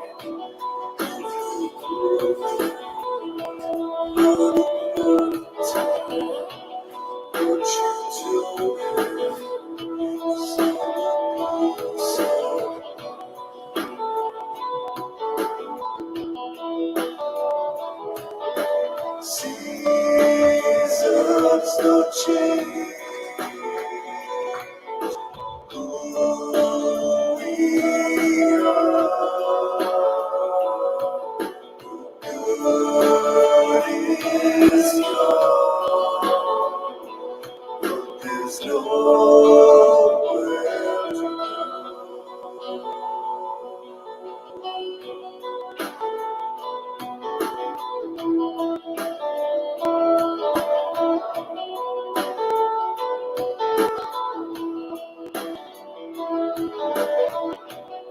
if I Crazy blurry. There's shit there. I won't break our free. Seasons don't change. Who we are. Good is gone, but there's nowhere to go.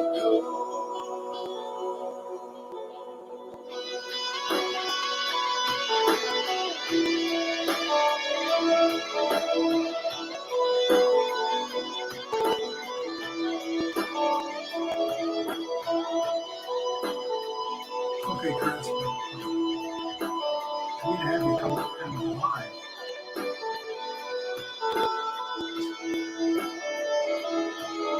Seasons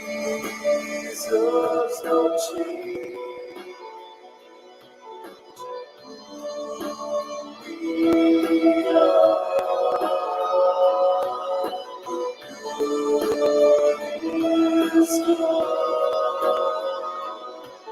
There's nowhere to go.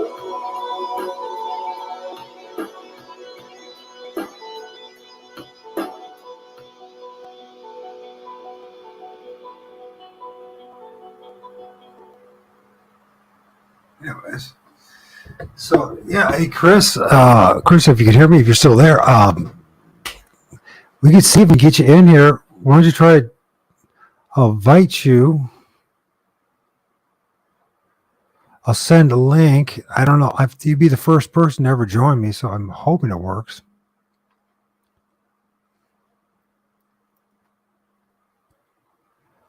See if you can take that link there. It says StreamYard.com. Hey, Paula. Hey, Paula Hill. Hey, I haven't seen you in a while. Amazing, Paula.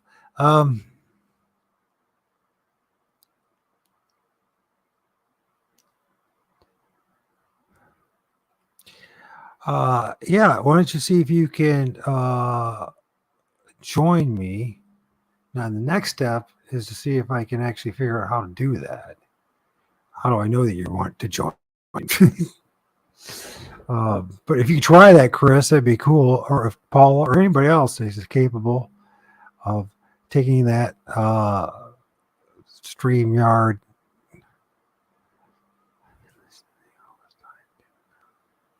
Oh yeah, I'm live. I just took a break. Okay, Chris is here.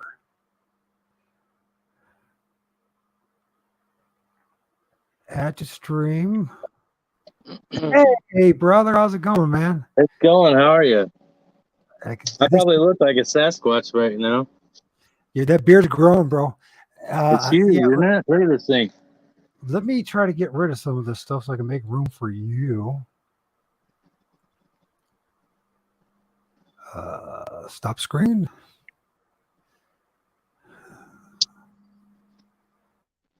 It was like, Ah, shoot. well, you look more human than I do. Anyway, so that's a good thing. If you want to share some images of your your tree structure. Yeah, I can. Let's see. If you go, I would have to go through. I'd have to go. go through my phone to do it, and they're way deep in there. But I recently sent one. It's a perfect X, and it's right behind my shop in the woods, back where I don't know if I told you, but my son and I were back there, and I never use binoculars. I just don't feel the need. I just never need them. And I took them that day, and the very first time I held them up to my eyes, I saw something. I'm telling you, it looked like a Bigfoot head sticking up, and it freaked me out. It freaked me out pretty bad. Was it sticking out of the ground? Was it sticking up behind a tree? Was it sticking out? It was a laid over, what looked like to me was a laid over big monster tree. Of course, yeah. So I like to do that. I mean, it's so was it sticking up from behind the tree then? yeah, it was. Well, honestly, the way it looked like to me, it just looked like a head sitting on top of the tree, and it wasn't moving at all, not even a little bit. So I said, for me, I was like, what the hell? And my son, like, he knows I don't say that. So he goes, what is it, Daddy? Like, I knew he knew. And I was trying not to freak him out, but I really wanted to get a better look at it. And we had just seen that X. I could actually walk out there right now. I doubt it would probably show up, but I could show it to you. I'm not scared to walk in the dark. If you want to do it, go ahead. Yeah, let's do some. I don't know what you'll see. I mean, I got to put my field research right now. Go ahead, man. If you can take it with you, why not? Meantime, I can look up. Yeah, I mean, it's my phone. Now, you said that you sent me something on Facebook. I'm not. You kind of broke up for a second. Oh, that's how I contacted you originally. It says use. Hold on. It says use. I'm gonna put my headphones on.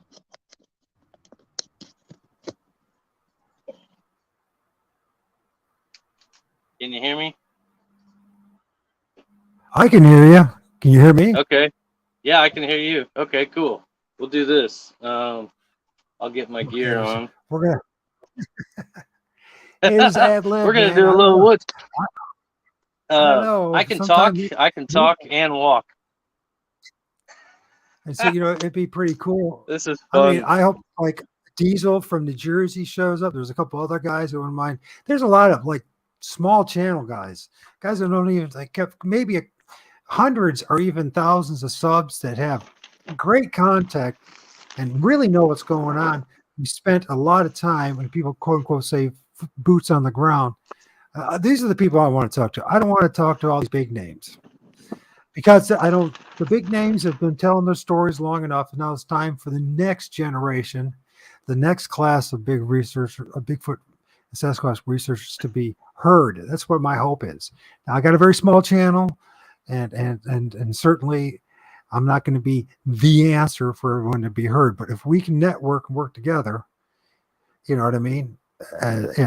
Then it won't make a difference. So it will make a difference. Excuse me. Sorry, you caught me. I was actually drawing. I'll show you. I'm actually going to scrap this one.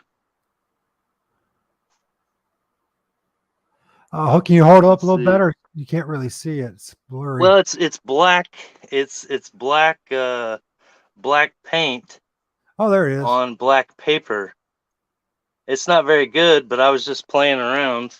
It was actually an experiment, but just for because it's you, I'll show you something cool. These are some of my latest ones. Can you see that one? Yeah, it's a little blurry. If you can bring it up Here, closer. hold on. Bring it up closer to your camera. Here, I'm gonna fix this. I've never done this before, so this is all new to me. You guys are getting to see my studio. We're freestyling it, man. And I'm getting old looking, man. Phew. Yeah, bring it more center to the camera. The problem is my pencils that I use, they make it shiny. Sure they do. Yeah, like graphite, it always does, yeah. Oh, there's the family one. Okay, yeah. So it makes it really hard to take pictures of and animate. This is new. I haven't used this one. It's really light, but it's one I'm working on. Bigfoot's walking. Yeah, I feel like I'm actually getting ready to do a video, and I want to explain my viewpoint and why I do what I do, and why I don't know. I just kind of. Oh, here's one. I'm just goofing off. We kind of see that one, yeah. I don't know if I could. Maybe if I.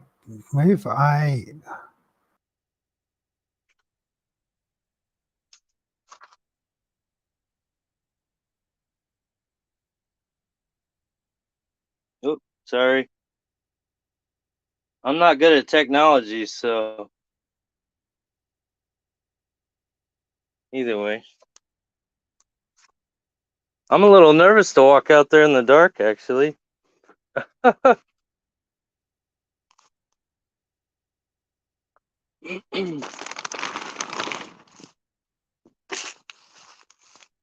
Me being a survivalist, I have to get some water. I don't go out in the woods without water.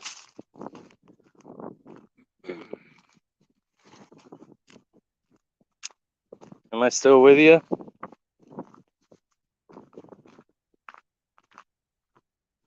It says I am. Can you hear me?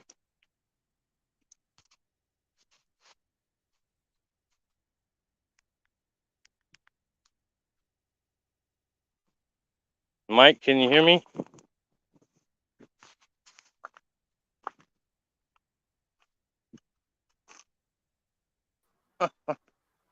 I can. There you are. Can you hear me now? now? Yeah, there you are. I can see. Yeah, I can see you now. But can you hear me? Yeah, I can hear you too. I wanted to see what's going on. I'm going to remove me again. So if you don't hear me, just keep going. Don't worry about it. Okay. Everyone's paying attention. The six of us are here. So. Well, give me something to talk about. You got to get me going.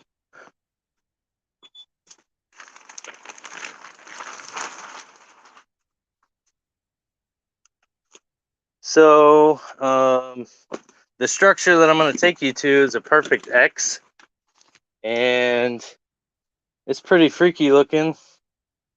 It is definitely perfect. Golly, I look like a train wreck. I look like a Sasquatch myself. I don't like being on camera so much, but either way, yeah, you guys caught me drawing, so. Well, I'll tell you what. Until you go out in your the spot you want to show us, I'll keep here so people can see me. Talk about background Sasquatch. Yeah, you go. I was gonna say here. This is fun. You've never got to see my place before. Well, do you have a red? Are you redhead? You got a red beard? I do have a red beard, but I'm actually blonde headed. See, there you go. You're one of those red-headed giants, right? It's that. Yeah, well, I mean, I've got blue. Oh wow! Check out the Sasquatch. He's got some decoration going on. Can you see that? I can.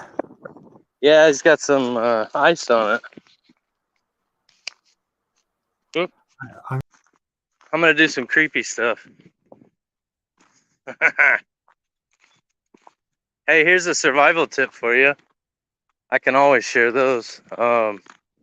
If you lose your night vision, close one eye, and your night vision comes back faster.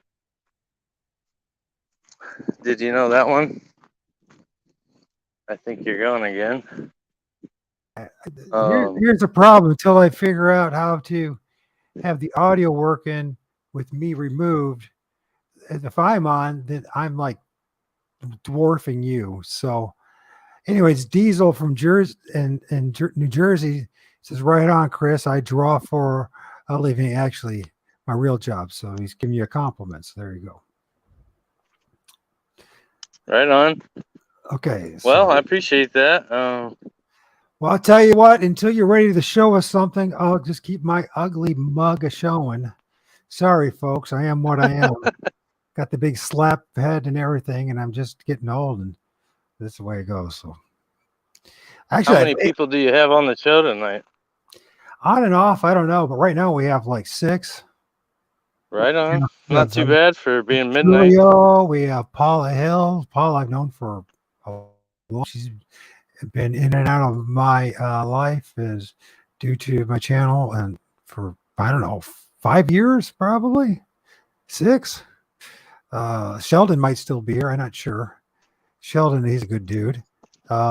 Judy was here earlier, or maybe she's still here. I don't know. Sharon Guy was here. Anybody else I'm missing? I'm sorry if I'm missing anybody else. I don't intend to. I'm just a clumsy fool like everyone else when it comes to stuff. So I don't know what the temperature is where you're at, but it is freezing here. It is yeah, cold. it's 34 degrees Fahrenheit. And It's colder yeah, than that here. I would not want to. I don't like cold nights. Although, you know what I think I've discovered that nights like this are pretty good nights as far as filming orbs. Actually, Hey, I know what's wrong with the audio.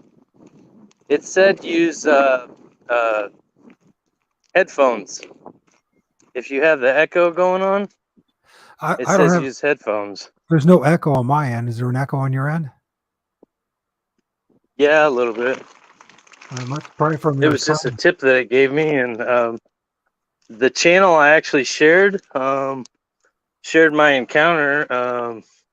It was on StreamYard. That's how I knew how to send you the New link. Jersey is 57 degrees right now. It's a warm winter, even though we had that cold spell over Christmas. It's been a rather mild winter. I like mild winters. I don't. You know what? Either give me a bunch of snow or just forget it. That's what I say. If you're not going to have a bunch of snow for winter, then you might as well forget about it. I don't like winter. I don't either. So I do not. I do not like winter. It is really cold here. Like, I can't believe how cold it is. So tell people about you, and you've had some interesting experiences yourself, haven't you? How do you feel about the things I Yeah, shared sure. tonight? How do you feel? How do I feel about what I shared tonight? how do I feel about what? What I shared tonight. You know, I really feel like you struck a nerve. No pun intended. I'm pretty witty like that. I tell you what, it really makes a lot of sense. It really does. And well, like that video that I sent, seeing that thing the way you can tell there's no room for it on the other side of the tree. And that's what it's really freaky. And it matches just like that other one that you sent, or the other one you showed. That's crazy because I've actually seen that one too. And both of those are pretty, they've been around a minute. Yeah, you kind of caught me off guard. I wasn't ready to be on camera, but I thought, why not? It's super duper cold here. Like, It says it's 29, but it is way colder. Way colder than 29. Well, what you're going to go show us this place where you saw a head popping out of a tree, right? I was just gonna try to find it. I thought, why not? How Actually, I was far? gonna show you the X structure, but 37, where Judy's it's at. not that far. It's not that far further past the X. I'm actually gonna have to go inside. You have better lighting than I do. So- I look like I'm a ghost. Just realized that. You get to see my dog, probably. There's Gator Sky have to get some better Exploration. gloves. Hello, I made it back after power problems. Good. I'm glad you're back, Gators. Sky Exploration. So we're with Chris Miller. He's an artist. He's had some. Well, you've had an encounter. You yourself had an encounter, right, Chris? Yeah, hold on. I'm sorry. Sorry. You're an artist as well. Well, yes, you're Okay. we got Northeast Can you hear Arkansas me here, now? Ohio. We got New Jersey. I'm in Missouri. Missouri. Judy says hello I'm to in you. Missouri. Judy says hello to you, Chris Miller. Hey, this is Gunter. Say hi. You say hi. Gunter. All right. Get on your place. Is that a horse? What's that? What are we My looking dog? at? Oh, it's a dog. I can't tell you. Yeah. Yeah. He's an all black German Shepherd. Oh, yeah, it's just what you told me. Okay. Yeah, I had to get some. Like, I can't even hardly feel my fingers, and I haven't even been out here 10 minutes. Now, you live out in the country, And right? yeah, oh yeah, yeah, about 15 minutes from the city of Mountain Grove. So, like I said, this is an attempt. I've been wanting to walk out in the woods in the dark anyway. I don't know why, it gives me a rush, I guess. Being a survivalist, I don't go out there unless I've got everything I need. All I have is a pocket knife on me, so this is I'm gonna have a hard time showing you this stuff, but It says remove from stream. If this is the right thing to do or not, but why is mine so wide and yours is so narrow? Well, I think it's because you're using a phone and I'm using a computer, therefore my picture is wider than yours. or you're the host, maybe. But I should be able to. This is all new, so it says solo layout, not mute, remove from stream. I'm afraid to touch that. Be quiet in the dark, instigate something, laugh out loud. Yeah, there's a lot of truth to that. One of the things that I discovered through interaction, start talking out loud. And here's the most bizarre thing of all: start praising the Lord of all spirits out loud and praising Heavenly Father. And you'll see something happen pretty soon. Well, something happens, you guys better freaking call 911. What's funny is this is a Thursday night, right? So I'm kind of shocked that you guys are doing something like this on a Thursday night.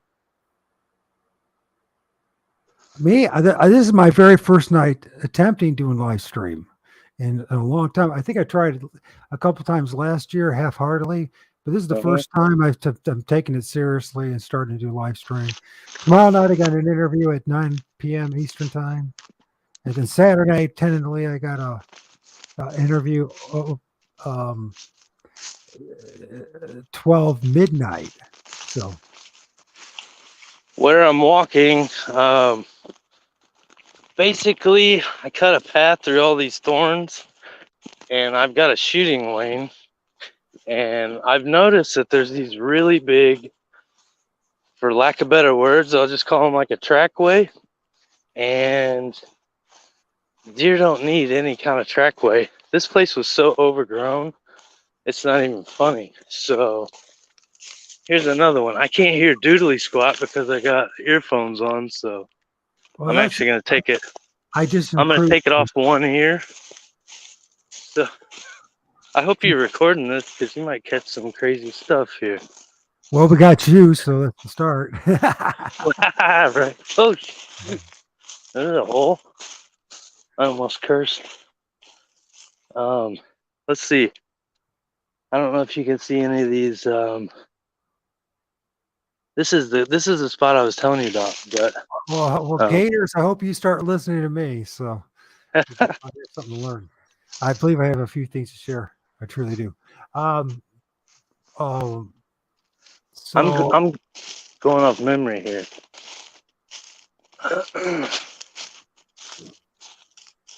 yeah, and as far as Gator Sky Exploration, I love Diesel as well. I've been a fan of his. I need to like him more. I watch his videos. I get lazy like everyone else about the likes, but I do pay attention. I find it Okay. fascinating. Here you go, buddy. This is new. Can you see this here? We got a tree arch. Look at that. Well, you got yourself an arch there. Oh wow! This is brand new. It wasn't like this last time I was in here.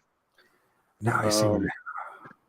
Remember how I told you I've got a bunch of dead trees around here? This place was super overgrown, and if I walk down the hill and kind of up the hill, it's a little farther tonight, but there's a couple things over there that kind of, I mean, it literally looks like something has literally been sitting right in the middle there. I know. I'm trying to find the right layout for this. The thing is, if I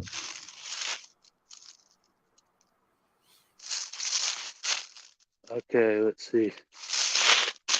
So I'm not one of those guys that I hear a pop in the woods, so I'm like, oh, it's got to be Bigfoot.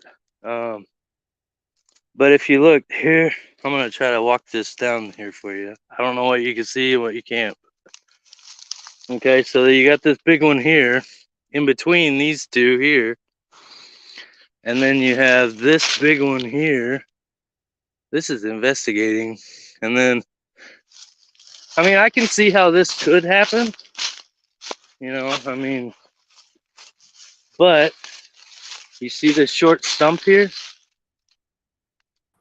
Can you see that there? yeah, I can. I can definitely see the stump there. It looks like something That broke. looks like it is not even anywhere close. Like, where's that one go? You see what I mean? I'm gonna try to find the bottom of this other one. This is totally impromptu, everybody. Yes. Okay. See, there's this one. There's another one coming off of this same one. That's weird. I really don't know what you can see. I'm probably making everybody dizzy as all get out. Well, here we go. So, ooh. So when I actually, my son and I tried to hold the phone up to it. Sorry. That's right. I hear noises. That's where I discovered. I just know. Diesel from New Jersey. Or Diesel in New Jersey. That's right. I discovered him through Mark from Colorado Bigfoot. I remember that. How long ago was that? How many years ago was that? I can't remember now. It was a long time ago. Anyways, I'll keep here with you until you find something, buddy. Yeah, you're good. I was about to say, The don't problem leave is me out in the woods by myself. the only I way dropped my glove. right now I don't know how to have audio without my avatar. So, and my avatar uses half the screen, unfortunately. But I'll figure it out. I can just not talk. Here, I'm gonna show you something too. If you look right here, you see this? That's a completely different tree than the arch. Those are two different types of trees. I'm pretty sure this one right here is I believe that's a hackberry. And I could be wrong on that, but they're super duper duper hard. Very hard. Well, And the tree that's on top of it doesn't look like there's enough weight to make it bend like that. well, there's not. It's being pinned by the top right here. That looks big. That looks like forest spirit / Bigfoot Sasquatch behavior, whatever. This ain't nothing. Problem is That's the funny thing. We don't know if it's Bigfoot that's doing it or there's some other entity or spirit that's doing it. So There's my girl. All right. Okay, so normally this place is so overgrown. I'm trying not to look into the camera, but honestly, I don't know what to do here.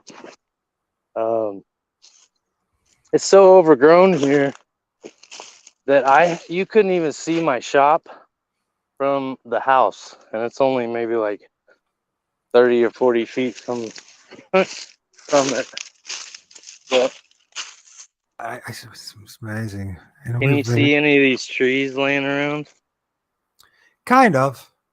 Let me get some more light. I have another headlamp with me. This is wild, though. I mean, like I said, I haven't even been out here.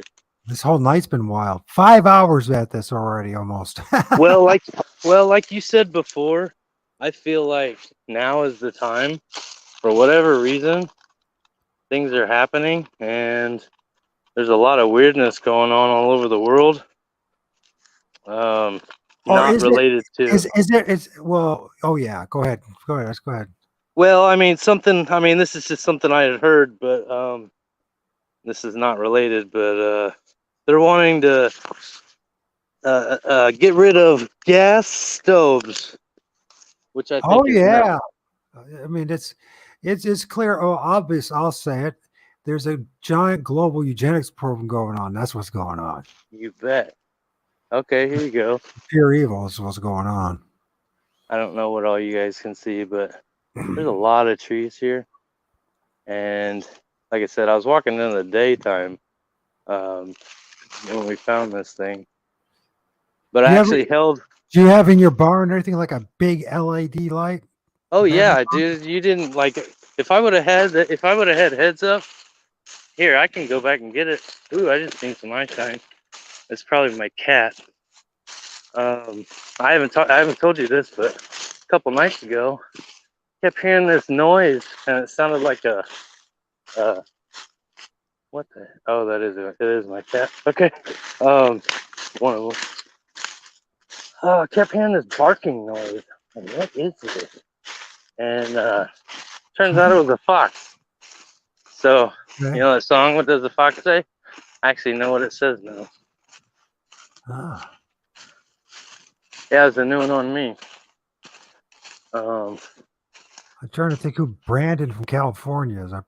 Do I know him or not? Does he go by a different name? Who's Brandon from California? Of course, I know Mark. I did a few paintings for him, believe it or not, back in 2017 of the entities that he was filming. That's when I started getting the red flags that we were filming something more than a bipedal giant hairy ape man. Okay, here's another tree down that was not down. Bigfoot, Bronzini. Did I tell you about all the stuff I'm digging up in my backyard? Okay, look at this. I didn't do this. That's kind of interesting. What's that? There's an X right here. That looks like one of those ground glyphs type things. Yeah, those like something that it almost looks like one of those, like a seat or a sitting area. Or look at all this trash here. This is not me. But here's an area where I was digging. I was digging right here, and I was actually finding some weird stuff. Either way, I intend on cleaning up all this trash. Was that trash been there for a while? Oh yeah. There's nothing new. Yeah, there's trash all over these woods, and I'm like, why didn't you guys just pick one spot? Why'd you have to spread it all over the world? Wow, this is crazy. I can't believe I'm doing this. Well, this is one good way to see why I'm the way I am. Birds with a trident. This kind of looks like that. Oh, this is gonna be funny. You're gonna flip over backwards when I show you this. What you find now? Next structure. Here you go. You ready? Always. Oh, it's your house. Okay. All right. It's So your this box. is my shop. Okay. It's a 30 by 40. Looks like it's a busy, cluttered, typical shop. Yep. Try. This is one of 12 structures. It's craziness. Now this is your aunt. It's my wife's aunt, Your wife's and I've aunt. been here working on this part-time for about 2 years and full-time 3 years. So this is my job. And I've basically said, you know, I can't handle it anymore. So the last probably 5 or 6 months, I've just been doing, you know, the Bigfoot, kind of whatever I feel like doing.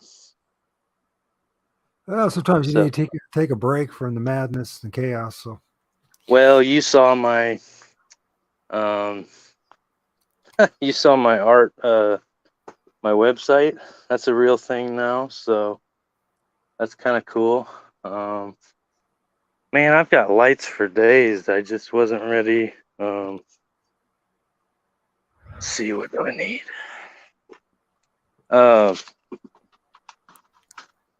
Check this So- out. so we're You in wanna talk- Missouri right now. What part of Missouri again?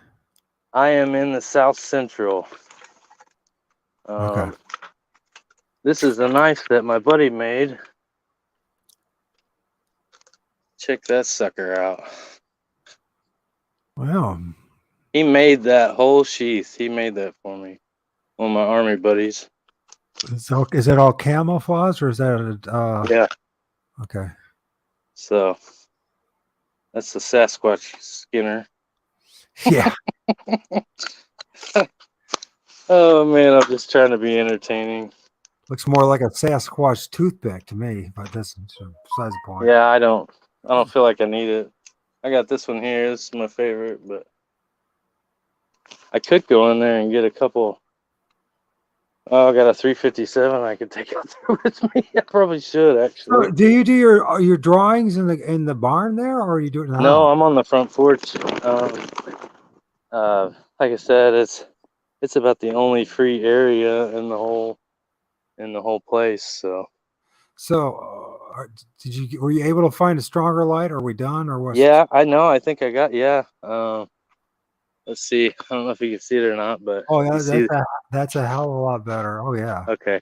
So that shed right there, I had Yeah. to buy that shed just so I could move in. But there's my shop there, so probably shouldn't flash the. Looks like your typical country digs. Oh yeah. In Missouri. Here, we'll walk out to the barn real quick. So I'll tell you about my encounter. I was actually on the front porch where I'm at right now, and the reason why I've been working nights is hopefully I can catch it again. And I haven't heard it this year, but I heard it about 3 times last year.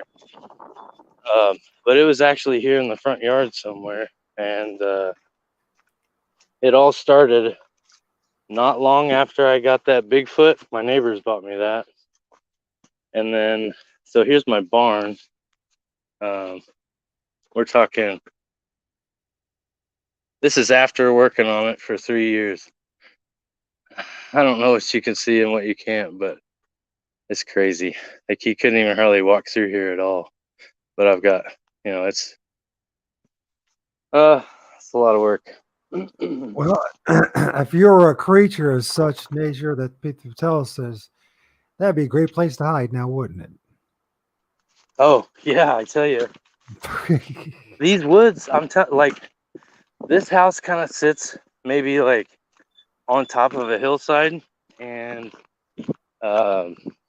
everything kind of slopes downhill from here, and everything around me is fields.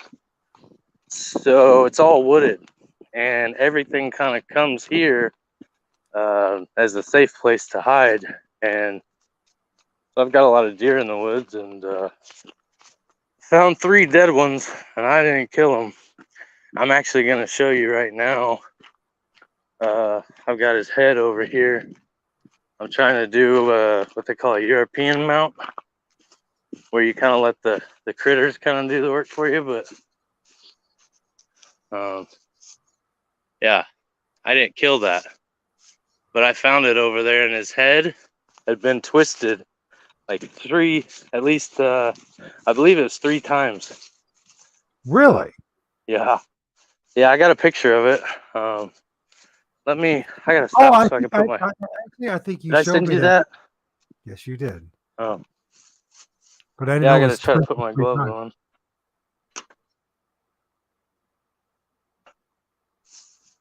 on. Here's another survival tip of the hour. If you get to know me very well, I just spit this stuff out. If hands are freezing, A, you can put them in your crotch. B, you put them in your neighbor's armpits. It's something, kind of something to think about. Never run your cold hands in hot water. It causes nerve damage. I got locked out when I was in 3rd grade, and my brother took me inside, my foster brother, and took me inside and ran my hands under hot water. Yeah. Oh, bear with me. I was not Say planning hot for any of water. this, but I'm loving it. Yeah, I have a story someday I'll share with people about that too, being exposed out in the cold. Almost died. About Here's my 10 all years the old. best stories start with one time in the army. I got hypothermia in the army. I was, like I said, I was infantry, so we're always walking with a big backpack. And our commander, he said, we're gonna walk across this wet field. The grass. Hey, there's a bone. Check that out. Yeah. Well, That's not from me. That's not from my dog. I've heard a lot of coyotes really close the last probably 3 weeks. Okay, so I was talking about the army. We had to walk across a field with this kind of grass, and it's up to my hip, so we're all soaked. It's like 2 or 3 in the morning.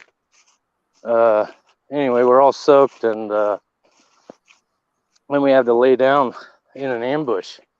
So it's cold like this, and when you lay on the ground and you're all wet, it sucks all your heat away. And we had quite a few guys go down with frostbite and chilblain. And long story short, he said, "What's wrong with you, Miller?" I'm like, "Oh, yeah. Hey, there's an edible right there. Wild onions. You guys are getting this front row seat." I wasn't going to show any of this stuff. I didn't want anyone to see all this trash. You didn't want anybody to see your mess that you got to deal with. There's a German, well, no. I was going to say, there's a German Shepherd buried over there. All right, I'm going to go ahead and face the camera out so you guys can see. This tree was not like this. This is new. If you see this big one here, this one was not laid over. This is actually overlooking. Reminds me of a trident. There's a big draw right through here. I hunt this area quite a bit because it's really close to the road. I mean, close to my shop. It is kind of close to the road, but all right.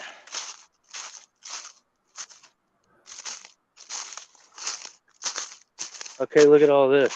This is new too. Okay, so I have one here. There's one right here, here, here. That's an evergreen. Hey, that's a cedar tree right there. I think. What the heck? Oh, okay. Golly. Looks like a war zone back here. You see my woods. This is like the deer favorite spot. Like they love it through here. What's is it evergreen from your Christmas or No, we don't have room for a Christmas tree in there, so we have two little bitty ones. Eastern white cedar? Is that what that? This is a red cedar. Some people say it's not actually a cedar; it's in the juniper family. But I'm trying to retrace my steps. Everything looks so much different out here in the dark, and It looks now that I've got relatively all these fresh. trees. Looks relatively fresh if it still have the green needles on Oh, it. there it is! Ha! Do you see it? What? You see the X right there? Here, I'm gonna walk over towards it. Hold on. Oh wow, I can't believe I found it. All right, I gotta work my way around here. I don't use a compass or nothing. Oh.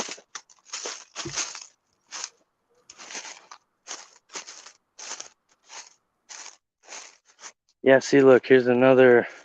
It literally looks like something just got pissed off and just ran around pushing over stuff. Look at this X right here. See it? See that right there? Yes, I do. Here, hold on, I can't hear you. I gotta.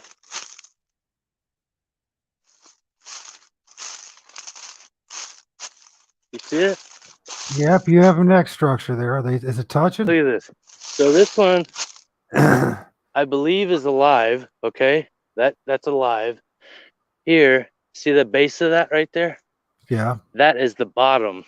This is the top. Let's see. If you look past it, you see that tree right there? Look how high up that break is. If I had to guesstimate, that's probably 6. That's probably 14.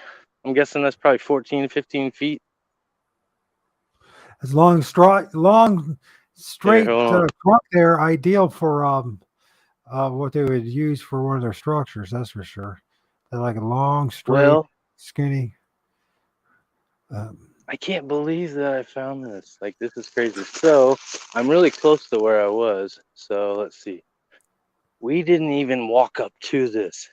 Like, we didn't even need to walk up to this. So, I gotta walk this way. You see these? You see what I'm talking about? You see these big pathways, though? Like, you can tell. I'm into shooting lanes. You know, when I hunt, there's a shooting lane for a minute. There's a shooting lane. Like I said, I'm not really sure what you can see. I'm kind of walking around defenseless out here right now. I got my flashlight. I could maybe knock somebody out with, but Well, hopefully you're not too far into the woods now, are you? oh no, I know where I'm at. You don't have to worry about me. I wouldn't have done it if I didn't know where it was. Roundabout anyway. Okay, so let's see.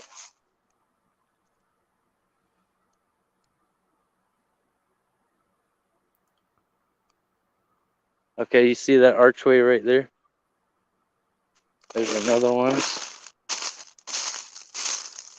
It is cold, cold.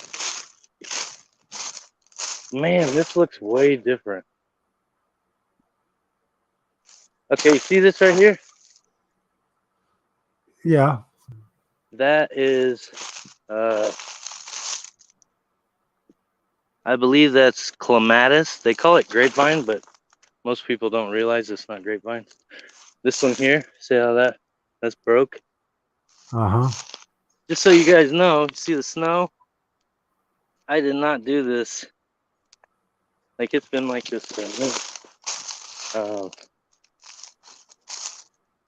Golly, this place looks so weird. Look at this one. I don't even know where that would have fallen over from.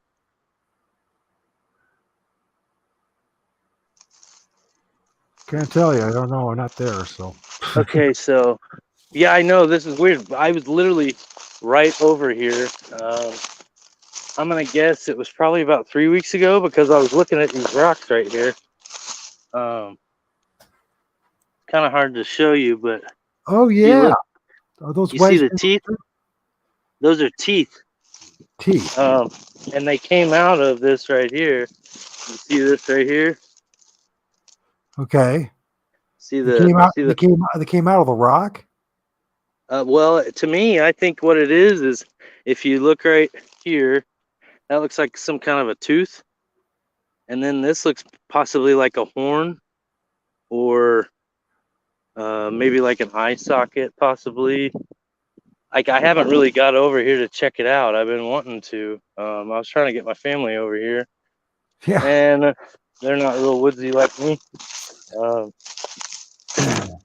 If we walk back up to the house, if you remind me, I have these boulders that my neighbor gave me, and they came from when he dug out his pond. Well, the other night, the way the light was hitting it, it was just perfect, and you could see it's from a big dinosaur. I don't know what it was, but okay, there's some eye shine. That's my cat. Right. Eye shine makes me stop and pause because I actually, a little over a year ago, when I heard that noise, the whoop, I actually had 4 or 5 coyotes within. They were within about 30 or 40 yards from me, and one of them was really close. I'm talking, he was probably like 20 or 30 feet from me. It lit. Okay, see this here? See that diagonal right there? A tree line. Yeah, and then you got this sucker laying across like this. That Uh-huh. was not laying across there. I know that for sure. A little bent. This is well, the water comes off the highway, and this is a big draw. And let's see, whatever I was seeing was somewhere in here, and I don't know because I'm not seeing any big tree that was as big as what I thought I saw. Either which way, I've been wanting to check it out. So look, there's my stray. Yeah, watch Call out. her Gigi. Well, they say those stray cats keep the Bigfoot away. No, they don't. Yeah. The night I heard my thing, my favorite cat went missing. Oh, did it? Yeah, yeah, yeah. And honestly, I'm just joking. when by I the way. heard it, I ran outside because I thought, I don't care if it kills me. I have to know. I have to know what that was, you know? So I ran out there. Yeah, see, this is really deep. This is awesome. That means I get to see some new rocks. Heck yeah. I'm a nerd. Yeah, Gotta be careful. we most of us are. So especially those that are into this thing. So. Well, I'm especially weird, and that's all right by me. I'm finally all right with it. I'm telling you, all these big trees that are laid out everywhere, like see that archway right there? You see that one? Small one. Yeah. Mm-hmm. Short one. Yeah, Okay. you see that? Okay. I would have noticed that before. You can see, I don't know if you can see it or not, but this cedar tree right here, you can see something's been rubbing on that sucker. Looks like there's a whole bunch of blackberries in here. I don't come over this way because it's fairly close to the road, and I just, So I don't know. is it slightly snowing there? Yeah, probably. Yeah, it is. It's kind of, oh, I saw something floating around there, so I just wanted yeah. to snow. Yeah, it's kind of Uh, half rain, half snow, and it's kind of foggy too. Let me keep moving. That way Oh, you guys get we something need to one look of at. these other lies. They have like a handful of people that take stills and snaps of this stuff. So, Well, I I'm have a lot of structures that like I said, I could go back up there if you give me a minute. I could probably hop off your show and I could scroll through. I'm actually walking in an area that I don't really get to frequent very often. That's kind of a neat little something or other. I could run into a big monster buck out here and I'd be screwed because I've seen my neighbor had a trail camera out here and there are monsters in here, like big ones. Sure. I was so scared that I almost gave it up, kind of like Carrie. You know, he said he wouldn't kill another animal, and I was almost there, but I feel like Interesting. Diesel says the sass I saw in the Pine Barrens, which is a very famous area, Yeah. looked like elf. look like what? It says elf, dead pine needle colored, Yep. black skin, and was up in the tree. Which, yeah, it was a very, very valid point. Is what I people. Everyone's spending so much time looking down on the ground, they're Yeah. missing like the vast majority. The number of things that I've filmed in the trees outnumber the number of things that I filmed at the ground level. So I would easily say 8 out of 10 times you're going to film something above above you than you are going to at the ground level. Well, see, I'm guilty because in my mind is if there's something in the tree, you don't even have to barely move, adjust your footing or anything, and you'll hear bark. You know, I mean, you'll hear leaves too, but here, check this one out. This is a Well, see, we're designed to look down at the ground and pay attention to what's happening, right? So we don't trip and fall. This is a cedar tree. If you see, like, this is blackberries here. I know there's black bear in here because I found black bear poop. My buddy and I, he's an outdoorsman too, and he and I have been up in here. There's wild blueberries, raspberries, there's what they call gooseberries, and then I got some mulberries up close to the house. So in this draw here, we were walking, looking for mushrooms. We were walking from this way down in here, and I Sure enough, found the two. mushrooms had to show up in this again. We've been talking on and off about shrooms. No, not those kind of mushrooms. Yes, Edible. Okay. Morel mushroom.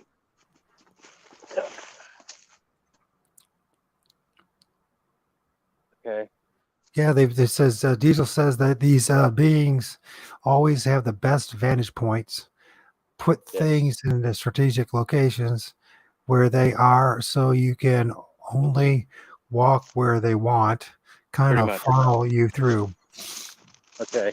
See that tree right there leaning up on this one? Yeah. That wasn't like that either. So there's like an A, almost like a TP type looking thing.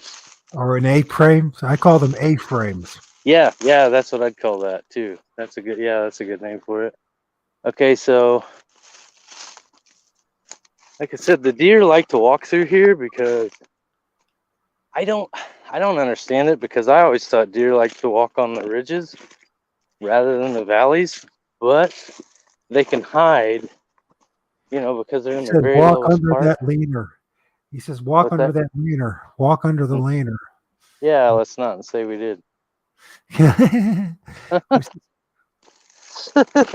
I'm actually, I can't believe I'm doing this, and I can't believe I'm doing this like with nobody with me. Here's one of the things is that Diesel, he's done this all such a long time. He's got a very good point. You follow the signs. It will eventually lead you, of course, nighttime and saying one thing in the nighttime and another in the middle of the day. But if you follow these leaners, A-frames, all these different tree structures, I have seen it firsthand myself. It leads to something much more like a tree lanes, multiple tree lanes. Exactly. That's what I'm kind of doing, actually. I'm trying to show you guys the structure that I photographed during the day, and you can tell it is not a. I'm trying not to break my neck out here. He says, "Follow the signs. I did it. You can do it." I'm close. Gotta got to get him to join us as well so I can have a bathroom break. My God. I was I've been about to doing, say, I've been doing uh, this for almost 5.5 hours, so you're I don't you're want to actually break. in my head. I'm kind of checking out rocks as they go along.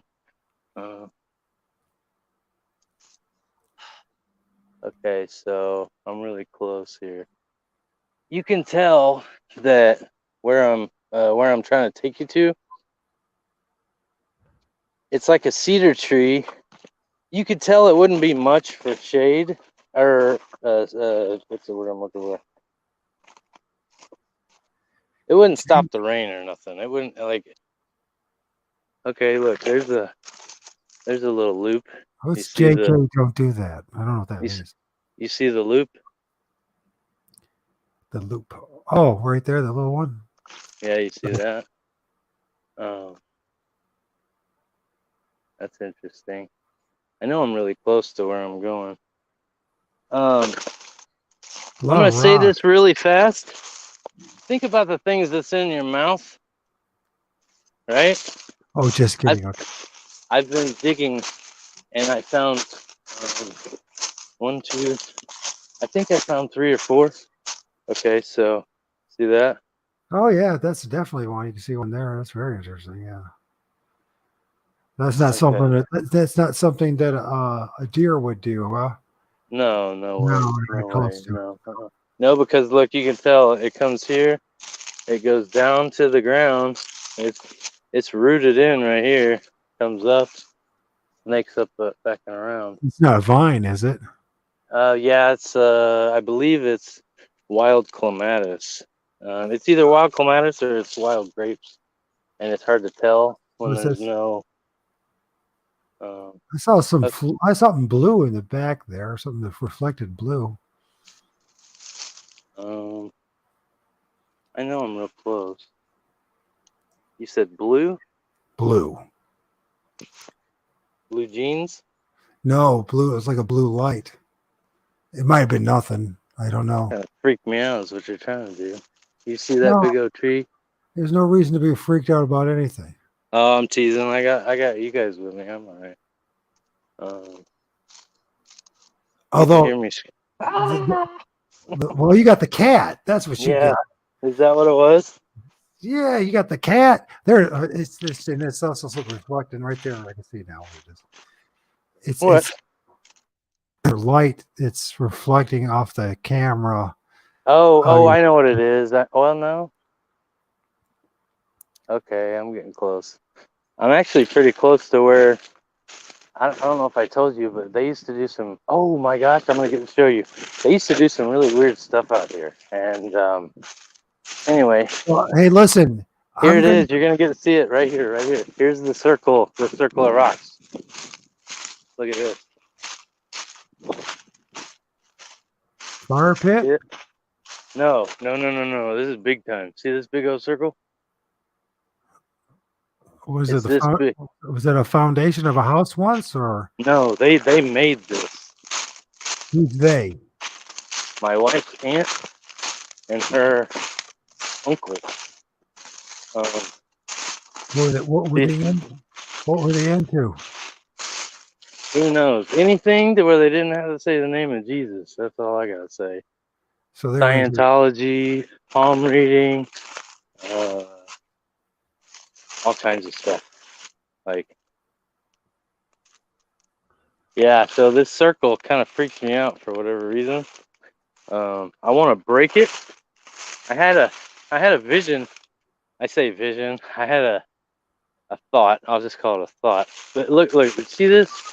You see this big old huge walkway right through here? See how wide it is? Yes. It's that kind of stuff. I don't know what that means, but that looks like something a Bigfoot will walk through. If I had to guesstimate, Well, I see a stump there that's like recently broke. Where's the rest of the tree? there's this one here. This is deer habitat, man. Well, where's the rest of that tree? You just don't have a broken stump like that. You might have a tree somewhere. Yeah, you wouldn't think. So this has really changed a lot. A lot of these big trees were not broken down. Like these here. I'm sorry, I'm probably making everybody want to vomit because I'm moving around so much. But I'm trying to show you. One thing I'm going to have to do is I'm going to have to mute. You got 4. Yeah. Everyone's Okay, paying. give me a topic. Give me a topic, something I can touch on, and it'll spark me. I'll just show you some of the weird stuff that I see when I walk around. Okay, I'll be right back, but I'm listening to you. I just got it. Yeah. I have to run to the bathroom, but I can still hear you, man. I gotta go. So You're good. I'm not bailing out on you. I'm You're paying good. You're good. I ain't scared. All right. I'd probably get in trouble. I'd probably get in trouble if I. My wife knew I was out here, by myself. There's a loop right there, next to a broken. Ooh, we got a widowmaker. Not quite, but.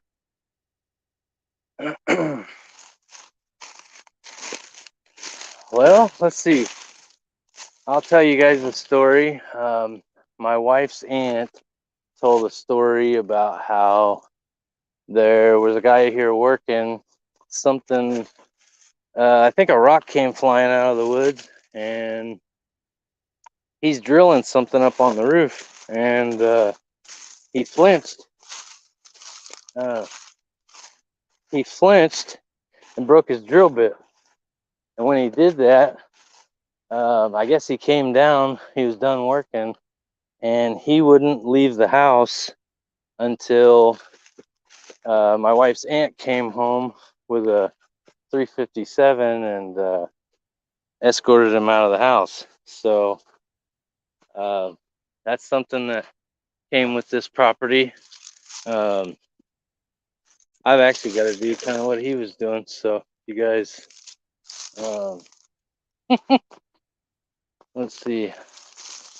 I usually don't talk to myself, so this is weird. Here's a kind of a weird. That's in the. That almost looks like it's shoved in up the. Oh no, it's not. What a weird deal. One time she told a story about how I guess they came home and they saw red eye shine. They saw at least like one or two sets of eyes. I see another loop up there. What's wrong, kitty? Oh, getting a warning from the cat. Okay, so let's see. Look at that. See that loop right there? That's crazy. I guess I could take you guys up to the bedding area, what I call the bedding area. Probably wake up a buck.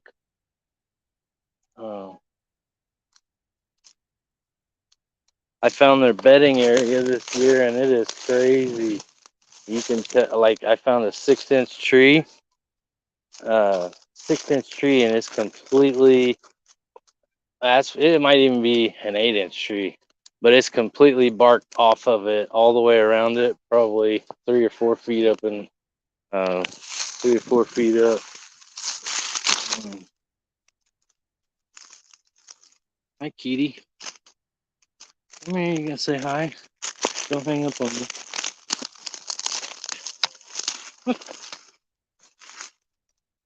Oh, there's another loop.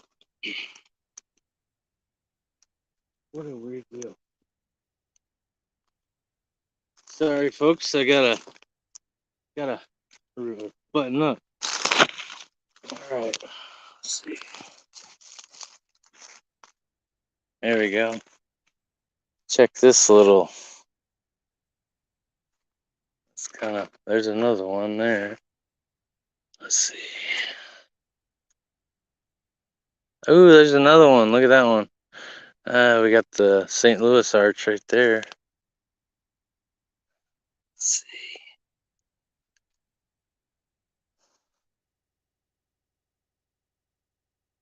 Yeah, there's another one up there. All right, I'm gonna walk up the hill, which is not where I need to go, but kind of hard to sneak up on anything when you're talking to yourself. But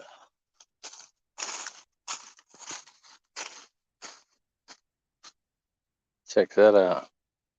That's kind of crazy.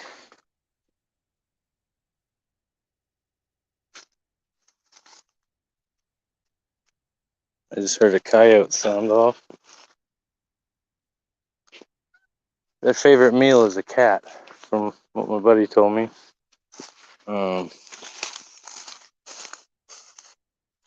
The night I heard the whoop at my house, um, one of my favorite cats was at the end of my sidewalk, and he was looking up in a tree, and I could tell he was really freaked out. Oh, that's interesting.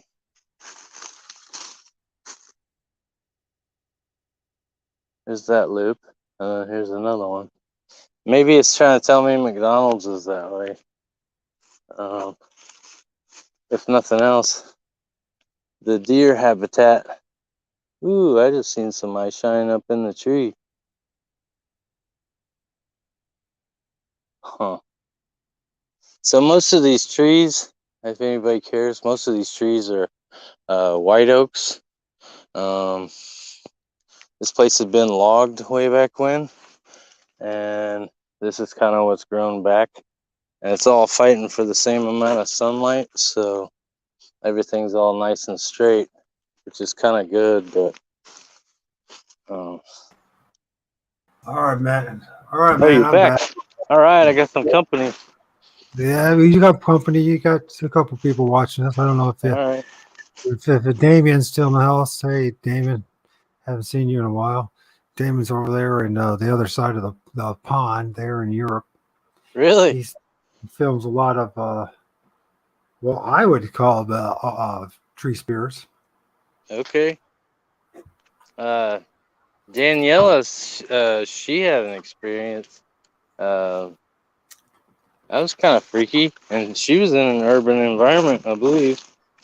No, it's all my sightings and all my encounters are within town. So, Well, I've never heard anything or seen anything weird here unless I was up close to the house. As far as like, well, it's quite uh, common now, isn't it? well, like the whoops. I heard mine in the front yard, and then my buddy, ooh, there's some eye shine. I don't know if you can see that or not. You see that eye shine right there? It's either eye shine or it's reflection off something else. Can you see that? I can't see any eye shine, but that doesn't mean there's not something there. It doesn't mean a thing. All right. Only an idiot would be like, "Hey, let's walk towards it." Oh, I believe it or not, I filmed a tree. In fact, TPs. One was literally next to a parking lot in a grove. That's next to a parking lot. 20. In fact, you could. I talk about it in one of my encounters on my channel there. Oh, And then also, just uh, the one that we saw today was 50 yards from somebody's, basically the back of their house. But yeah, I've seen literally a tree structure that was literally 5 feet from the parking lot of an office building. On the other side of it was a grove, and then up the hill, it could lead up the hill, it goes to a dumpster, and there's like an L-shaped shopping plaza that was full of restaurants. And there was a path that ran along the side of this office building that was worn down. And at the bottom of the path, there was the teepee structure in which I filmed actually a of what would be called, what people might say is Bigfoot, or I would say is a forest spirits, but they're black. You can see them. I actually have in the closing credits of old images that I filmed back in 2017. I should update my images again. But see the coffee beans? Those are fresh too. You see them? coffee beans? They're not coffee beans. It's deer poop. Okay, that makes sense. You see them? I wasn't really trying to look at deer poop, but there. Okay, here you go. I'd say it's a couple days old. Milk duds. Diesel. There calls you them. go. Yeah. They're smaller. They literally about the size of a coffee bean. Okay, so this is really embarrassing. I really hate that this is here, but I don't have any way to get back up in here. But look at this trash dump. Look at all this trash. This How is far- actually. How far away is that from somebody's house? Is that a skull? No. It's in between my neighbor and I. I'd say it probably splits the difference between he and I. Pretty close to. Is that, you think, is that human, or is that old stuff human, or do you think it's? Yeah. It's oh well, here I'll show you. Me and my buddy, we actually dug. See that wheel right there? I'm not sure. I'm guessing it's probably a tractor wheel, but we're talking. This is probably from the. I'm saying anywhere from 60s. Like if you look right here, see this old washing machine? Uh-huh. There's not just one of them. You know, I found like 3 or 4 of those. There's a what do you call it? It's Vacuum. quite common, isn't it, out there? Isn't it crazy? Like I hate this. Like, just I don't know. If you're gonna do this, put it all in one spot. You know, I mean, I know they couldn't dig a hole, but I know they had tractors. You know, and I wouldn't put it in a ravine where I knew there was water running through. I think that's a bad practice too. Is that where you're at, in a ravine where there's water running through it? Yeah, like if I look this way, if I go up that way, it's what I call the bedding area, which, I mean, that's not really a creative name, but it's the buck bed up here. I just found it this year. It's huge. And then, like, here's a bed frame. I actually have this same exact one that I brought here. It was my wife's. There's some kind of a critter hole. Another one. I've been hearing the coyotes like crazy. I'd say probably the last about 3 weeks. I mean, they've been really close to my house. So I've been wanting to come out here anyway. To me, I got too much work to do to just go tromping through the woods by myself. Yeah. I made a decision that I'm trying to do something. Okay, I got distracted. I was actually going to show you that cedar tree over there. Anyway, there's a cedar tree leaning up over there. And just by the way it's leaned over and stuff, it would provide cover maybe for like you and, maybe one person. And even, it wouldn't even be very good cover. Just something. So this is the cedar tree where you saw the head popping up, or off? No, I couldn't find it. It was back over there. Like there's another arch there. But if I was a Bigfoot, I wouldn't walk through here. I mean, broken glass is one of the sharpest things on the planet. Not one of, it is the sharpest. Why don't you and your cat head on back home, because I'm about ready to close shop. So No, you're good. I'm actually doing that as we speak. I'm walking up the hill now. You don't have to stay with me. I'll stay with you, bro. Until you get. Well, I'm actually having fun. If you look right here, I like it at night because you can actually see things that you can't see during the day. I'm a trooper, but it's been 6 hours almost. So by the time you get, well, we're proving that these other Bigfoot shows. Oh, there's a deer trail right there. It just proves that you can hold on to people with horrible content. A guy walking through the woods by himself and his cat. One of them. Well, you never know in these situations. You never know what you're going to end up running across. So you just. Well, I just hope I don't run across either. I know that there are mountain lions. The neighbor has seen them. Not this year. My other neighbor, she got a picture of a.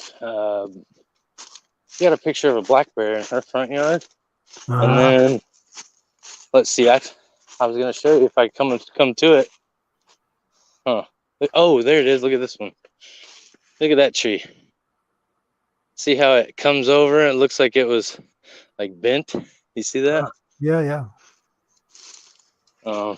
If you look right here, Kind of like there's a bird thing, or right there. See it? yeah. Was it twisted? Is it twisted, or is it just? Just kind of like bent. It goes up, bend. It's like a lightning bolt. But if you look right through here, there's a huge wide open swath where, you know, It's a good place for animal something. trail. Yeah. Yeah. I found a big, probably a 35-pound rock flipped over. I'm like, what the heck? And then, yeah, look at this thing here too. There's it's constantly changing out here. From season to season, it never looks the same every year. Like, I know where I'm at now, but it took me a good while to figure out Right. how to see this property in my head to where, like, if you look right there, that is my, there's some ice shine or broken glass. What's the red light in the background of your house? That is the light up by my house. Okay. So either way, you don't have to stay here for me. I can see the light. I know where I'm at. Yeah, I'll stick it out, man. Okay. Actually, it'd be kind of cool to be able to do this more often. Maybe get lucky and like yeah, I know, right?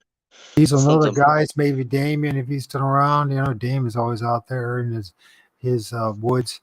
I think he's from Poland or something like that. When he's but he lives in Ireland. Is that what it is? I can't think that's what it is. Somewhere in Ireland. Anyways, something like that. He's got this little patch of forest, and he's got tree structures in that too. In the public park. Do you see this little tree here? It's the only one, like, during the summer, it's the only one that I know of around here. Yeah. It looks like it's sick, but either way, it's like a Japanese. Actually, the first time that Damon ever went live, it was with me. Actually, believe it or not, when he started going live, he asked me to join him. And have you seen my messing with deer video, where me and my buddy making fart noises at that deer? We were right about here. Yeah, it takes his dog with him constantly. Messing with deer video. Yeah, we were. Oh, here's another huge. Look at this huge trackway here. We were standing right here, getting ready to field dress a deer, and this buck comes walking out of nowhere, and he's like, "Hey," and I could tell it was a little guy, so I wasn't gonna shoot it, and so I picked up my phone instead, and he goes walking right by us here, and we start making. You're field dressing another deer, and a deer walks by you. Yeah, it's crazy. I'm telling you, this. What would possess a deer to do such a thing? When these spike bucks, they're just not scared of anything. They're too dumb to know any better. Like, look at this one here. Both of the deer that I messed with, they're both spike bucks. But that one, I mean, I could have reached out and touched it. I had to edit some of the footage because I was shaking so bad. It's like, it gives you such an adrenaline rush. Like, I don't care. You're talking when you bagged your deer? No. Well, sometimes yes, sometimes no. But just to be that close, and you're trying not to move, you're trying not to do anything to scare it off, and your heart's sitting there pounding like crazy. And either way. Oh, the amazing is how many deer there are. Actually, I bet you that they don't even have a clue of the millions of deer there are. I mean, there's so many deer in the middle of my town. It's ridiculous. There's about 5 that they like to hang out behind my house. Like, look at this here. See that tree break? Yes. I didn't do that. But yeah, See that you couldn't even walk through here. It was so thick. I've actually cut all this all out, and Actually, this is kind of, they do this on TikTok, you know that, and I know you're not on TikTok, but yeah, I actually am, believe it or not. oh, you got on TikTok? Yeah, I Finally? swore I wasn't going to, and I thought, you know what? I'm sitting here talking on a Samsung phone. What's it matter if they can keep up with 1 billion people, and then all of their comments and all their history and all that? We're screwed. Well, the one thing I'm noticing, although we don't have numbers on YouTube with the streaming on YouTube than it is TikTok, so you've been clear the whole time.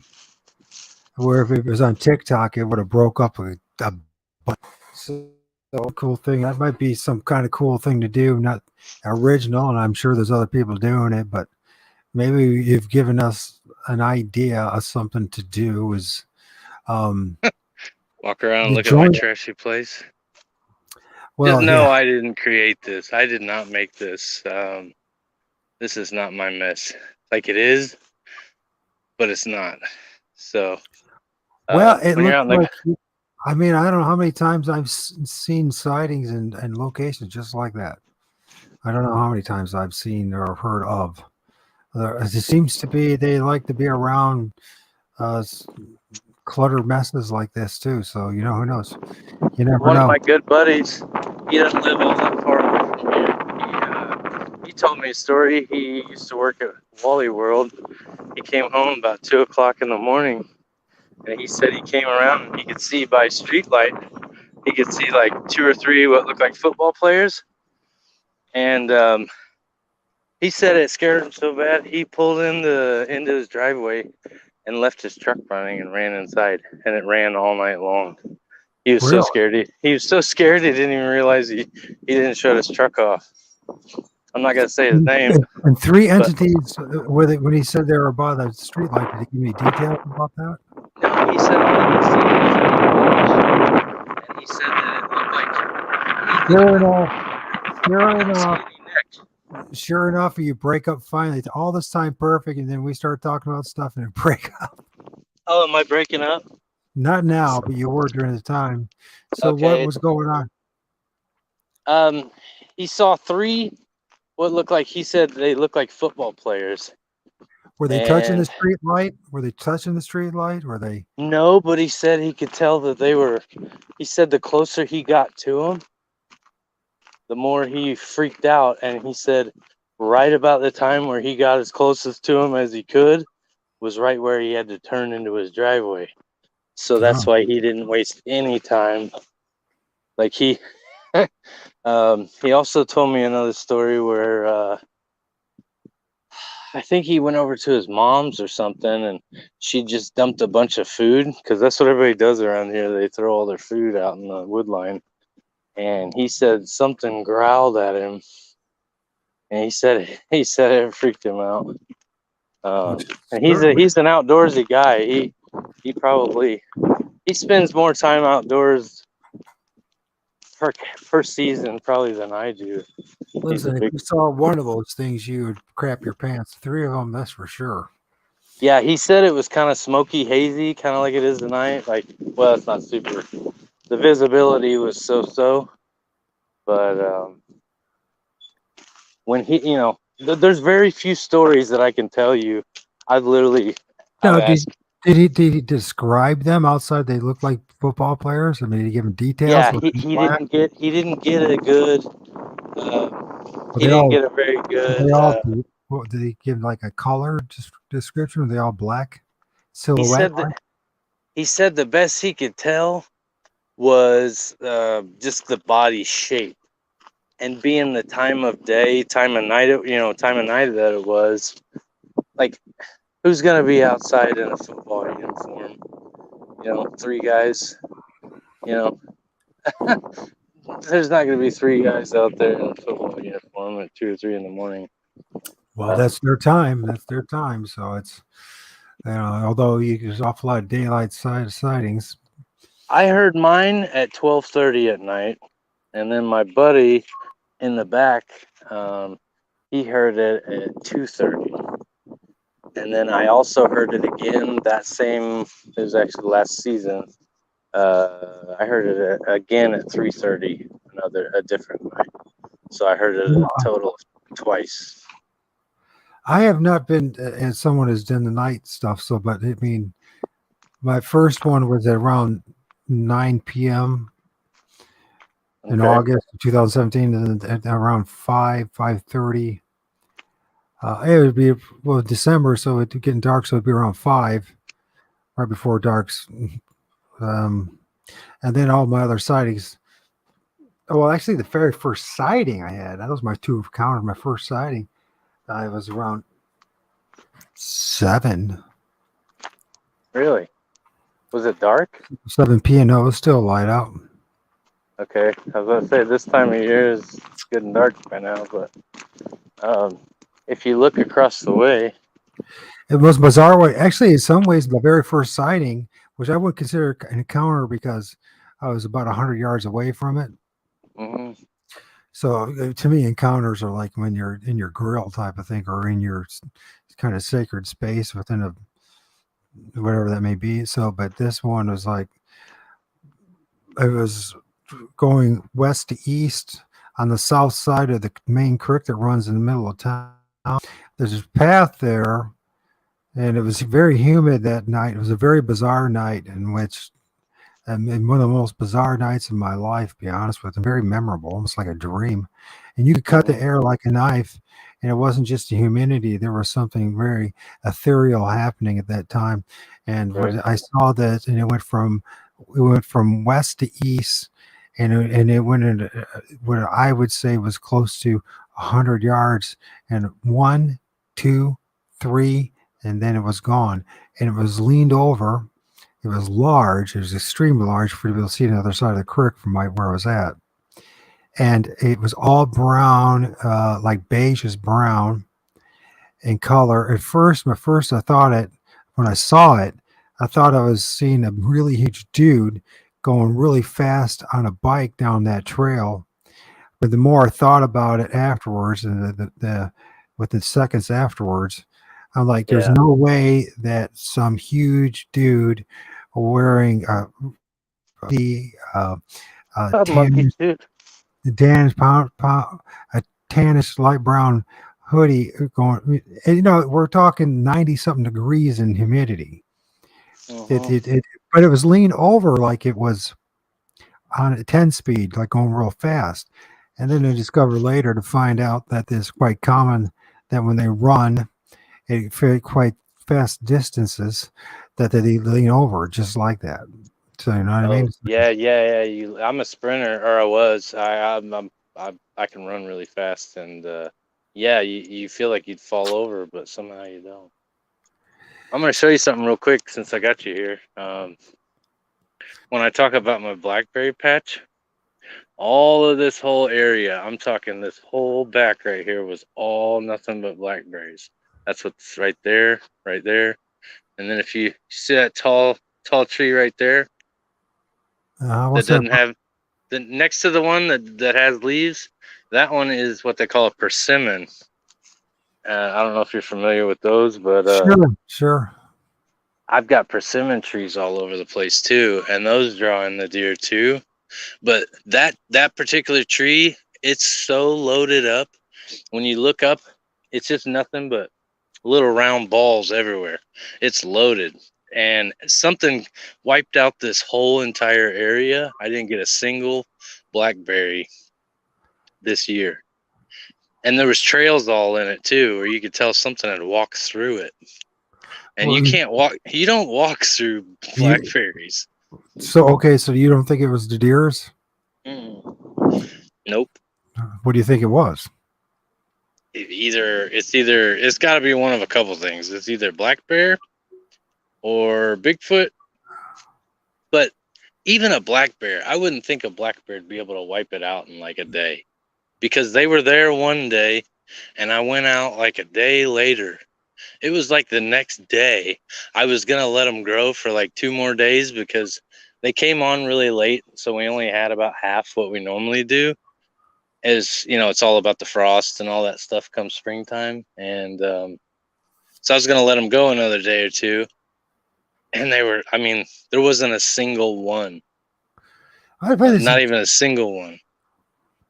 I find this is absolutely a bizarre, interesting. You know, if my theory is right about what Sasquatch or Bigfoot is, right, that it's an interdimensional being. It makes you wonder, what is it about blackberries and that are so interested in? Why See, did, when I look around at night, I look for things that are lighter colored because I know that's what the deer are looking for. And if you look at that tree right there, you can tell they walk up against and scratch. Something scratches. It uses this tree. You can see how it doesn't have any lichen growing on it. That's the north side. It should have something growing on it. And then right here, this was a tree rub. See how it's really light? That's a wild cherry tree. yeah, There's yeah. another one, but both of those have been rubbed, and I'm gonna shine the light off of it. You can still see it even when you take the light off. But what I wanted to show you was, let me get back where I was. This is a black locust tree, and you couldn't even walk under the sucker because it was nothing but thorns. Oh, But yeah. oh, it's so mean, and they're hard, like they're hard. But if you look, let's see, I gotta stand exactly where I was. Kind of reminds me of hawthorn. It's so freaking hard. You see this like open area between these two trees here? What's that light in the distance? That's a reflector off a car. Okay. It's a it's a 4-wheel drive car. It's like one of the first SUV cars. It's called an AMC Jeep Eagle. A lot of people actually fix them up. It was here when I got here, but I've got big plans for this place. If you see my camper, that was here. One of the things I'm going to do, you see this cedar tree right here? I'm going to take all the limbs off on the lower part of it. I'm going to put hog panel around it, and then I'm going to hang old Christmas trees on the hog panel so I can sit up in there and look down my shooting lane, which this is basically, let's see, right here is my shooting lane. Like you can see, there's nothing in between those two trees right there. I got a deer right just 20, not even 15, 20 yards inside the wood line last year. And then my other one was on the very back corner. It was the furthest away from the house I could possibly get. Right. Well, Hey brother, it's time to close shop. So all right. you know what? We outdid everybody. So I think there's one person watching. So I don't even know. Well, who's I'm glad you saw me back to the house. So I appreciate that. Oh yeah, I wouldn't leave me hanging. So thanks for Hey, next time I'll be ready. I'll have all my gear and everything. Yeah, whatever, man. So It's fun. Gave me the guts to get out. Well, have a good night, and yeah, we'll see you soon. Yeah, well, I'll just wait until I'll give you 4 more minutes here. Then at 3, I'm closing shop. You want to make it an even? Because we're at 5 minutes and 49 minutes. So we're almost at 5 hours and 49 minutes of doing this live. First one, which I never expected. I wasn't even planning on doing this for a half an hour. This is just supposed to be a trial run, but it's good. I learned a few things on how to share screen and that kind of stuff. So, yeah. and have somebody join me on live. So, well, hey, you gotta start somewhere. And we got a chance to see your property, or that we were hanging out. Yeah, I'm glad you get to see my big monster that I've been growing here. Yeah, and your cat. Well, this here, your dog. I was about to say, check that sucker out. That's a full year. I haven't touched it at all. Yeah, I could do the Yosemite Sam. You got to get some of that wax and you curl it up and then do that. Oh, I've got some beeswax out there I can use. But There's a guy on TikTok. What is he called? The creature preacher, right? uh-huh. And he's always he's got this outrageous theatrical like actor's voice. And you can tell that he's been trained actor and he says he's a wrestler and all that kind of stuff, extreme wrestling.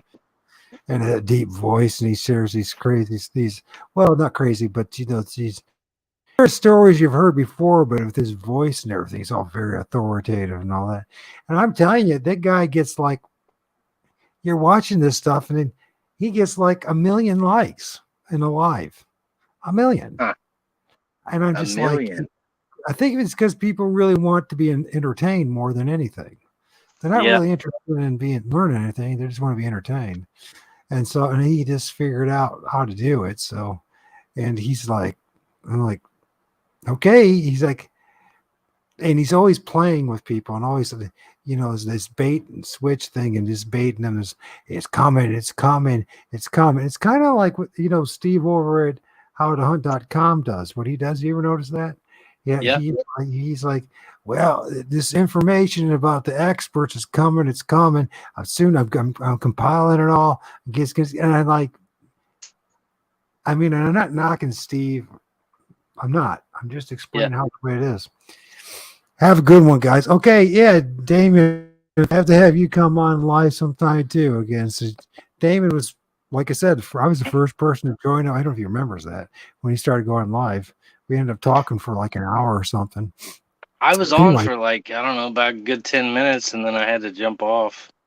I was kind of shocked to see you back on. So, yeah. And so, anyways, back to Steve, and this whole strategy that he's using is quite clear. And it's clearly he's turned his passion and his desire into a revenue stream. He's like selling cups and T-shirts, and he's got 150,000 subs, and I guarantee he's making some money. Not a lot. It's not as much as people think it is. Having 100. Yeah, it's not near as much as what you think. But when you have 250,000 subs, and then people buying books, buying T-shirts, buying mugs, and all that. What's the location where you are looking at? This is in Missouri, right? Yep. This is in Missouri. Yeah. I'm on my front porch. I literally just turned this into a studio about a month ago, and it's temporary. So I like to do this as well with Damien when he's out in the field. One of these times, it's the time difference, so he's like 5 hours ahead of us. So yeah, really? we probably could pull it off if we do an early morning show on our end. And obviously, we can pull this off because with you're using a phone the whole time, and we clearly YouTube has a better I don't want to say reception, but bandwidth or whatever it is that causes them. It's been clear except for like 5 seconds for this whole time. So on your end, which is I'm with Verizon. I've had the same phone number since 2003. So you spend big money, they don't want you to have bad reception. Well, plus it's all part of the matrix, right? The control of the matrix. So oh yeah, they're connecting everybody. If you think about it, you got the Elon Musk thing getting ready to go on. So they're gonna get everybody in the country now too. So how do I get myself out of this? Well, I want to get the avatar art and get out and show my ugly mug. Let's see. Click on that square, or you could click on the chat. There it is. Or the cam. There you go. Where did I go? Where am I? Whoa. Anyways, you've got a. So, anyways, man, do I look like an old man? Jeez, mighty, because I am an old man. So, anyways, man, it was a lot of fun. thank you for entertaining me and spending it. I had fun. It was fun. Yeah, it was good, and I hope that people, anybody who's heard this, has learned something and it's caused them to think a little deeper about what we're dealing with as far as the flesh and blood thing and all that kind of stuff. So, and yeah, we'll have to get together again, talk more about your art, show some more art of your art, and sure. and now who knows, maybe do another live field investigation. It doesn't have to be night either. You know what I mean? So. No, yeah. You give me some heads up, and I'll have all my stuff. I'll take you for a walk. Yeah, and I gotta work on my lighting so I don't look like so much like an angry old SOB. But I can't help it. When you're in chronic pain for as many years as I've been because of the MS, it like puts a permanent grin on your face. So what can I say? It says Damon says TikTok is showing likes, YouTube doesn't. Yeah, it does. There's a trade-off, Damien. One thing is you might have more people watching you on TikTok, but the quality of people, for one thing, it kind of washes out. Because you say you can have 100 people on TikTok watching you, there's only like 5 or 10 people are really interested. The rest are just there just because they don't give, they got nothing else better to do. And the other thing is, the reception sucks. Now, my reception right now is a lot worse than your reception. You notice that? But I think it's because I have the green screen thing, and I have to pay more for something that's better quality, or I needed to like step back a little bit and use different lighting. You actually have better lighting than I have. Well, this is where I'm drawing to. Yeah. So I need to see, and I take pictures out here. Most of what you see, I have to turn off all the lights to take the picture. Yeah. Otherwise, it washes it out. So. Oh yeah. Unless you do it in the daylight. The daylight's pretty good, but then it's just. Yeah. But I'm doing it at night, and I'm trying. Well, honestly, if I'm careful or if I'm quick, I can probably have one done and uploaded by 5 o'clock is what I shoot for. So. Yeah, there you go. That man. way, because there's a lot of people, they wake up at 5, they're sitting there drinking coffee and, they're messing around on their phone. So, all right, bro, let's see what I can do to get rid of you. Not that I took nothing personal. Yeah, you're good. Yeah, I'm going to go ahead and hang up. I appreciate it. We will talk to you soon, and hopefully next time I won't look so pissed off. I'm not really pissed off. I'm just in pain. Yeah, so, I'll go get a trim job. Yeah. All right, we'll see you, buddy. See you. Take care. Bye.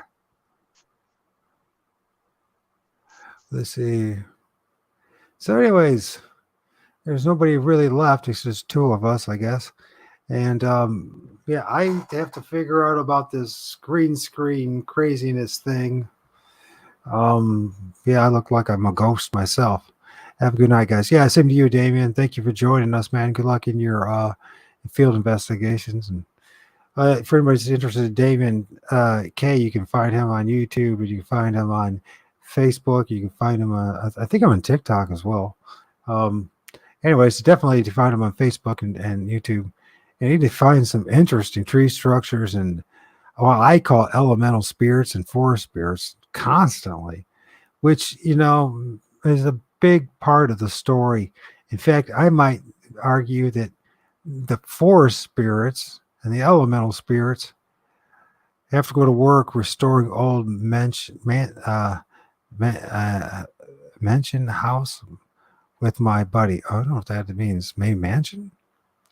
Anyways, that sounds like a fun project. A lot of work though. Anyways, yeah, Damien, if you go find him, he's filmed some. I found personally when some entities and spirits that he filmed, I was like, geez, the stuff that's going on there, pretty damn bizarre stuff. It's not really bizarre. I think what's bizarre when you really think about it, end of the day, is how humanity has been disconnected. Mansion, that's what it is. With the spirit realm so much that most people today in 2023 actually think there's no such thing. Nothing. Which 100 years ago, it was that most people still had no problem with the whole idea of the spirit realm. And 200 years ago, there was no question at all. So modern day education is actually this Rockefeller education system has really destroyed a lot of what makes us humans, in my book, for whatever it's worth. So the next thing is I need to end my podcast because it's been 6+ hours straight. Tomorrow night, if anybody hears this, I'll be interviewing Jeff Mitchell. Has nothing to do with Bigfoot, but fascinating take on an understanding of what the scriptures actually say in the Bible.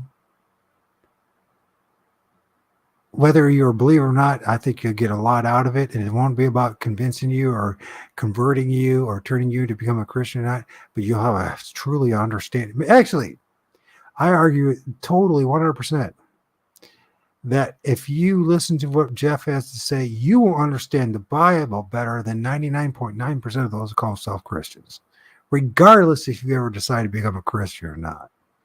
And then the night after that, so tomorrow night, that's 9 o'clock Eastern time in the States. That would be 5 hours from what Damon's time is, because he's 5 hours ahead of us. And then Saturday night at 12 o'clock midnight, if it works out, and Jared's in the mood, Sasquatch Confessions. And he's out in the West Coast, and he's sharing about his experience. I'm sure we'll have quite a deep conversation about the whole thing. So my whole intention in this whole thing is not to have another Bigfoot channel. Okay, it's not what I want. I want to broaden the horizons and look at the bigger picture, because it's more than just Bigfoot. It's more just the Dogman. It's more than just mysterious Black Panthers. It's more than just it's more than any of that stuff. If we can only understand a little more, as you see here, Bigfoot, Dogman, tree spirits, angels, demons, out-of-body experiences, near-death experiences, and the supernatural, but even a lot more than that. There really is something to this, and it's not just for entertainment. For many people, that's all they want is entertainment. I'm interested in people who want to know. This is what I said earlier, is the old saying goes in Christianity, right? There's milk and there's meat. Most people just want the milk and they don't have strong enough to take the meat. This is the meat. Let's get to that point where we are really learning something of value and not just being entertained. There's a lot going on right now. And there always has been a lot going on. The only difference is today compared to what, say, maybe 100 years ago is technology. And you know what? There's the opportunity now to truly take it to the next level. Maybe be like what our ancestors were 1,000 years ago, 2,000 years ago. Maybe our ancestors are like in many parts of the world only a few hundred years ago. You see, one of the problems is Western education and the propaganda apparatus that we're under, they destroyed so much of what makes us a human being. And I truly not only believe that, but it is a provable, demonstrable fact. And so there's a lot of things that need to be discussed. And on this channel, I'm not going to, there's a reason why they took down my channel in January 6th of 2021 is because I do ask honest and hard questions. Not because I'm anything special. I'm just your average man. And by the way, this is what the average man actually thinks. The average man doesn't really want to be entertained with all this nonsense. The average man and woman wants to know the truth. As novel an idea as that is, I think we can really pierce into the veil and really get to the next level of understanding our reality. And part of our reality is the interdimensional, what am I trying to say? The many parallel interdimensional realms are, well, I don't even know how to say it now. I just lost it.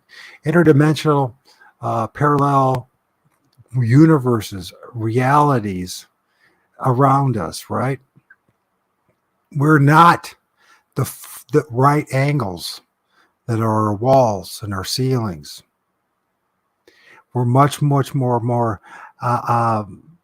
eclectic, dynamic, magical.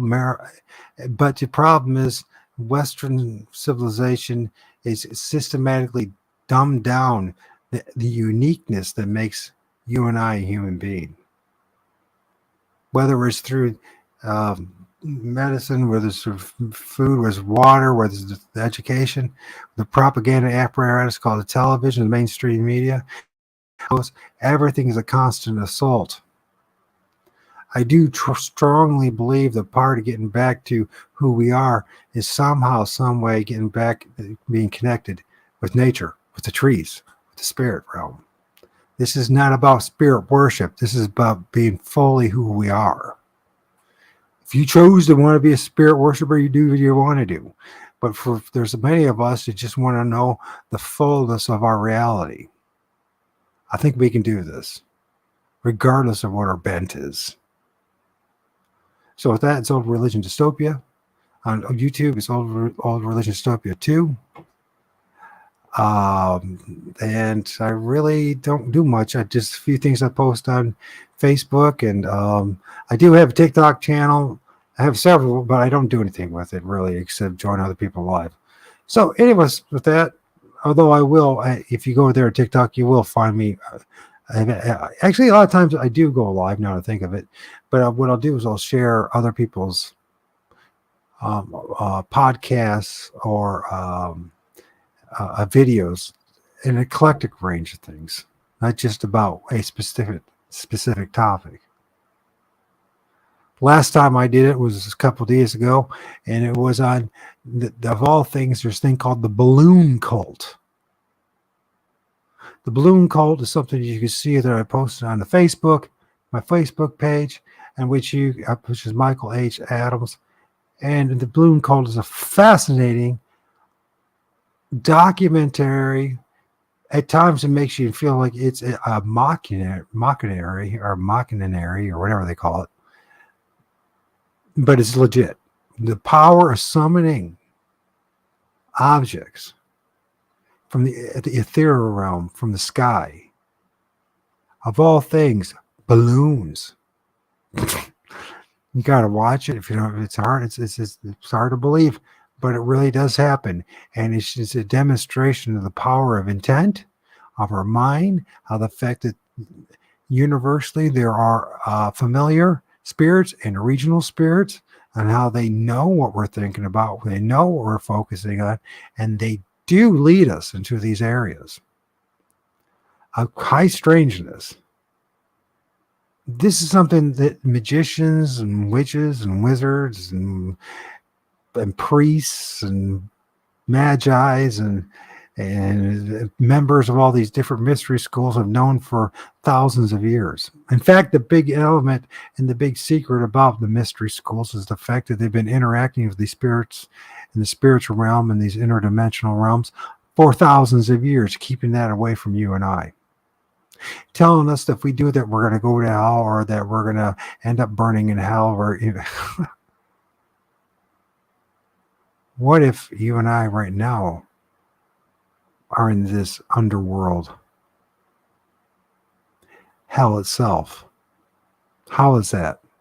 Could it possibly be that we live in a reincarnation soul trap matrix in which we're constantly being recycled until we find a way out of here? I know this is all bizarre, and there's so much more bizarreness to come to. But you have to be willing to look at the world differently than what your parents have taught you, differently than what your pastors taught you, your school teachers taught you, differently what the television taught you and what the mainstream media taught you, differently from what you found in Barnes & Noble or Amazon. But you're going to have to be willing to do it. And look, look out, outside the box. Become eclectic in your perspective of things, and learn to really what it really means to discern which is not about some magical thing that, oh, the Holy Ghost, and I'm going to do. If I just listen to my emotions or the Holy Ghost will let me. Listen, it takes time, it takes energy to know the truth. And I'm just saying a bit of truth, not the whole truth. Just a bit of truth takes a lot of time. It takes discipline. And there's no way of getting around it. You're not going to find it simply following a podcast. But I can share some nuggets of truth that I have found and discovered, and others that I've found, and you take it where you want to take it. But I'm not asking anything more than that you join me in the journey, and that I find people are serious about asking the serious questions. I'm not here to entertain. Is a fascinating thing if it just happened right here with Chris. It was unplanned and it was cool. But there's a lot more going on than just, the traditional Bigfooting out there, right? It's more than tree structures, as amazing as tree structures are. It's much more than that. We're dealing with elementals. We're dealing with forest spirits. We're dealing with ethereal spirits. We're dealing with the electricity and the plasma, or plasma, if you will, of this ethereal realm and this physical realm. We're dealing more with the just quote unquote energy beings or spirits. But it takes time. And it takes an honest look at things. And it takes a lot of time. And a lot of people that you might at first glance think they're full of it, actually have a hell of a lot to offer to you if you would just open up your eyes. If I just open up my eyes. This is the reality of life. You can go down the mainstream. You can follow the school, the herd, the masses, or you can break free. That's what we're going to try to do and work together on this, I think. Life's a lot more interesting when you don't follow the mainstream. So anyways, I like being a crusty old man. It's kind of fun.